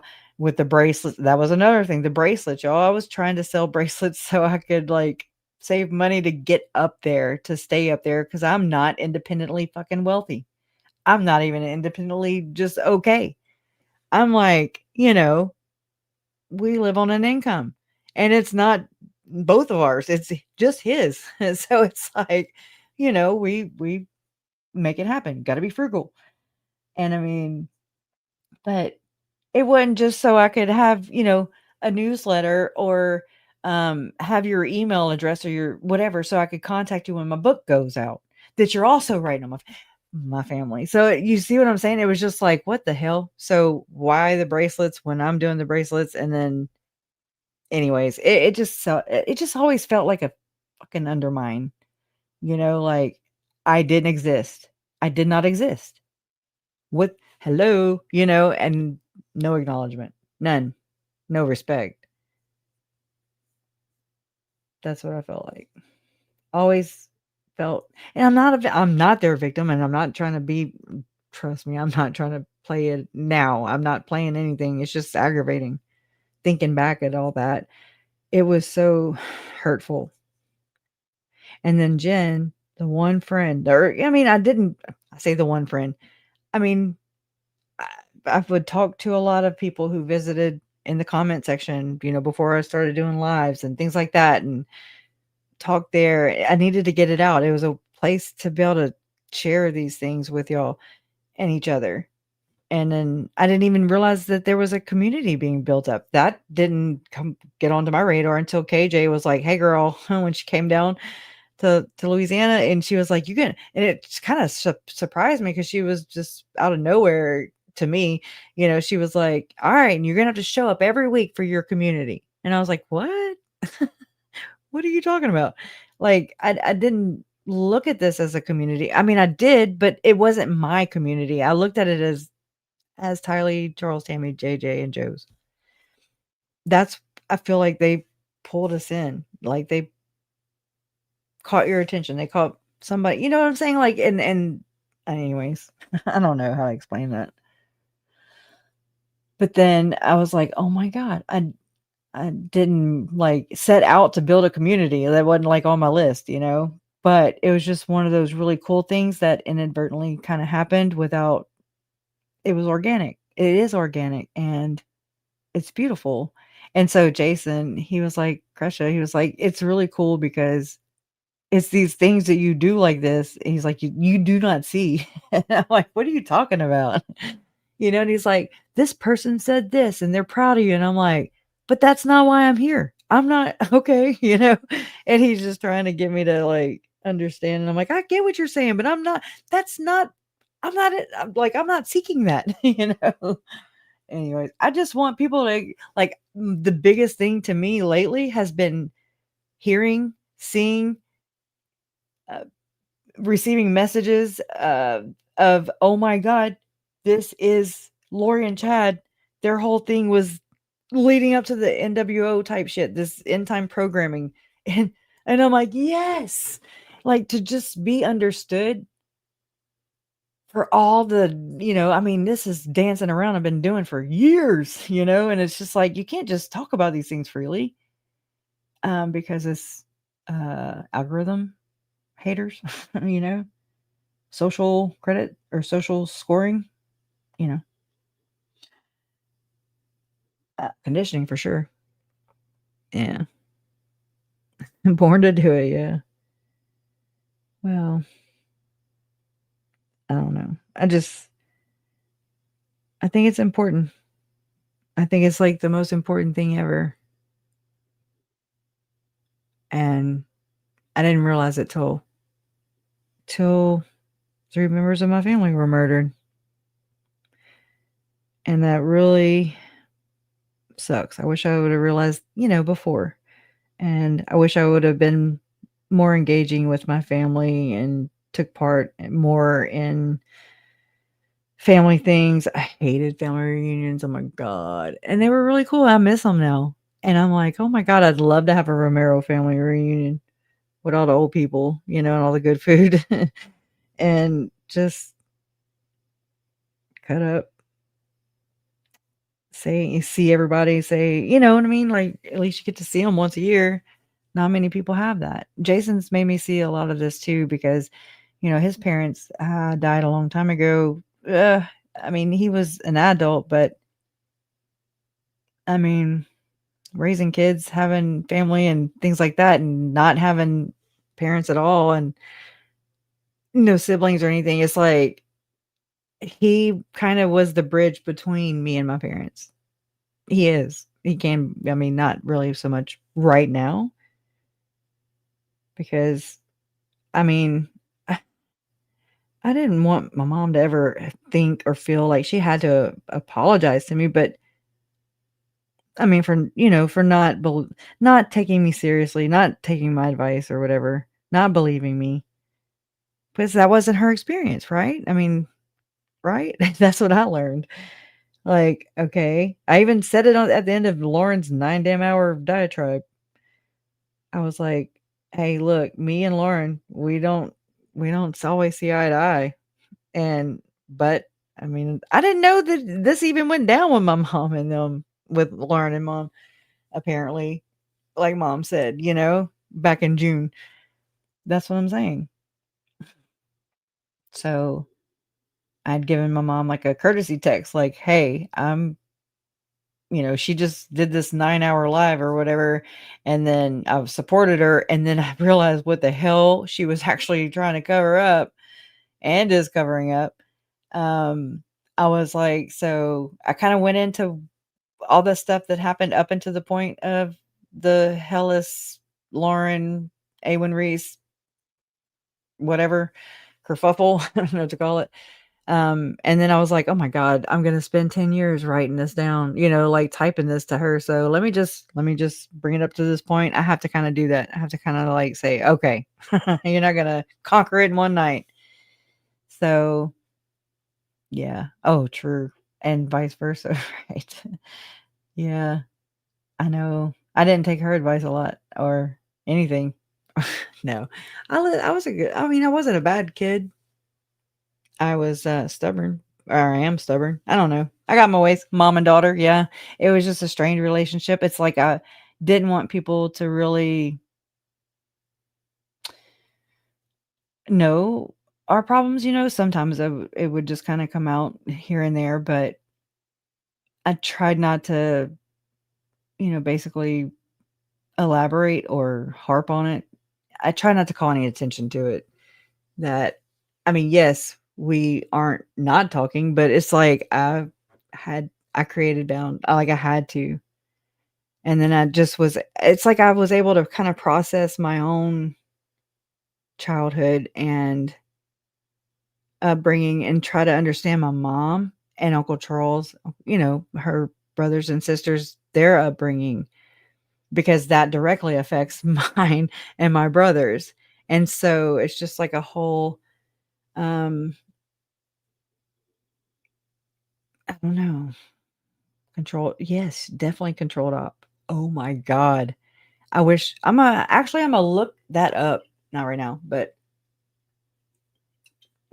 I'm sure there's some kind of checklist or something you can look for that I'm telling you, because I've been kind of going over these things in my mind, and I'm just like, oh my God, this too, and that. Oh yeah. And I mean, not that I'm anybody. I am nobody to handle. Okay, first off, but it really is shitty when you don't know that this is even happening.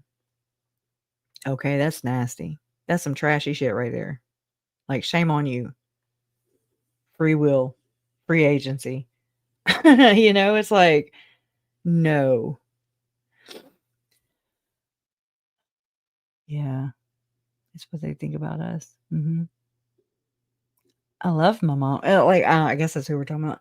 But like, or our mothers. I love her. I've loved her. I've respected her. I just hated feeling unacknowledged, unseen. Like, hello, is this like, do I exist? All the way around. Because obviously something was wrong with me. Because I just, nobody else was like calling her out. Nobody else was, not my mom, but like nobody else was calling Lauren out. Everybody, I mean, Awen had to do what she had to do. I don't blame her. And then it also caused a rift, not a rift, but I mean, just what do you call that? Distance between me and Jen. I mean, she lived in Utah. I was like, get the hell out of there. Okay. First off, get the hell out of Utah. Okay. Now, but I mean, she was hacked and how do you help somebody with a hack? And when you don't know what a hack is or how that works, and then she would be like, hey, remember this PDF you sent me? And I'm like, oh my God, did she think I've like sent her a hack? It feels like what an STD story would go like, okay, when you're just like, oh my God, and it's invisible, but you don't know how to help.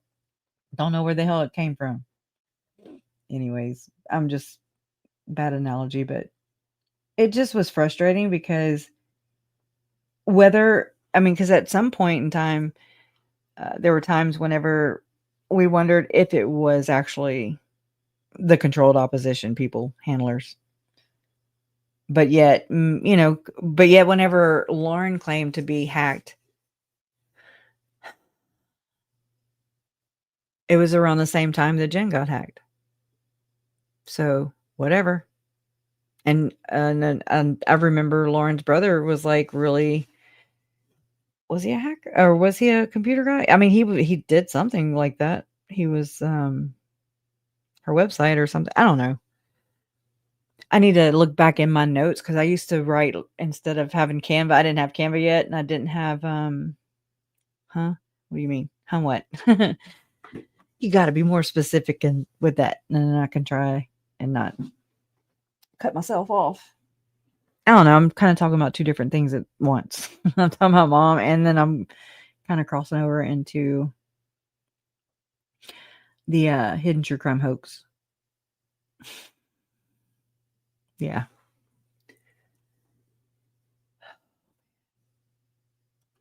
That, right? For those of you who are new, that's my skills right there. I'm like, finally, kind of. Oh, Lauren, Jen. Yep, I know.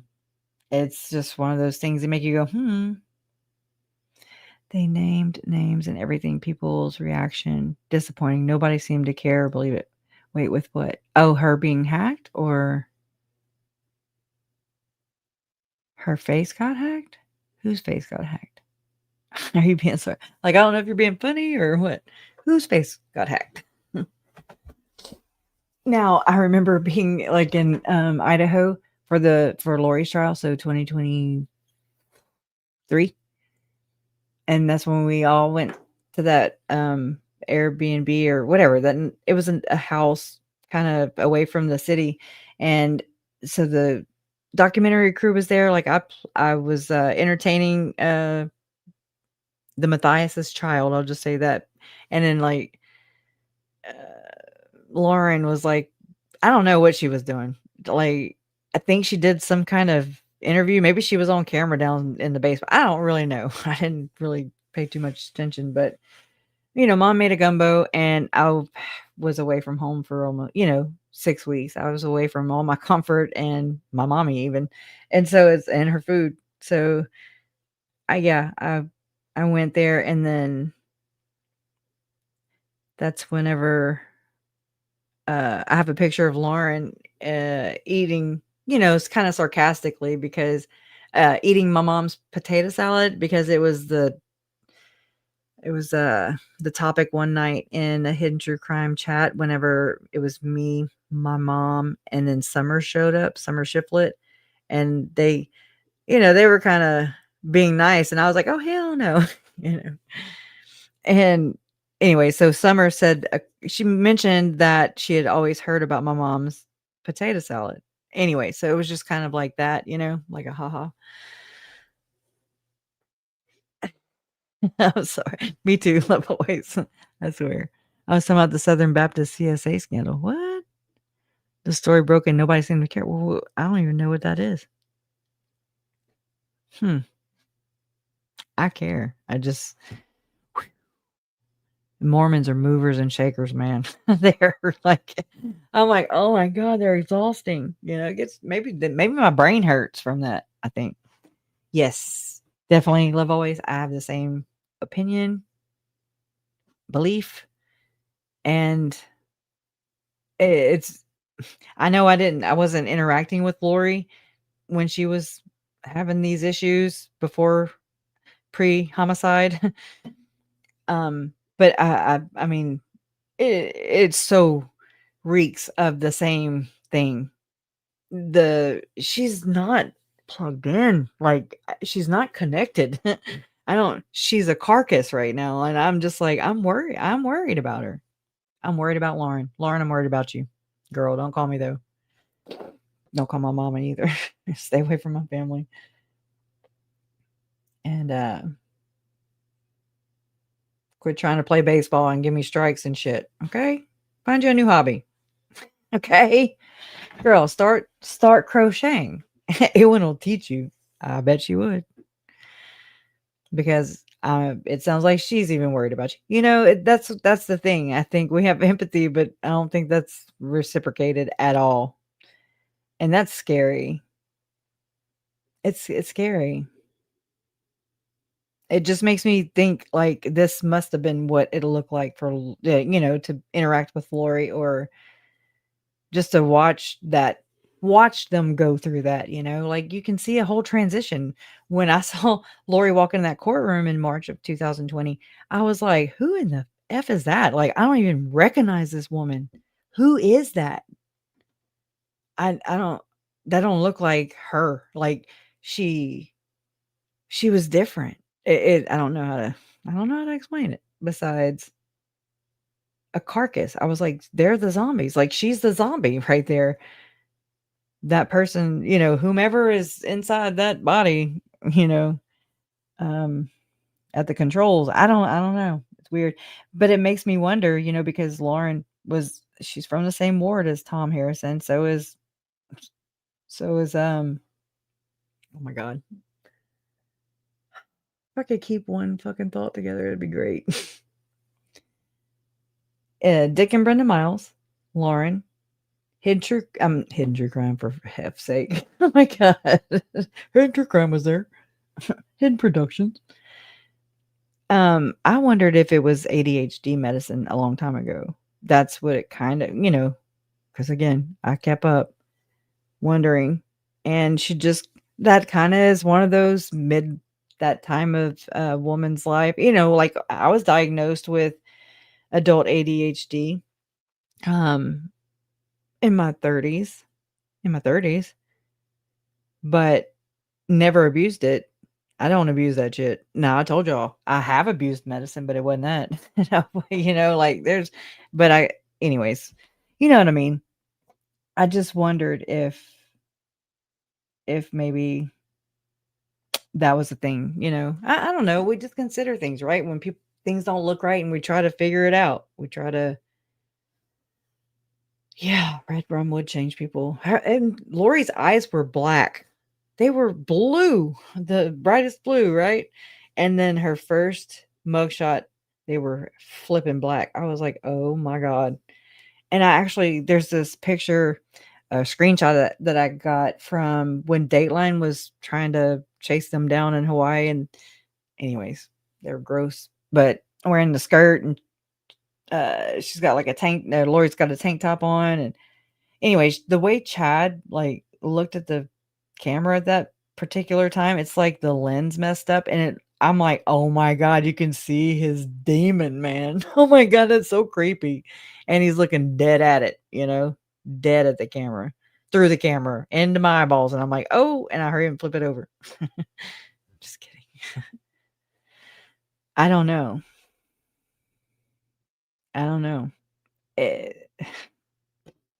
I just know I'm like, what happened at CrimeCon? Okay, because y'all all came back very different, and there's alleged crimes being incriminated on other people, and then maybe some alleged crimes that were committed. I don't know. And at this point, I don't want to know. Like, y'all are grown adults. I'm not your mommy, but it's like, I care. Make sure I don't go there. I'm not trying to get it. I don't want none of that. It's like cooties. No, I mean, just, I don't know what it is. A lot of people haven't even talked about how disconnected Lauren looked from John in that live after the live. And I mean, she looks miserable. She is not there. Like, I feel like they're not even together. I feel like, I mean, maybe, I don't know. I'm not trying to crack the case or anything, but it just, you're trying to pinpoint what the hell is going on. These people are not the people that they made themselves out to be. Even that at the worst case scenario, you wouldn't even expect them to be. You're like, oh no, not that low. Oh yeah, you did. Okay, wow. And then to like frame it on somebody else, that's like a whole nother icky, like that's gross. That is diabolical. It's just as evil. Psycho narcissist. Yes, allegedly. I mean, just saying, it's like, what? So when I've been telling y'all about the underbelly of freaking true crime on this side, okay? You think we got something to talk about now? Oh my God. It's like you attract, and it's like you don't even know that you're in it. So imagine CrimeCon and how it is so warping. It is warping American perception of what real life, real crimes, real pain, real anger, real justice, the process, advocacy, getting help for, and getting treated for the trauma, and just trying to ingratiate yourself back into society as a normal person, but you'll never be normal again. And then the high profile part of it is just a whole nother level. So I think it's a blessing and a curse. As far as like, maybe those missing people who never make it to mainstream, maybe that is a blessing and not so much looking like they're left out. I'm just trying to look at it different ways, maybe. I wonder. But I mean, it also sucks to not be acknowledged, or everybody deserves the same treatment, but that's not where we live. That's not how we live here. That's not how we roll. But I don't know. I don't like the way. So when we have these psycho people targeting family members when they're going through the worst time of their life, and then we invite them to CrimeCon, but the family members don't know this for the most part. I don't think mine did. I don't think Colby did. I don't think Summer did. I don't think it's like a knowing thing. Just like when Colby recently appeared on Ashley Banfield about that little girl Buzzard, and I'm just like, oh no, it seemed like a low grab for the media company, to be. Why would you want to re-traumatize Colby, or anybody for that matter? Like, I understand, anyways, it's just, I'm not ever speaking for anybody else. I'm just saying what it looked like to me. It looked like a low blow, like a low hanging kind of fruit, choice to make for content, to exploit all kinds of different ways. And I mean, that's maybe, I don't know, just as an outsider. And kind of the same thing. I know that, like, my mom, and I respect her experience, right? I mean, of course, she says she doesn't feel exploited. But I've looked at this and analyzed it and stripped it down, put it back up. I've gone over these scenarios so many times as a not privileged person, you know what I mean? Like, and I'm kind of glad there's a lot of yes men that go around, not just our family. I'm just saying that's scary to me. Like, don't come at me with all them yeses, okay? Come at me with some no's. And then we can at least start with a no. And that way I have some kind of, resistance. Just saying. Jason's my first. Yeah, he's always like, no. And I'm like, why? And then we do our thing. But can you imagine just somebody being like, oh no, it's great, it's fine. Oh yeah, this will be perfect. You want me to help you? You know what I mean? Like, it's toxic when it's already toxic to begin with. And then I don't know. I mean, I don't wish that on nobody. I don't hate the murderers. I don't hate my ex-husbands. I don't hate anybody. But I don't like people. Doesn't mean I hate them. I don't want to be like, I don't want to hate. I don't want to be like them. Like, I don't want to be like, that's the difference between me and them. So she could have, just think about what could have happened if even her, I'm going to say it. So if y'all get mad at me, whatever, I'll take it. If her and Nate would have not whitewashed things and really, really dug into this and exposed the dark shit to the light, to the real light, to the sunlight. Okay. I know they be talking about the light. They talking about the Illuminati light. I'm good. But I mean, just imagine, I've done that just with the world, like all the, the big, the world stage of all the actors, right? And I'm just like, can you imagine the potential of humanity if we didn't have, like, I've realized there's so much resistance just from this angle, like, oh my God, just trying to get justice, just trying to hold the person accountable who did the wrong acts, so it should just be. But that's not how we live. That's not how this world works. And then they're okay with like extra laws, more laws. And so that made me rethink all those kind of things, because I used to want to be, or go and create new laws in my family members' names, right? Wow. That's so big, and it could potentially protect people and prevent people from the same instances that let them down in the first place. But there's so many laws I've noticed that we can't even crack down on. We can't even enforce them. We're letting the people out and reoffend and continue on. Continue praying with the EY, PREY. And so why do I want to add more to my fellow Americans? Like, why would I want to add any more? Are they going to be, are they going to utilize them? It's anyways, some bullshit. And they always find the loopholes. Always. Yeah, she did. She did.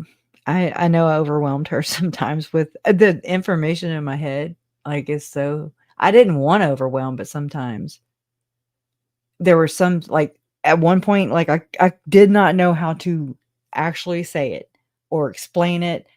I just said, Mom, Larry, hey, can y'all just trust me when I say this? And I'm learning, like, the culture of these people, and at least, and for sure, this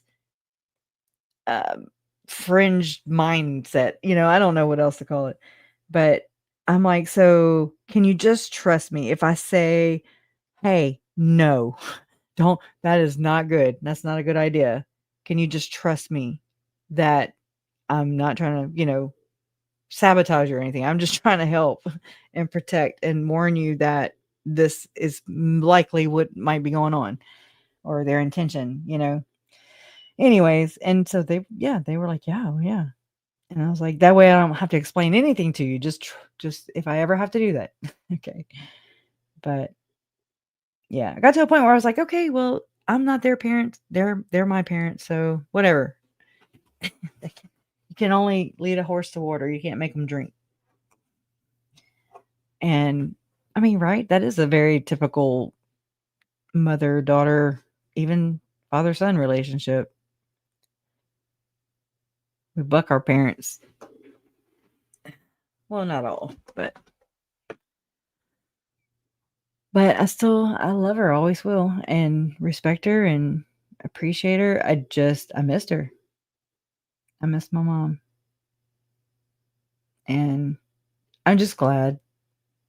That's the best part. Just the apology that was not, I didn't seek that, but it took me back.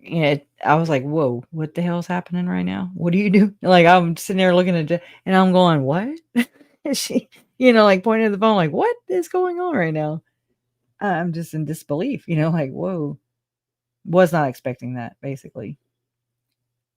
And, when she was like, you were right. And I was like, I don't want to be right, Mom. Like, that is like, please don't say that, like, and that's how I feel here, with the research, with my research, with your research, like, that's how I apply it. Like, I don't want to be right. Please prove me wrong. Please. And that's not being, I'm not trying to manipulate, or I'm just saying, I know how that could probably be twisted, but no, please, because then that means that the truth is not what it really is, like, it's not this evil. Yeah, I'm wrong. Okay, good. There is hope. There is hope. There is hope. That was something that was really amazing to see, or to have the opportunity to see, just as much darkness as there was there.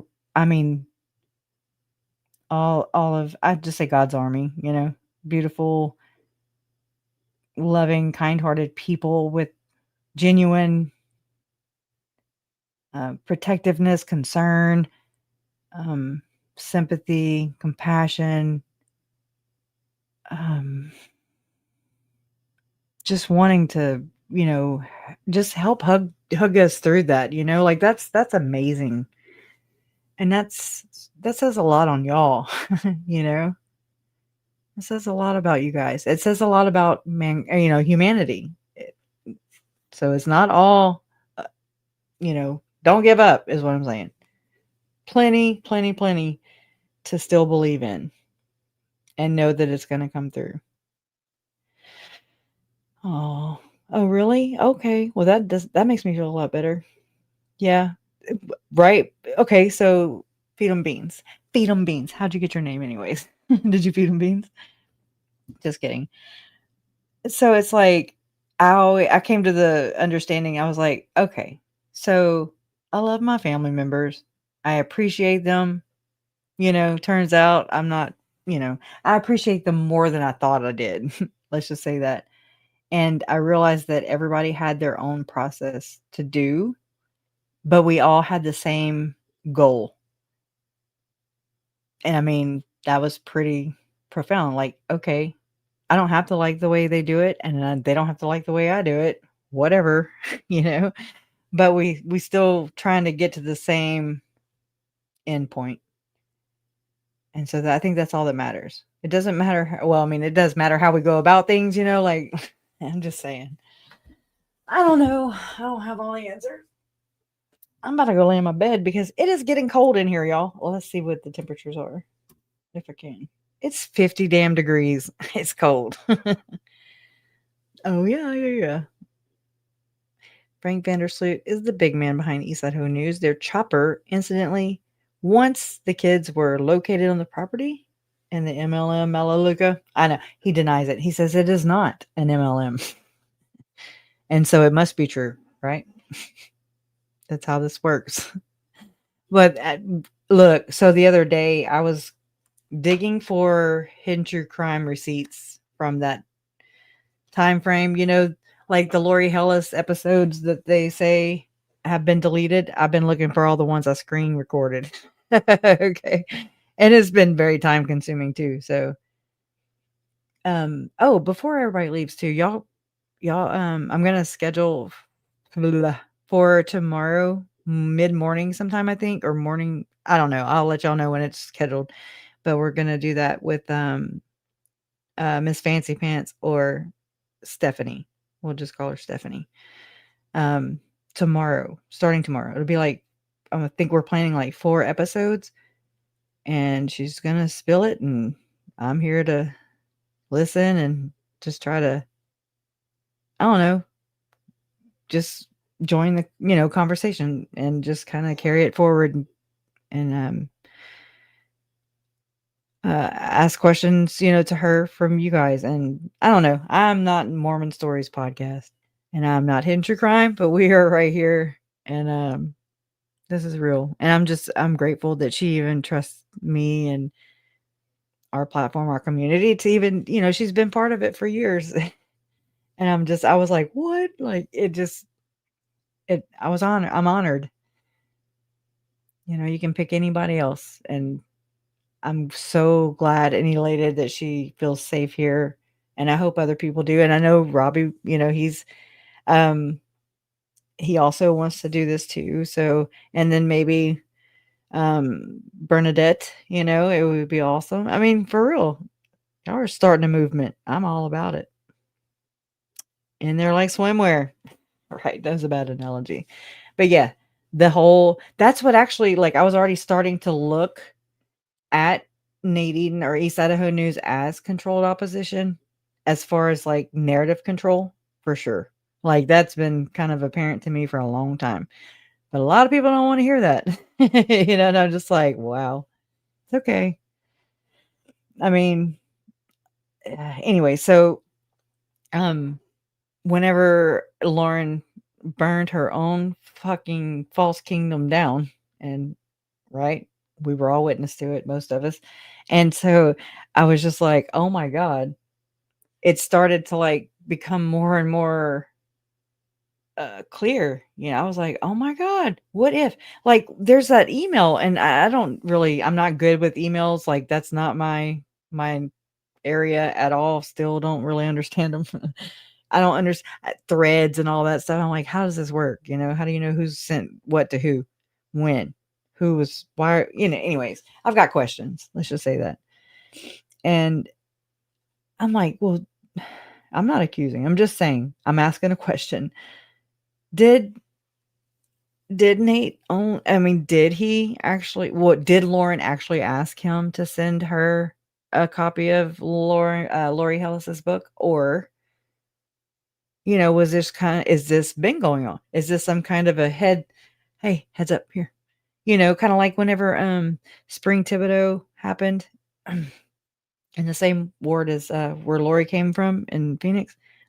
Oh my God, here I go. And how I want to say that Lauren interviewed, I don't remember if it was the dad or the Blaze Thibodeau case or whatever. But I know Nate interviewed, oh my gosh, I got a cough.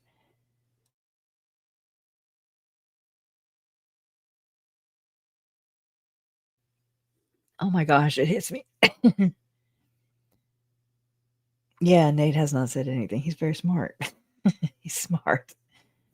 But like, did shit. Anyways, I think he interviewed the dad and the and the, I guess it would be his son-in-law. Oh my God, you hear my voice is going up and down. Hold on.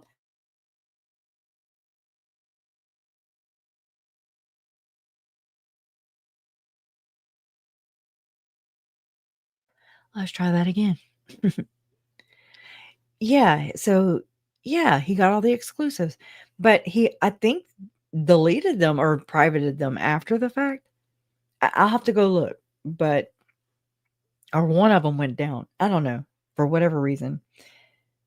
And I was already freaked out by the whole dad anyways. Like, I mean, or alarmed by the situation, that it was kind of like a repeat of the kids. But also I was like looking at the damn husband, dad, or whatever, the one that was using all the certain buzzwords very, very like intentionally, like, yes, say Julie Rowe, say Visions of Glory, say portaling, say all the weird Lori Vallow shit.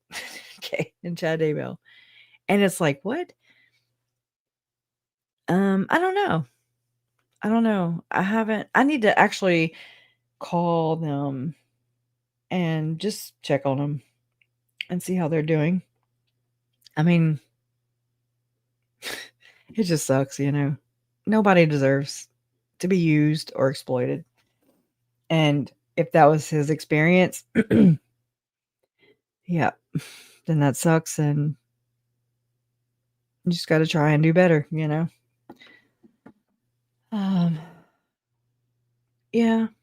I mean, I miss Janelle too. We're here, I don't know where she's at. I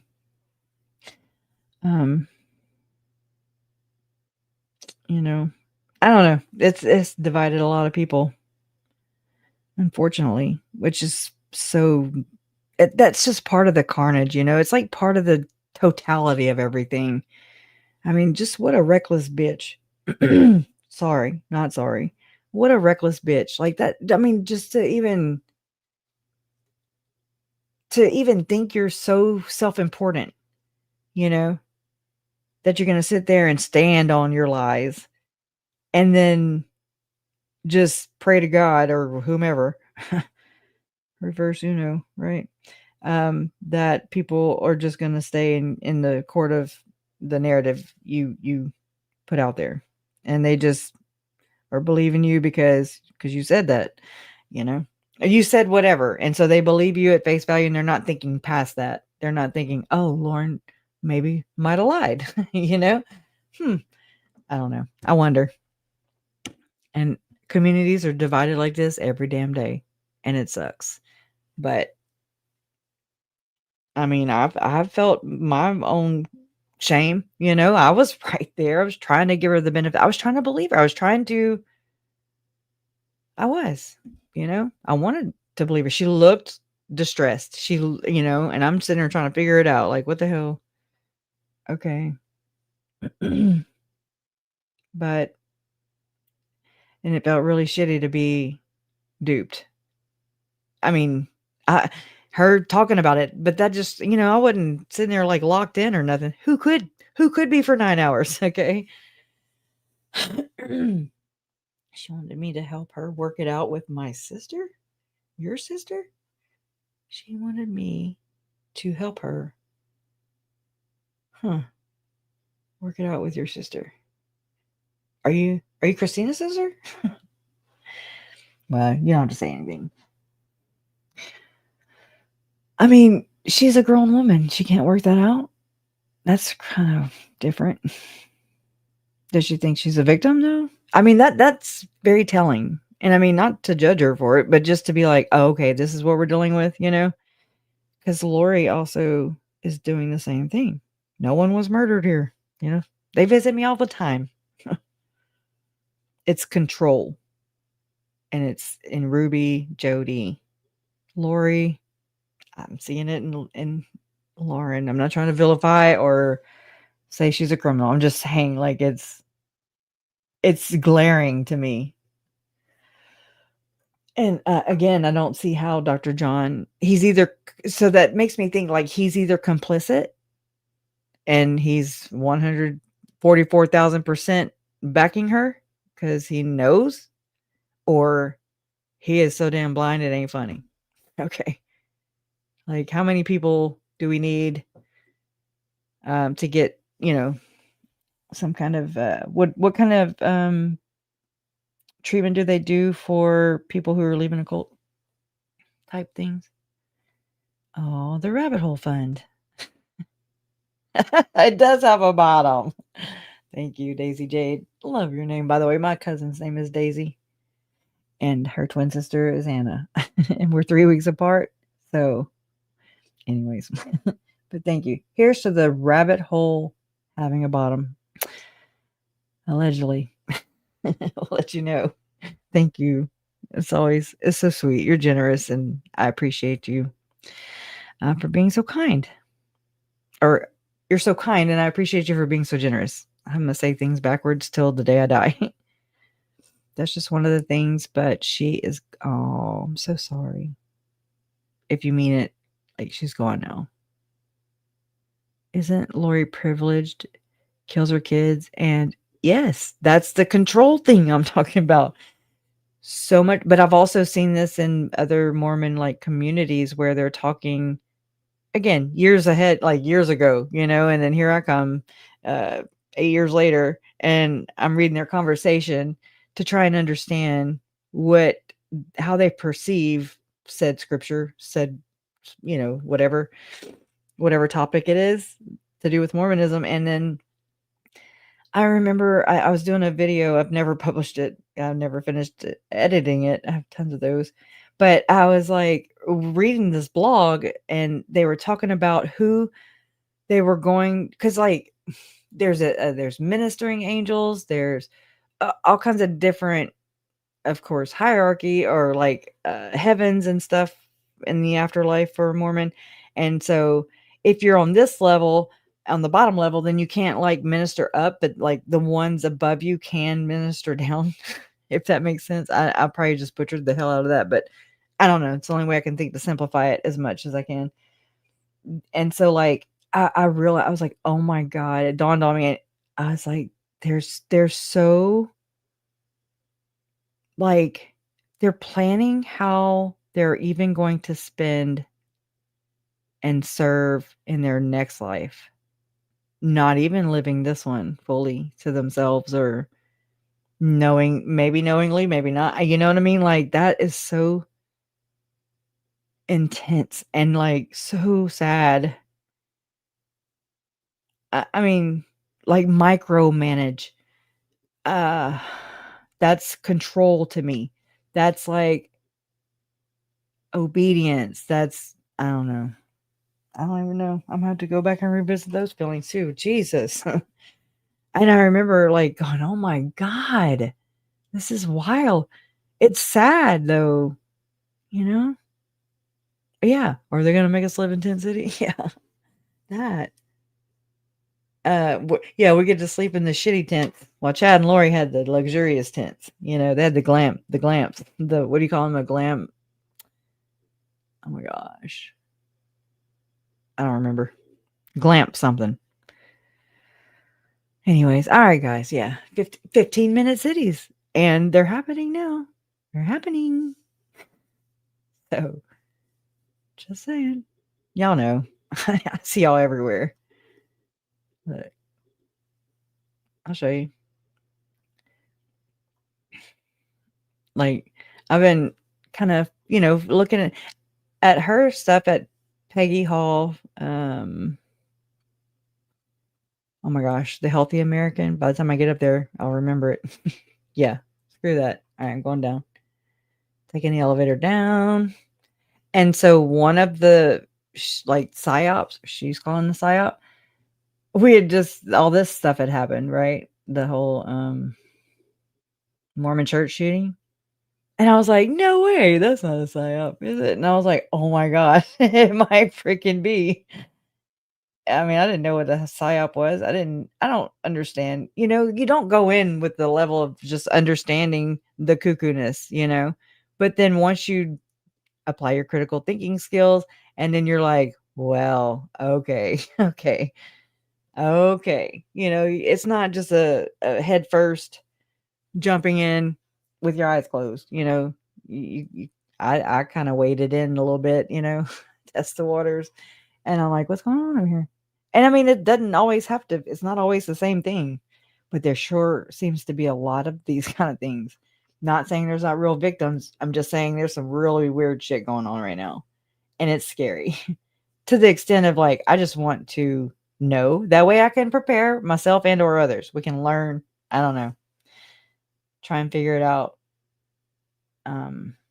It's worth it, I think. Because I mean, if they were doing this kind of mind testing, control, the experiments and everything back then, and then they're like, no, we quit. It didn't work. Yeah, no, really, we quit. No, that was an accident. That kind of stuff. And then, they don't declassify a lot of the things, what wasn't destroyed and or burned or, accidentally left out. It's kind of like Glenn Beck publishing the psychic thing about Janet Russin about the remote viewing, and he included it, or his staff did, in the Blaze article about Janice. I get her and Janet mixed up. Okay, Janet Russin and Janice Cox. Anyways, so I'm like, they do it in plain sight, whatever. If it was intentional and or not, it's still like included there. It's like, whatever. It's how I was like, oh my God, I think Janet Russin, obviously. And I think Chad and Lori, obviously. And Melanie Boudreaux, they all were like, they were all considering or referring to their gifts as remote viewing. Okay, so that's the gift. I believe that's the gift that Lori said or whatever, told my Uncle Charles he was blocking her from having. And then you have Jason Mal saying, go into your spiritual closet. Melanie Gibbs saying the same thing. So what are we crazy? Or are we crazy? I don't think so.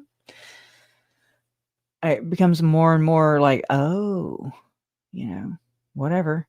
And it makes me wonder if, and I believe it's very freaking concerning and relevant to question whether Tom Harrison conducted not experiments, but techniques, MK Ultra techniques, like the one that I took from the excerpt included in one of the lawsuits against him, Ballard. And I ran it because I was like, oh my God, I never looked at it after I've learned some about what goes on in MK Ultra type experiments or techniques, practices. And so when I've read the script again of, apparently it was like a session with Tom Harrison treating Tim. And so I was like, oh my God, does this, and I felt kind of crazy for asking my AI that, right? It's like, what Charlie Kirk shooting, and I'm like, what? Okay. Earth to AI, anyways. And it was like, yes, it is very, very similar. And it didn't say very, very, but basically it's essentially the same techniques, same kind of, you do this, you use hypnosis, then you also give them drugs, ketamine treatments, maybe, and then you say certain things a certain way, and then you say them in the third person the second time. But I mean, don't think it didn't have freedom in there. It had freedom, and it also intentionally had senator, president, prophet. Senator, president, prophet. That was an intentional setting. Like once you tear down the kind of like the mindset behind Jody Hildebrandt and others, David Hamblin, where you have to kill it or destroy it in order to rebuild it. Do you get it now? Like, that's what I'm trying to say. Am I saying it clear enough is what I mean? So, as programming, are they being programmed to to say strip their victims down, and to Lori and Chad that look like murdering them, and then you know what I'm saying? Like, I don't know. I don't quite understand it. I'm trying to understand it. It's huge. But I think I feel like I'm so behind because, people have been talking about this for a long time. People have experienced this, even at BYU or not BYU. I don't know about but BYU for sure. So that's scary to me. Not scary. I'm just trying to say, like, I don't understand it. Therefore, it's a monster. You understand? Once I understand it or have a better understanding, kind of like the New World Order shit, ushering in the second coming of Antichrist, that kind of shit. It's not that bad. Once you once I was like, oh my God, the end game. Like, oh my God, it's like the end game. Like, that's crazy. Holy shit. That's when I was like, and again, it may make me sound insensitive, but I'm like, why can't these just be regular murders, man? Like, I don't want all this shit. Like, this is it's cuckoo. And then I'm like wondering, do all murder victims, like, do their families dig this deep? And if they do they find that they're also like end time? I don't know. It's probably going way too far. Had to come back. Mind control is hard to do. With hard-headed people like us, yep. Or like, yeah. Tylee.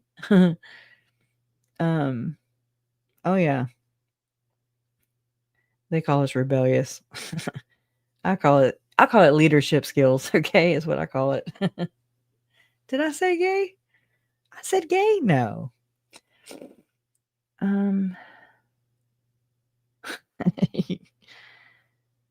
We often fear. Exactly. And they capitalize on that shit. I really, yeah.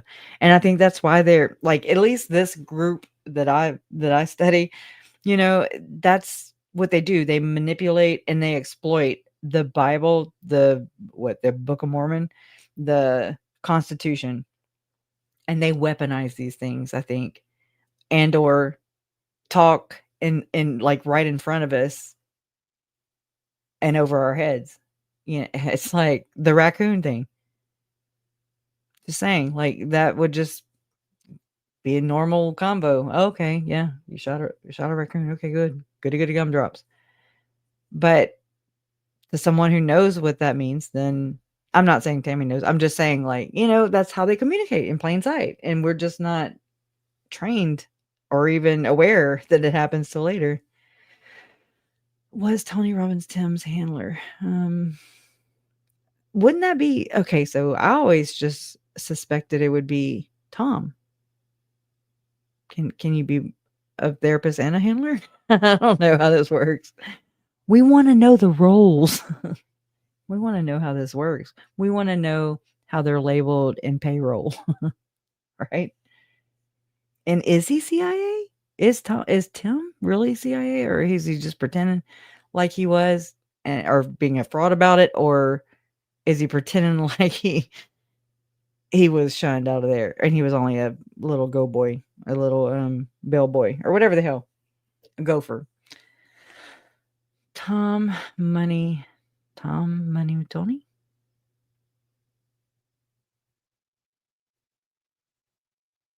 Yeah, I do too. I do. I don't give her a benefit of shit. She's crazy. She's a couillon. Okay, let me see. Tom $sign Tony. Tom paid Tony? Or I don't know. I'm not understanding your code. Redirect. Let's see.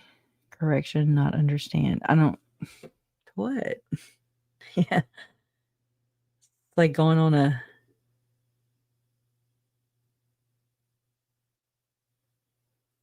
Yes, that's Tom. I mean, Tim. Let me grab it. I'll grab it right now. That's the one I ran through my transcript. I mean, through my chat GPT a couple weeks ago. And where is, let's see. Let me stop talking and getting excited. I cause a traffic jam in my head. Okay, so it would be, where did I see it? Okay, let me go to Canva. Let's see, let's pull Tom. It's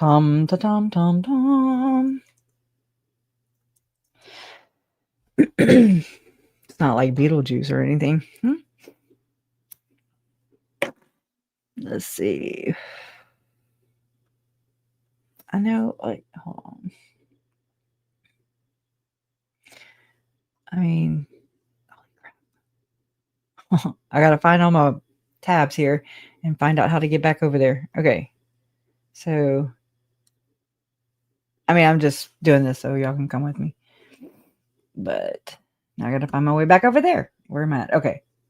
They become so tiny you can't even see where the damn thing is. So, let me see here.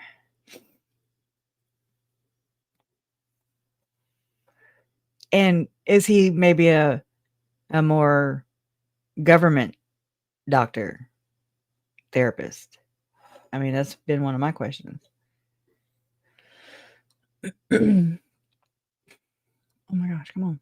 Like this little snippet, it says, despite not being a licensed, oh, well, hello, come back. Oh, I must have clicked on it. Hold on. My computer's like, close some of your damn windows. I mean, I could have made that much easier clicking out of it. And like that right there. That I remember this because Lauren said this in the Mormon Stories thing where she said Chad and Julie were allegedly meeting with Tom Harrison. And it's all like, I'm like, well, there you go. That I remember hearing those rumblings at the very beginning of this. And I wrote it on this paper I've had for years. St. George, portal guy. It says Indian. Okay, I don't know why I wrote that down, but whoever I got it from, that's what they had. 75 years old, nice home, portal in his basement, taught people how to portal / astral traveling. That's before I knew anything. It's I got Dan Judd on here. Okay. Talking about the 116 lost pages. Okay. So this is way back. And that's Tom Harrison, basically, minus the Native American. Or I don't know what they meant by that, but so minus that detail. Plus the eternal core thing, and then having a direct line, basically a relationship with all the leaders in the church, all the general authority, like all the people. And I mean, since Satanic Panic was happening or caused intentionally, misinformation, disinformation, in order to keep everybody from going to prison and keep us away from finding the truth, right? And to keep on victimizing, to keep on sending souls to Satan. I don't really know what they do, I have my speculations, but I mean, okay, it's like this was on, I want to make it larger, but then it's going to do that whole blur out thing. I pressed it and now I'm waiting. Oh, wow. This is Visions of Glory. Okay. It's a copyright there. And this is the nights or whatever, the table next to Lori's bed, which was the only bed, which was in Arizona where my uncle was murdered. Same house. That's JJ's iPad. Visions of Glory right there.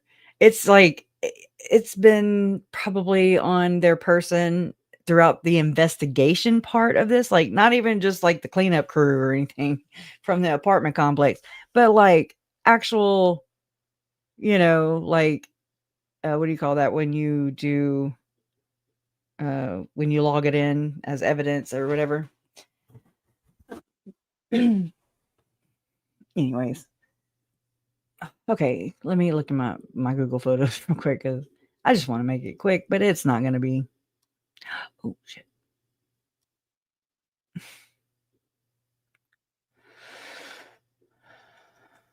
Oh.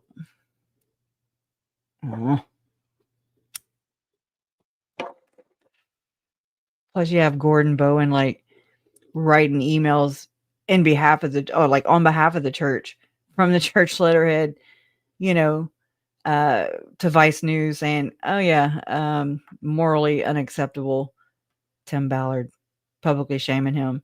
That is like a humiliation ritual, also, and why Tim was so pissed off and in denial that he was actually excommunicated from his church because it was Gordon Bowen, I believe. And not to mention, in plain sight, you've got Gordon Bowen being paid approximately like what, $10 million or 20, was it?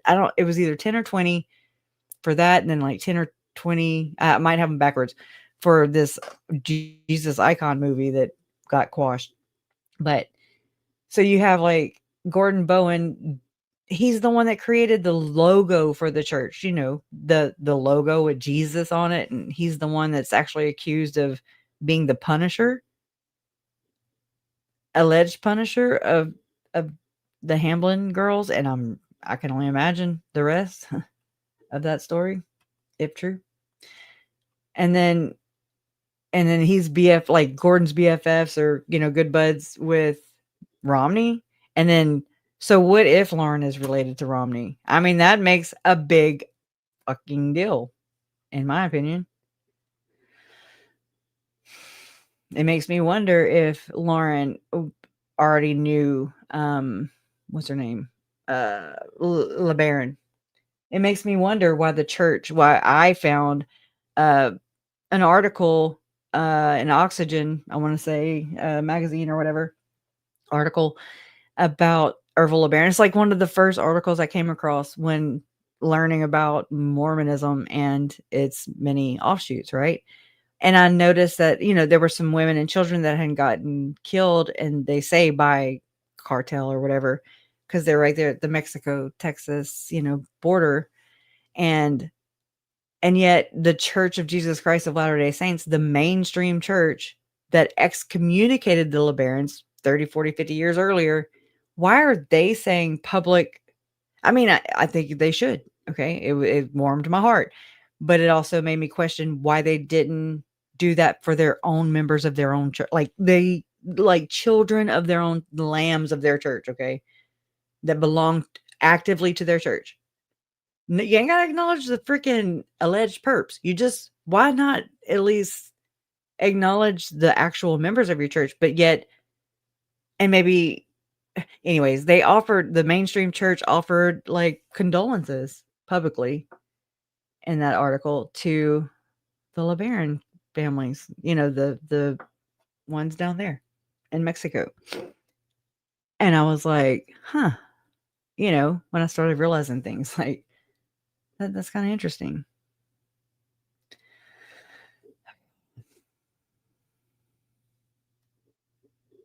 Yeah, I'm gonna have to do this and get going because we got to get up early. Well, not early, but I need to.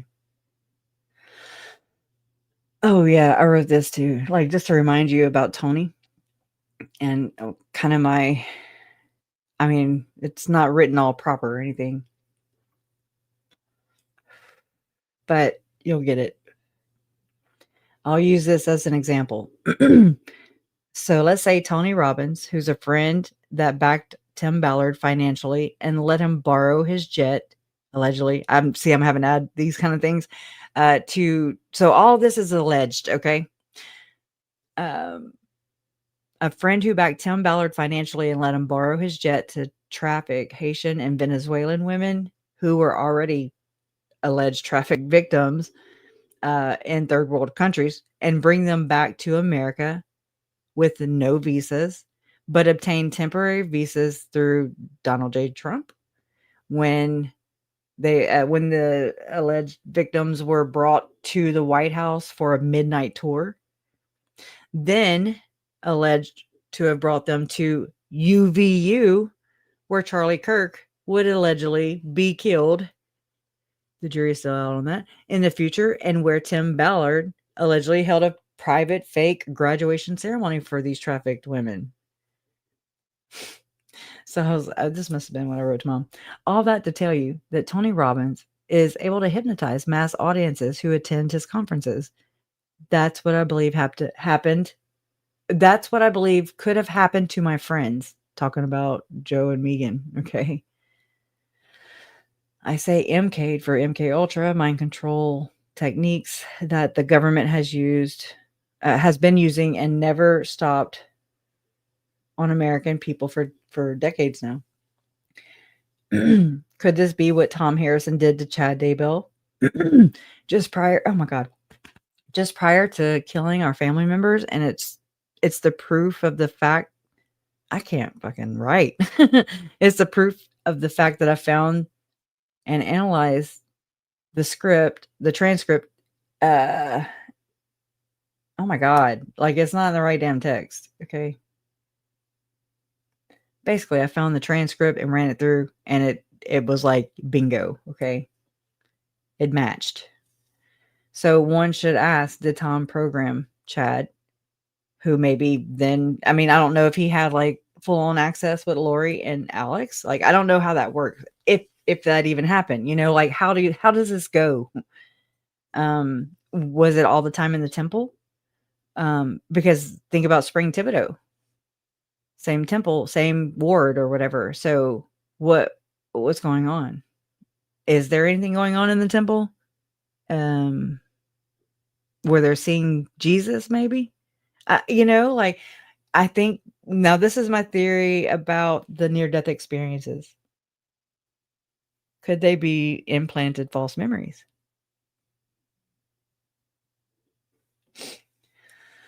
Just a thought. And then to make them think that they can astral, to do the remote viewing. You know what I'm saying? Like, I don't know. I haven't thought all those things all the way through yet.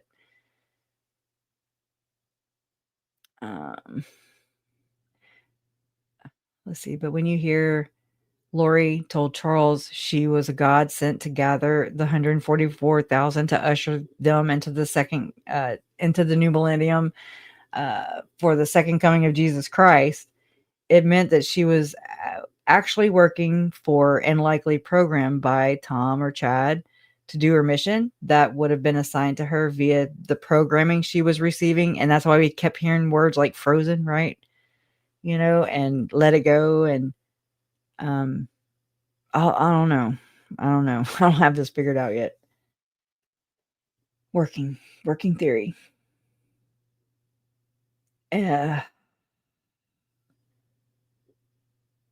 Anyways, and so yeah, like Charlie Kirk had written a tweet or whatever about the golden age, looking to the Pope, hoping, and he's not Catholic, so it's like, why are you looking to the Pope? You ain't even Catholic, boy. Hold on. Yeah, I need to do like grammar checks when I do this. Let's see. Okay, hold on. Let me type this in. Let me put. I mean, I can go to freaking Reddit and find it lickety split.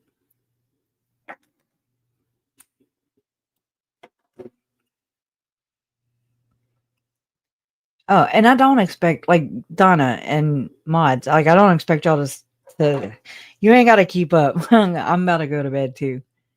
I appreciate it, or anybody, I'm just here and chilling. Okay, let's see. Let's go to, oh my gosh. Okay. I think it was on Visions of a Glorious Thread. Oh my God, I typed that whole thing without making a mistake.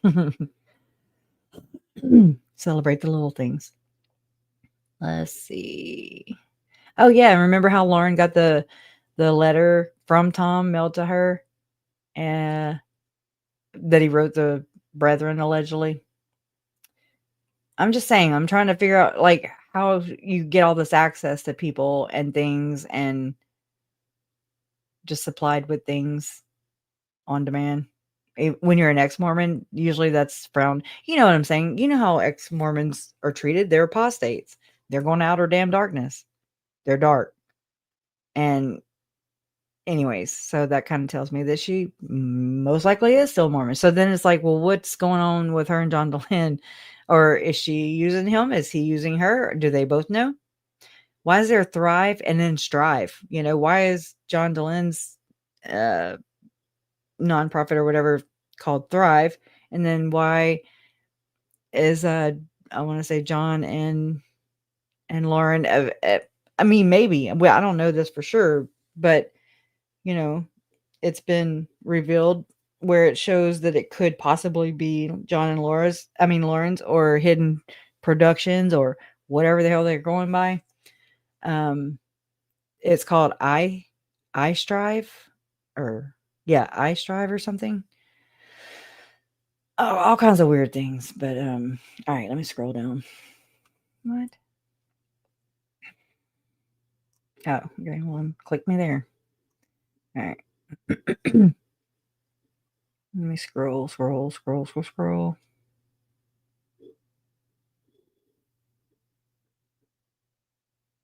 And like Tim Ballard going to UN meetings. Come on now.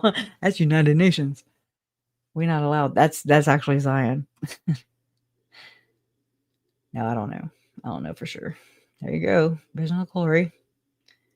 Visions of Lori. Okay, come on now. Where the hell is it?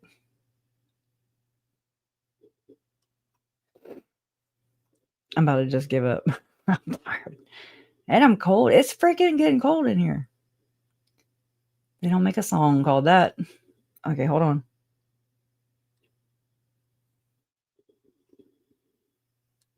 Let me go here.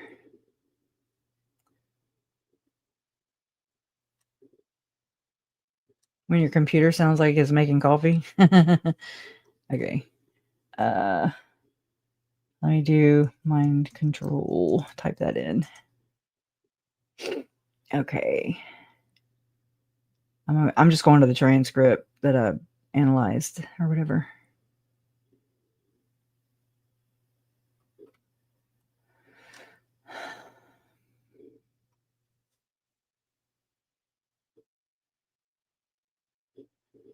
So, let's do okay, I guess. Oh my God. It's like I sometimes cannot make a damn connection. Like I'm like, come on now. It's like I'm fishing on a fishing expedition or something. Sucks. Spend most of my time here. Is that it? Analyze. Okay, here it is. Nope. Okay. I know I wrote the damn thing. Oh, no. I'm sorry. My God. I feel silly.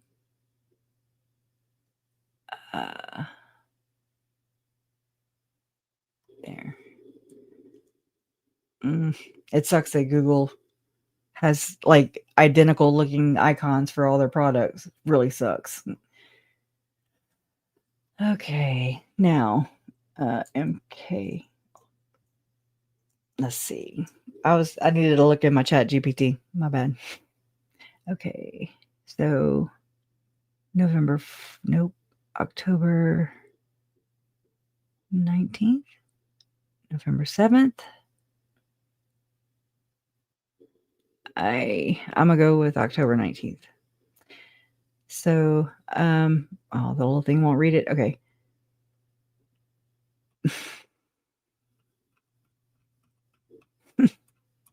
I hope you're not in a hurry.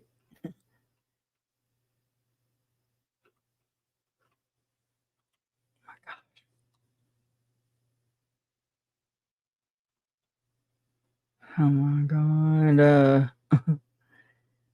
This is me just fact checking it.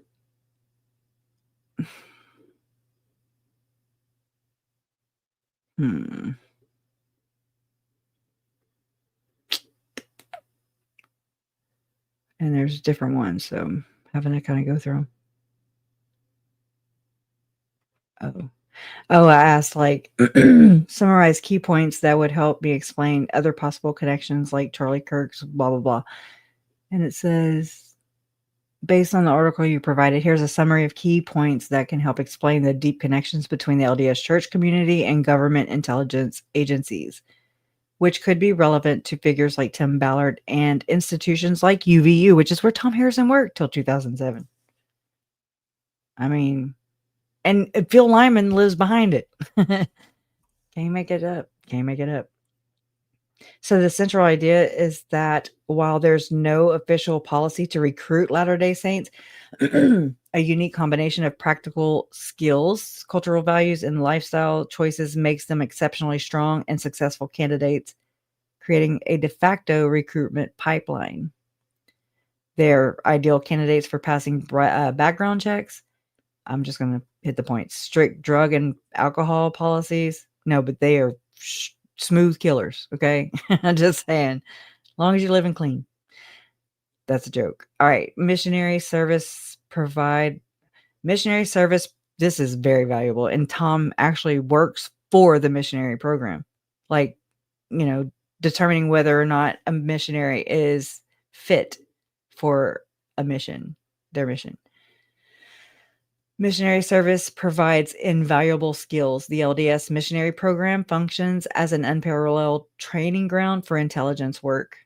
Foreign language fluency. Many missionaries return with fluency in critical or less common languages, a skill highly sought after by intelligence agencies.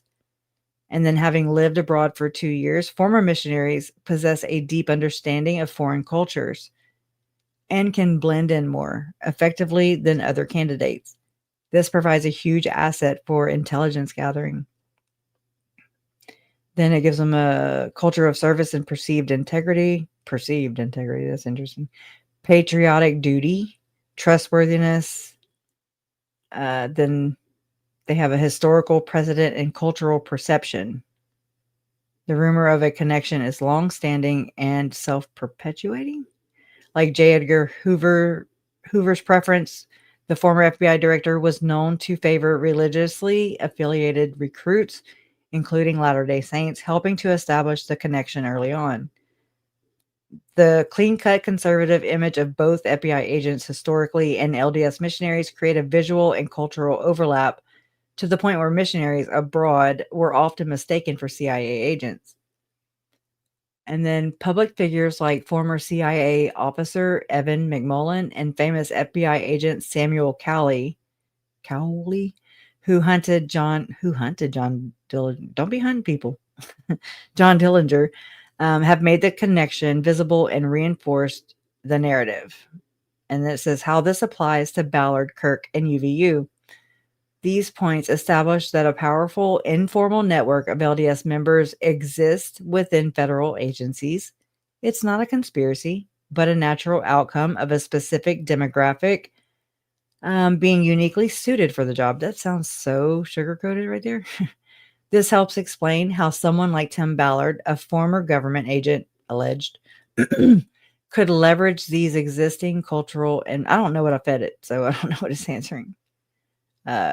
These existing cultural and professional networks to build support and credibility for his own for his own organizations. The connection to Utah Valley University, UVU, which has a predominantly LDS student body, becomes clearer. It serves as a prime natural recruiting ground where a high concentration of individuals possess the exact language skills, international experience, and lifestyle qualifications that agencies desire. For an outsider like Kirk, this network might appear as an insular and powerful block that operates on a shared set of values and connections, making it influential in conservative and security-focused circles. Oh, yeah. Okay, hold on. Let me go back. Let's see.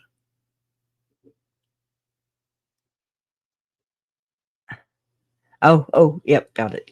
Yay. I think, please be it. I don't feel like doing this shit anymore.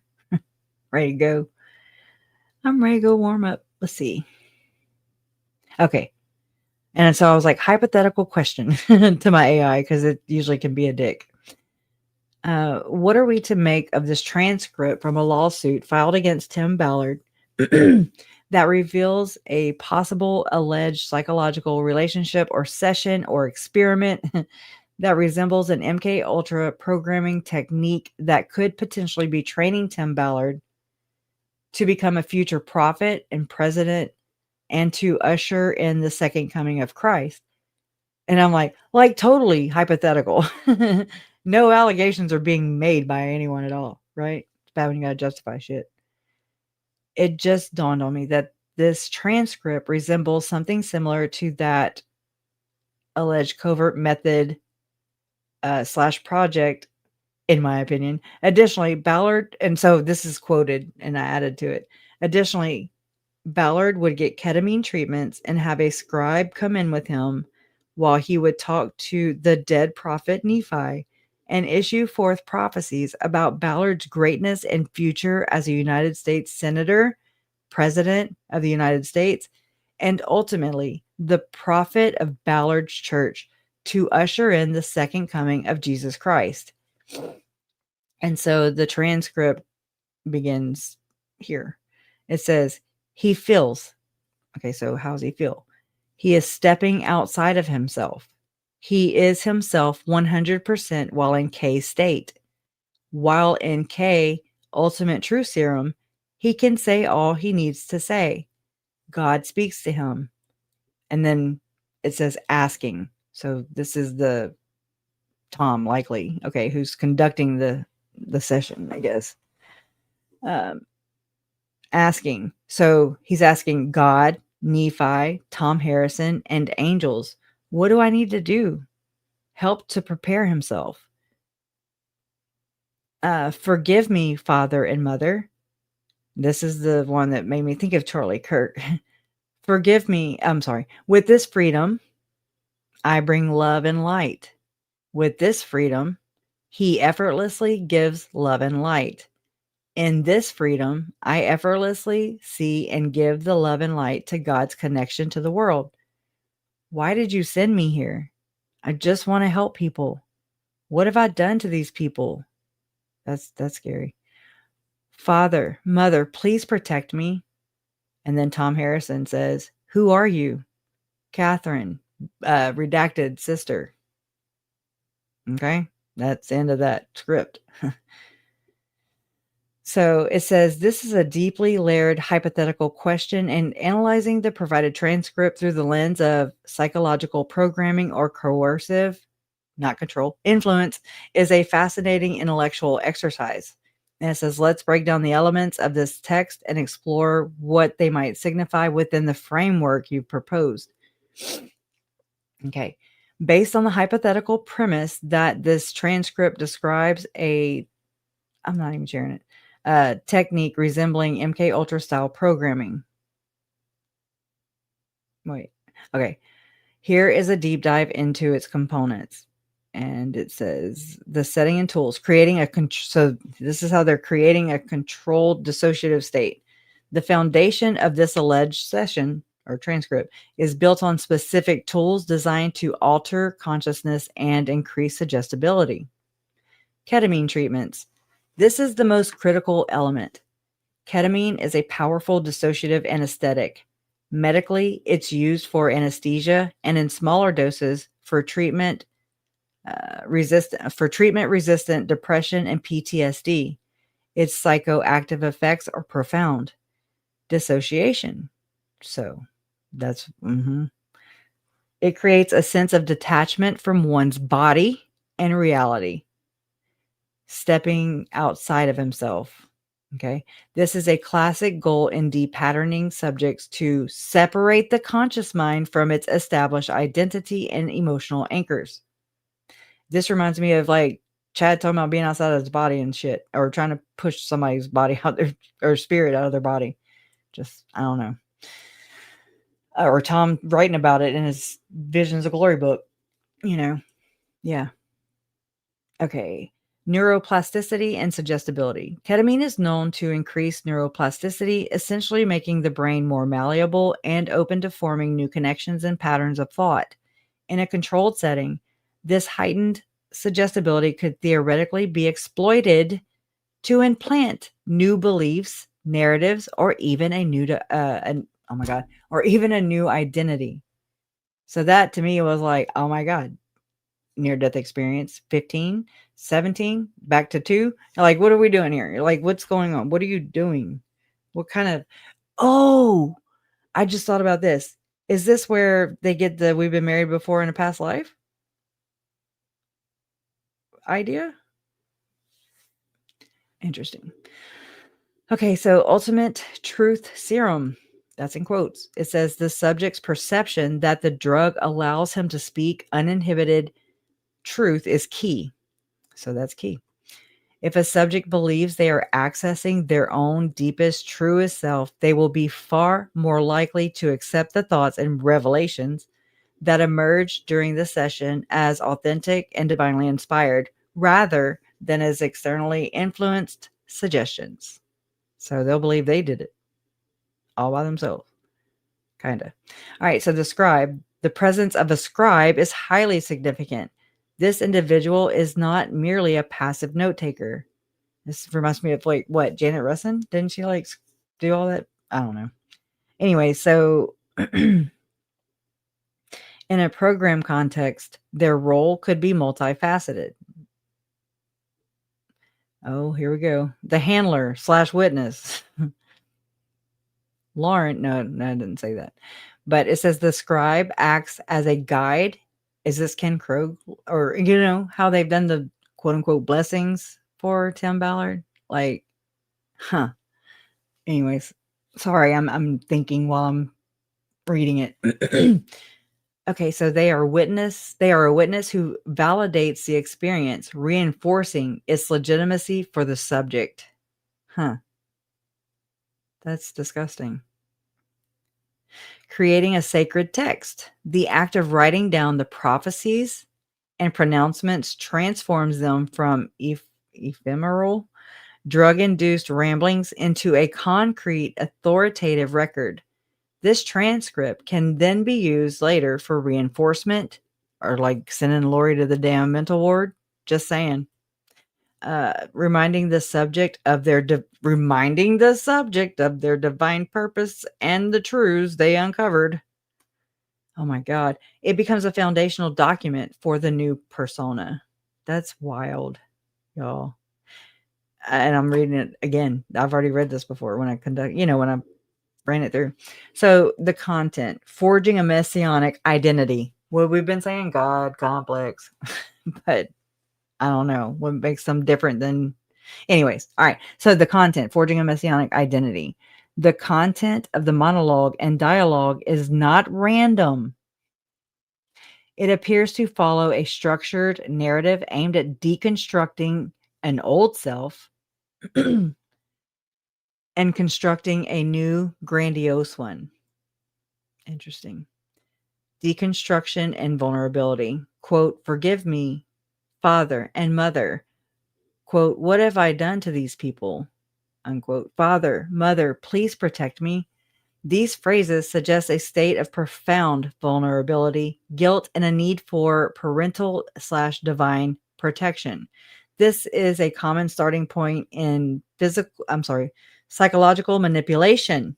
Okay. Breaking the subject down. This is what Jody Hildebrandt did. Induce a state of emotional distress and confusion and make them feel a desperate need for guidance and security. This empties the vessel before it is refilled. The mention of Catherine's sister is also telling. It points to the possible surfacing of deep-seated personal memories or trauma, which can be a powerful tool for depatterning and creating emotional leverage over a subject. Wild. Construction of the new persona. The divine mandate. The subject isn't just having delusions of grandeur. He is allegedly receiving them from the ancient prophet Nephi, a figure of immense authority within his religious framework. This externalizes the ambition. It is not his ego. It is God's will delivered through a prophet. This reframes immense narcissism as divine destiny. That tracks. The prophecies. The goals are specific. That's what I was saying. The goals are specific and escalating. U.S. Senator, President, prophet of his own church. This is a clear hierarchical path to ultimate power, combining temporal, political, and spiritual authority. Ushering in the second coming. So this is the ultimate justification. The new persona's goal is not personal power, but the fulfillment of cosmic eschatological prophecy. It imbues the identity with a world-saving messianic purpose, making it incredibly resilient. Yeah, resilient to criticism. Oh. Internalizing the new identity. Quote, with this freedom, I bring love and light. With this freedom, he effortlessly gives love and light, unquote. Notice the shift from the first person, I bring, to the third person, he effortlessly gives. This is a classic linguistic marker of dissociation, where the subject, sorry, my throat is very, very congested, where the subject observes himself from the outside. In a programming context, this could represent the moment the new persona is being integrated and observed by the subject's consciousness. He is both the actor and the audience for his own transformation. That is so weird sounding. A little scary. Parallels to MK Ultra and coercive control. Oh my God. Well, maybe it does make Lauren relevant. Maybe she's like coercive control, of course. Like maybe they programmed her with that shit. Okay, I'm lighting a cigarette. I'm freaking cold. Yeah, it dropped 2 degrees. It's 48 now. All right, so this says viewing this hypothetically, the parallels to the alleged goals and methods of projects like MK Ultra are striking. That was pretty telling to me. They're striking, hypothetically. The parallels. Okay. The goals and the methods of the projects. Okay. Just bringing that home. So pharmacologically assisted hypnosis using a powerful psychoactive drug, ketamine, instead of LSD to break down psychological defenses and induce a state of extreme suggestibility. Then number 2, identity erasure and replacement. The process appears to involve stripping away the old self through guilt, confession, and vulnerability, and then implanting a new, highly specific and mission-oriented identity. Make content or create evidence or whatever they'll. I'm thinking of 15 different people at one time. Sorry. I kind of interchange them too. And implanting a new, highly specific and mission-oriented identity. The prophet -- president. Okay. Number 3, the role of the handler. Oh, it is Tom Harrison, sissy, in this scenario. All right. Okay. The role of the handler, the scribe, and Tom Harrison, end quote, Tom Harrison, who asks the probing questions. Who are you? That's the role of the handler. Function as programmers or handlers. Great. Guiding the session, validating the results, and reinforcing the desired outcome. This freaks me the hell out. Okay, this PTK, Program to Kill, Dave McGowan. Okay, so creating a triggerable persona. Alex Cox. I mean, all of them. The goal of such programming is often to create a persona that can be activated. That's so scary. And it makes me think of all the true crime things happening. All right. The created transcript, the memory of the divine communication, and the reinforced belief in his destiny could all serve as triggers to keep the subject aligned with his mission.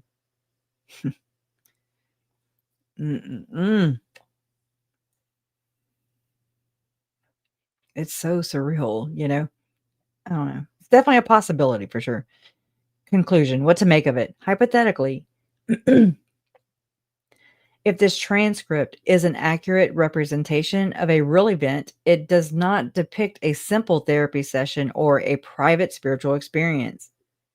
It outlines a structured, pharmacologically assisted ritual designed to forge and install a messianic identity.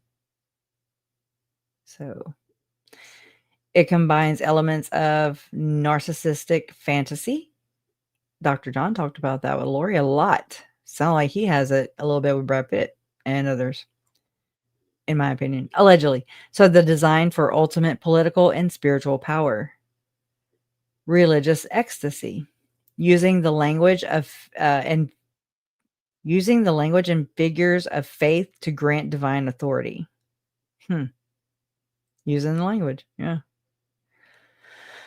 Psychological technology, employing a dissociative drug and a handler/scribe system to maximize psychological impact and install a new belief system. It says, within your hypothetical framework, this transcript could be interpreted, and when they said blueprint, as a blueprint, I was like, oh no, for a modern, religiously themed psychological operation. It's an alleged attempt to program an individual to believe he is a divinely chosen leader, destined to wield immense power, by systematically breaking down his existing psyche and rebuilding it around a core of manufactured prophecy. It is a chillingly efficient model for potentially creating a Manchurian candidate with a messianic complex. Okay, so yeah. What do y'all think? And then we got to go. I mean, it sounds pretty on point. Yeah, our guy, meaning Tim Ballard. That was the transcript I read. I mean, that's what I fed into the ChatGPT. It was a session apparently of Tom Harrison administering ketamine treatments to Tim Ballard and saying these phrases and yeah. Yeah, I don't think it's just tripping though. I think it's more than that. It has to be. But oh my God, it's like it's kind of the same behaviors that we see, well, that I do. I mean, but I've been kind of looking at this a lot harder than since whenever I did that mid-October.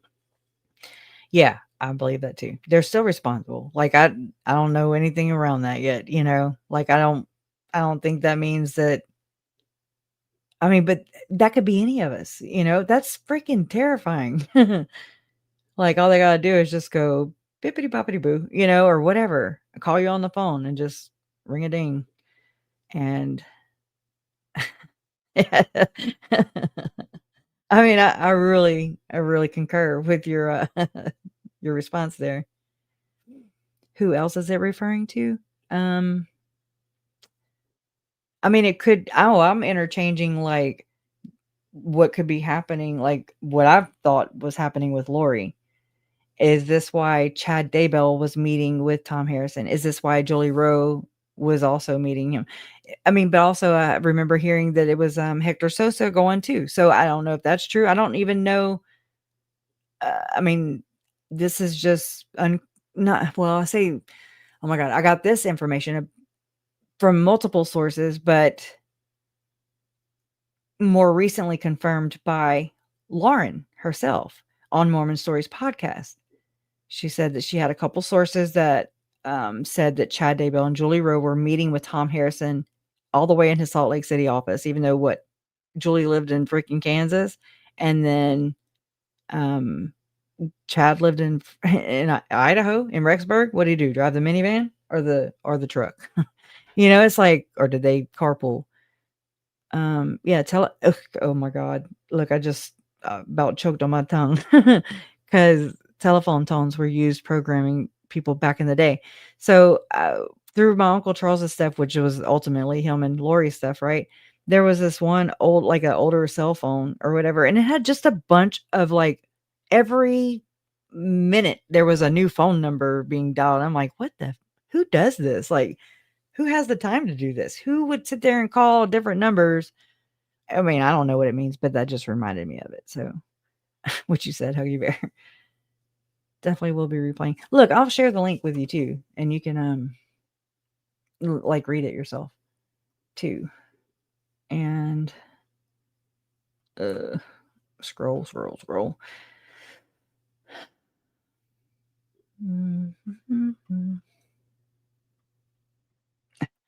It's not easy to do this shit. It's like the print's too damn big. I wouldn't have to scroll so much. Okay, let's see. Share. Oh, no. Where's the damn link? Okay, well, let me oh, wait. Okay, link copied. Public link. Copy. All right, so okay, back over there. Okay, I'm posting that in chat. Oh, and then, yeah. Anyone know what good states to move to? I know. Get the hell out of damn Utah. Oh God, I feel for you. I hate moving, but I would like yabba dabba do the hell out of there. If I it's so like from the outside looking in, and just kind of being totally oblivious, like I've been to the world around me. It's like so gearing up for the police state kind of stuff, and I don't know what to call it. And that's a good question. Like, oh, where to move? Come to Louisiana, Southwest Louisiana. That's where I'm at. You know what? I never hear anything about Delaware. I'll tell you that. But anybody else have any suggestions too for Hopeful 6157? Maybe it's easier on Mormons because of the brainwashing from infancy. And I mean, the same thing goes on, you would think, in the Catholic Church, the Scientology Church. This is what's going on. And that's how they're able to, I mean, that plus all the other methods, being used with music, temperature, droning voices, those kind of things. Like, that's intentional. And how many Mormons do we see coming out of the church, and even the men, and they just have that keep sweet voice. They have that.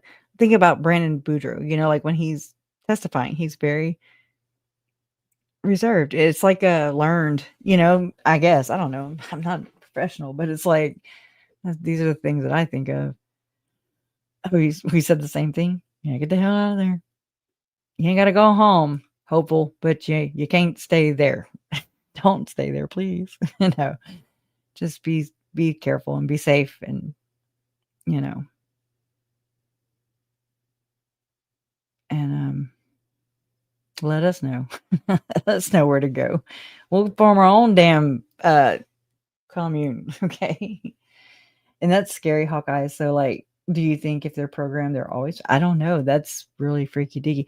But I mean, it makes me wonder, because I mean, I remember learning initially that like hospitals, mental health, mental wards or whatever, mental hospitals, and just regular hospitals.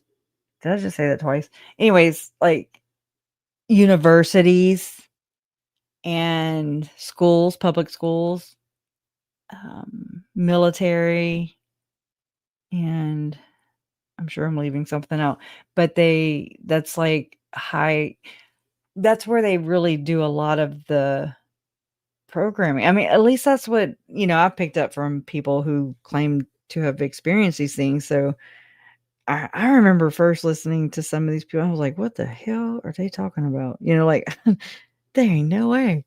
But I mean, I want to believe everybody, right? Who am I to sit there and discount somebody's experience just because I'm unaware of the world I live in or that they live in? You know what I mean? Like, I'm not going to sit there and say, I know that they're right or wrong. I don't. So I don't know. I've just been kind of considering them and taking them, absorbing them and processing what all I'm hearing. And I mean, it doesn't sound so crazy though. Whenever you just like those few little elements, that you need this, and this, and then wow, yeah, it looks like they're making a Manchurian candidate. They're like tearing it down and then building it back up. Yeah, Fort Bragg. Yeah. Think about all the universities that Dr. John allegedly belongs to. I mean, and think about all the university goings on, that's going on. and goings on. You do live next to Fort Bragg? Oh no. Oh wow. What do I live by? I forget.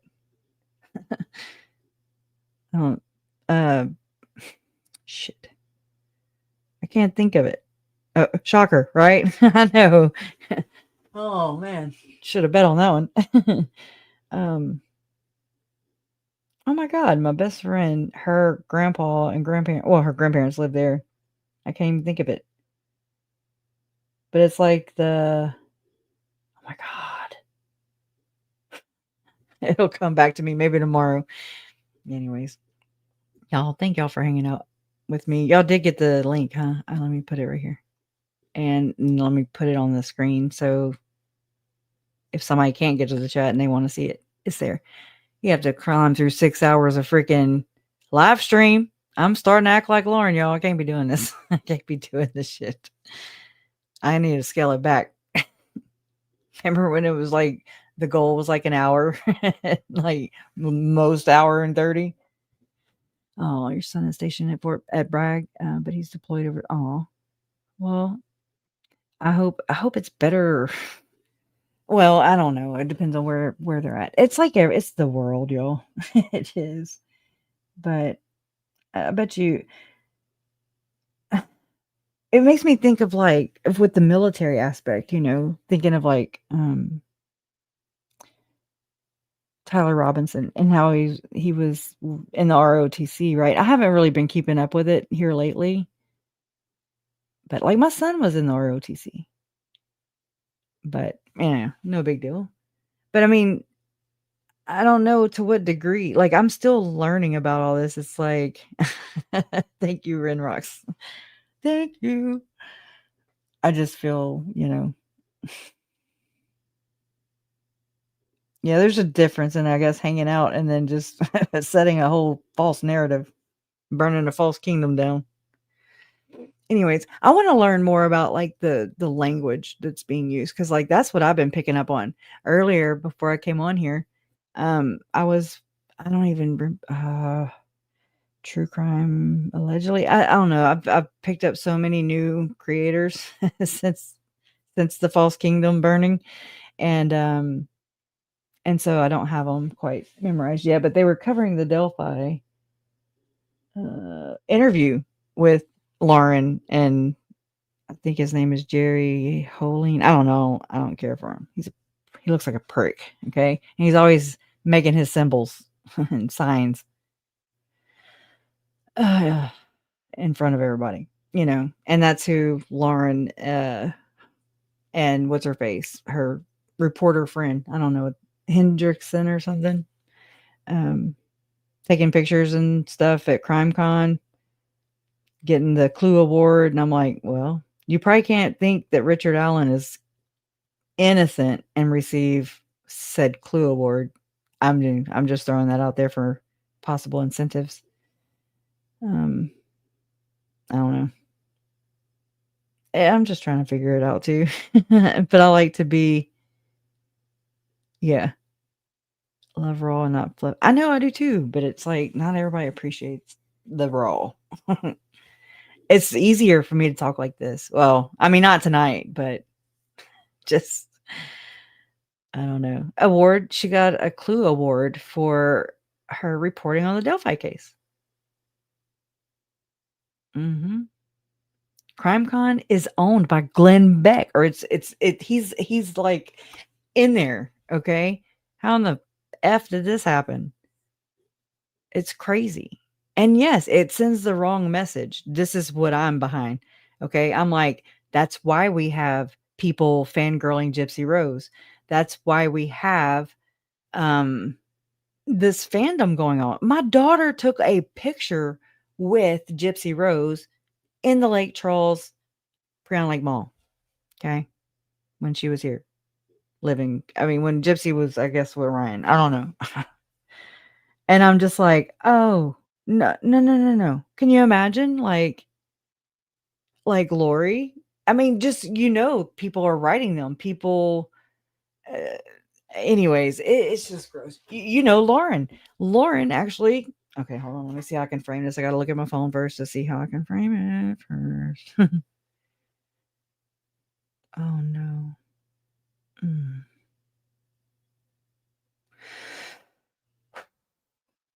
That's terrible. Let's see. Okay.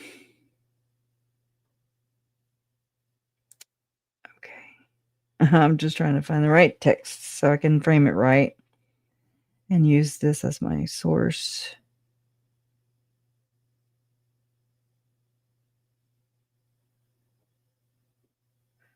I heard from a source.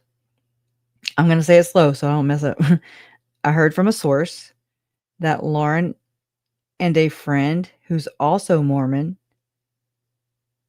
had letters sent that were written by them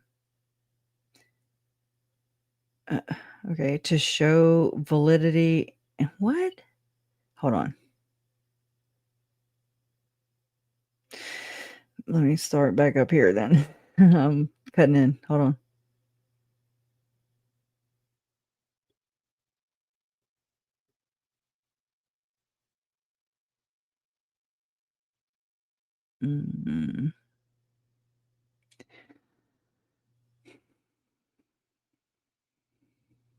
Okay, let's see. And let's see. I'm just trying to figure out a good starting point.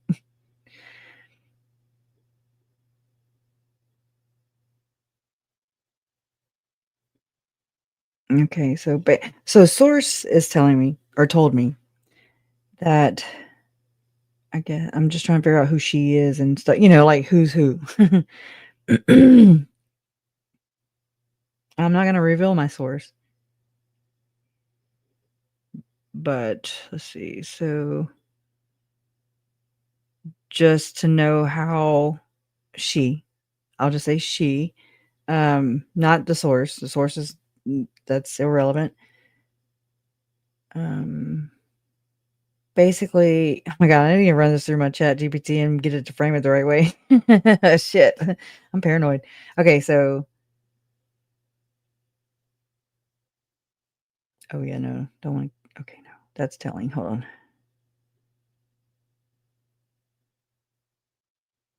But she basically it's alleged by a source that okay, let me find that I don't want to just go like Lauren basically I'm just trying to frame it, y'all. I'm sorry.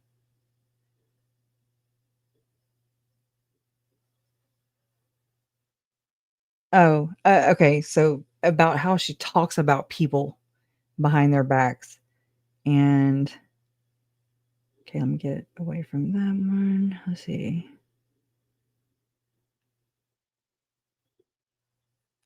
And that all the things that she's claiming are the very things that she's doing.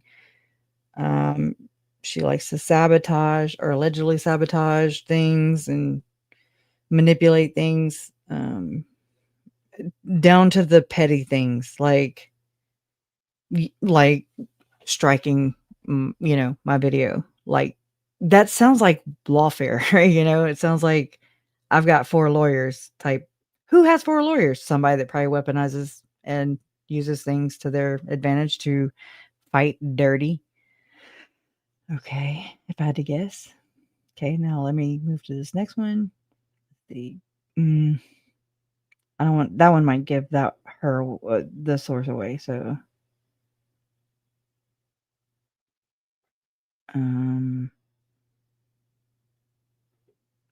this person learned that screen names used were actually her and Grayson, allegedly, and a couple of other flying monkeys. Although never having an ill word exchanged, with Lauren and Source. And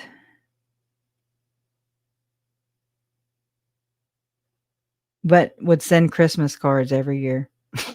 Oh my god. Or Source got Christmas cards every year, though. That's some petty shit. I'm just saying. Oh Lord, y'all, what are we dealing with? I do see the rabbit in the boiling pot.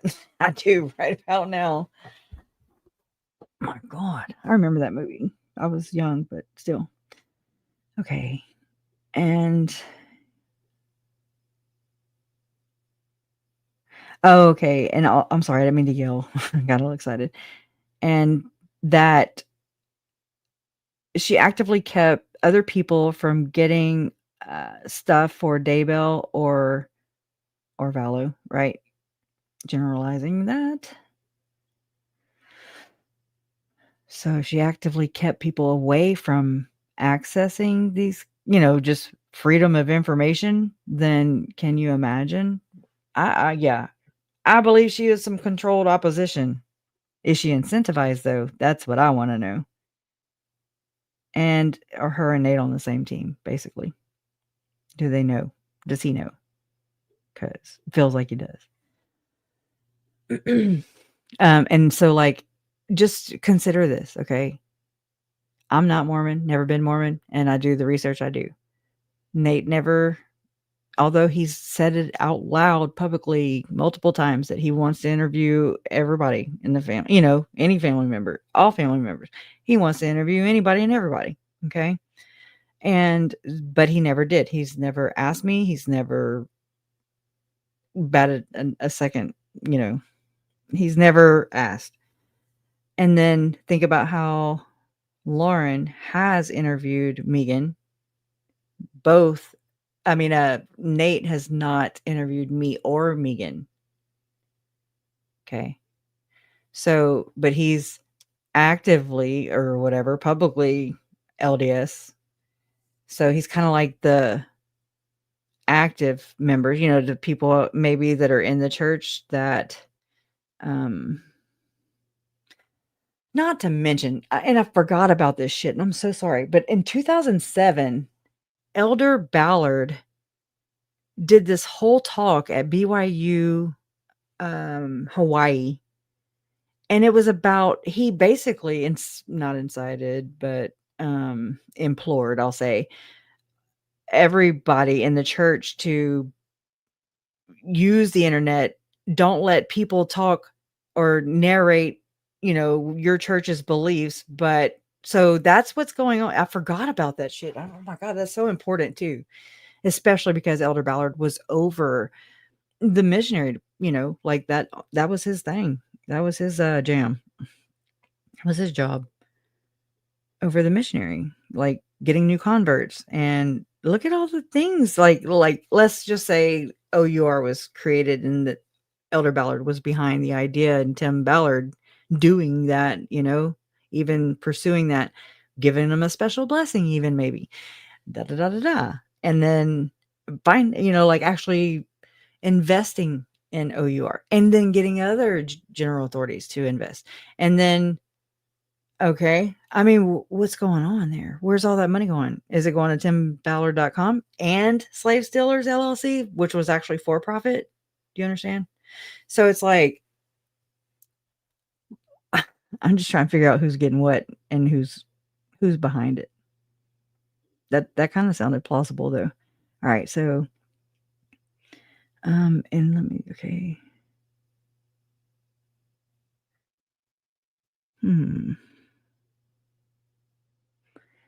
Her going, okay.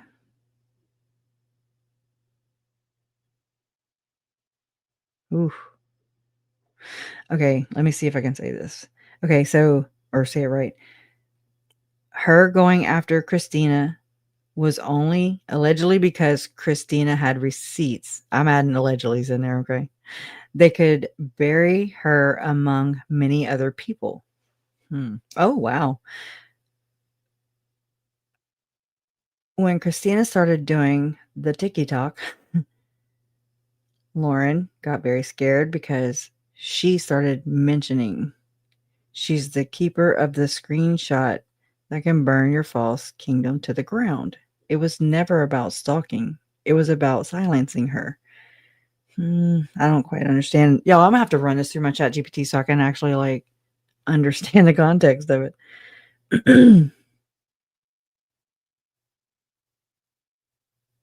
Oh, okay. Okay. And what's funny is all these content creators backing her, including Trish. She has talked so much shit about her. It's not even funny. Not to me directly, but I've seen the text messages. I find it kind of comical. And she hates Megan Connor with a passion. She literally... Oh, yeah. Okay, that's personal. So...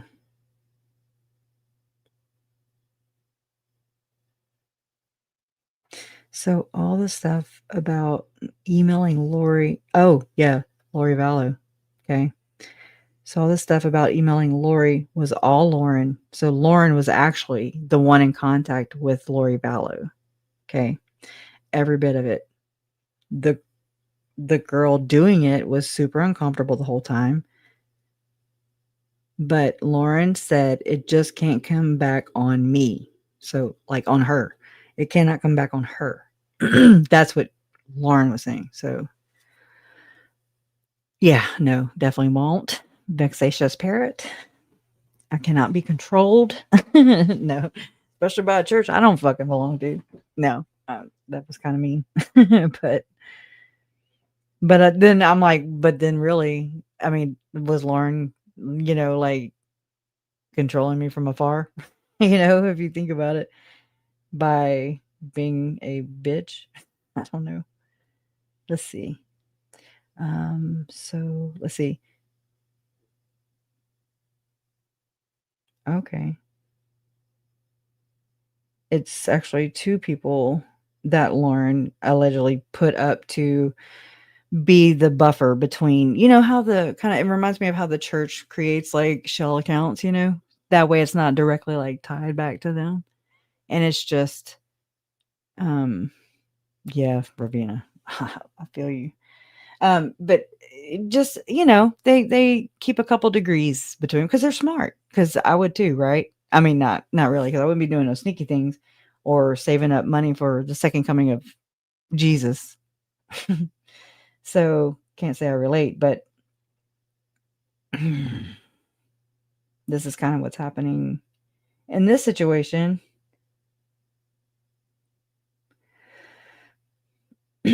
Okay, so okay. Let me make sure that I can drop these names.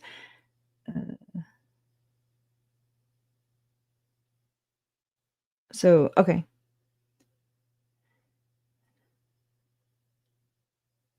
Huh. That's interesting.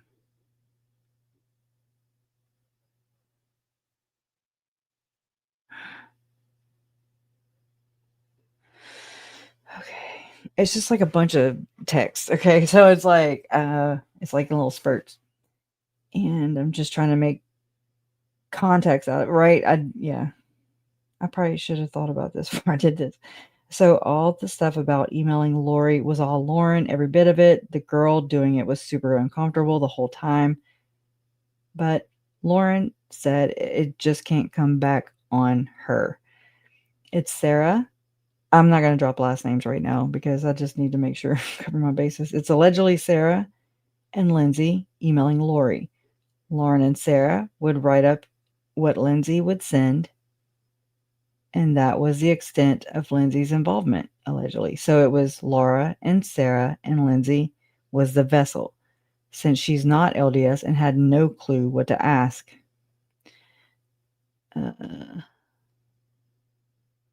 Lauren and Sarah were writing the questions and responses, and Lindsay was just hitting send. I guess they were talking on tablet to Lori Vallow to protect. So, oh shit.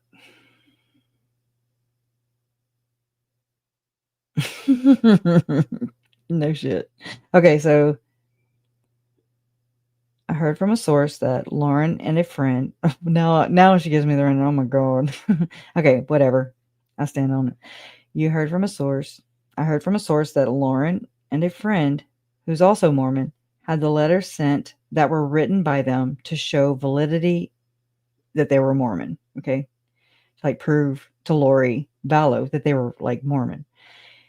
And I heard from someone not connected to this that she planned to tell Lori Vallow if she would interview with her.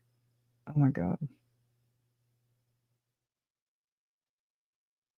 Let me read ahead a little bit. Yeah, no, I'm going to wait because I'm sorry. It's rewritten like 15 times, not playing. Okay. I'm just saying, like, I'm not clickbaity. I don't like this shit, but definitely don't want people being hurt. And I'd rather address them first and then have this better obviously planned out. So, hey, from Carla with love. How are you doing? Isn't it time to get up again? I need some coffee. No, I'm kidding. All right, y'all. I don't know. Yeah, I'm gonna run this through my thingy so it'll help me. And then make a phone call.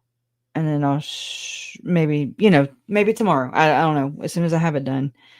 And that way we can stand on it. Okay. Because I'm all about standing on things that I say. I want to be a woman of my word. I want to be, I like to stand on things. I don't like to sit there and be looking behind my back like some people. Oh, here. Wait. Oh, I don't have it up anymore. Damn it. Hold on. Where's it at? Oh. There. Let me move my screen. There. That way you haven't seen it. Have you seen it yet, Carla? Anyways, it's the hidden true crime hoax. Just kidding. That's what I do in my spare time when I'm not bugging y'all. Okay. All right, y'all. Oh, yeah. If you're just getting here, Carla, rewind or whatever. And, yeah, say what you mean and mean what you say. I love that. I love that saying. Okay. Say what you mean what you say. So easy. So I don't do mess. I don't like it. Makes me nervous. But yeah, Carla, we talked about how Tim Ballard, or there may be mind control techniques being used. I don't know. It was pretty interesting. I might be able to grab that real quick, and then I gotta go. I gotta go. I'm telling myself that. Okay, which one? I only have. Here we go. I might have closed it.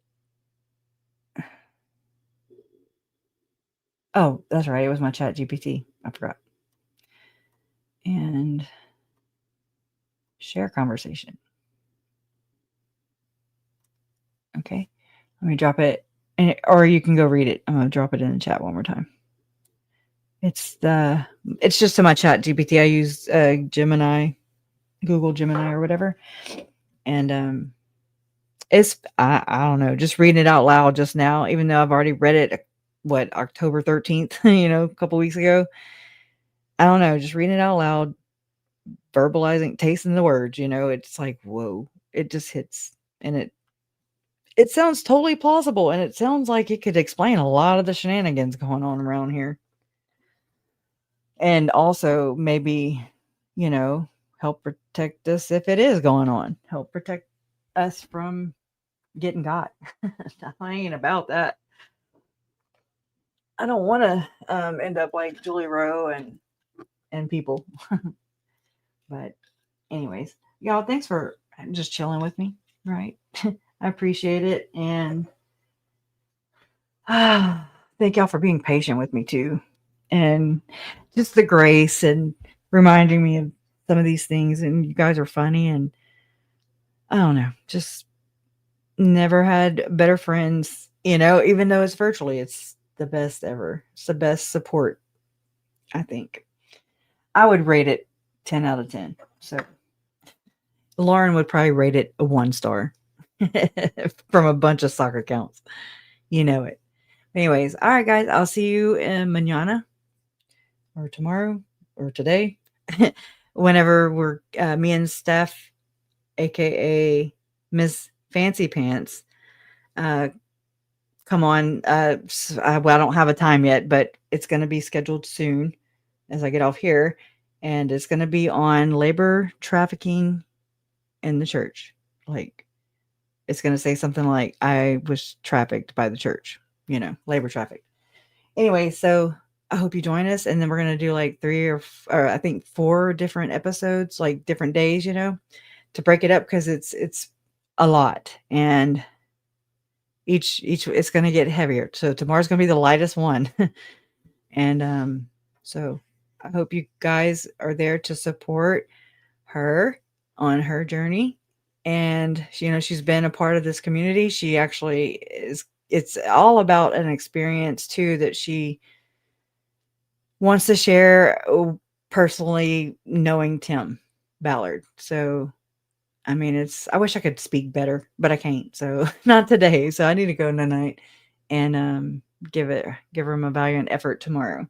So I'll see you guys tomorrow or later, All right. Still not 9 hours. Bye, guys. Love you. Justice for Tylee, Charles, Tammy, JJ, and Joe. Tomorrow morning, I'm Central. She's Mountain, I think. So it'll be like, I don't want to say it, like 10, 11, 12. I don't know, somewhere in there. Love always wins. Absolutely. All right, guys. See you in a while. Bye.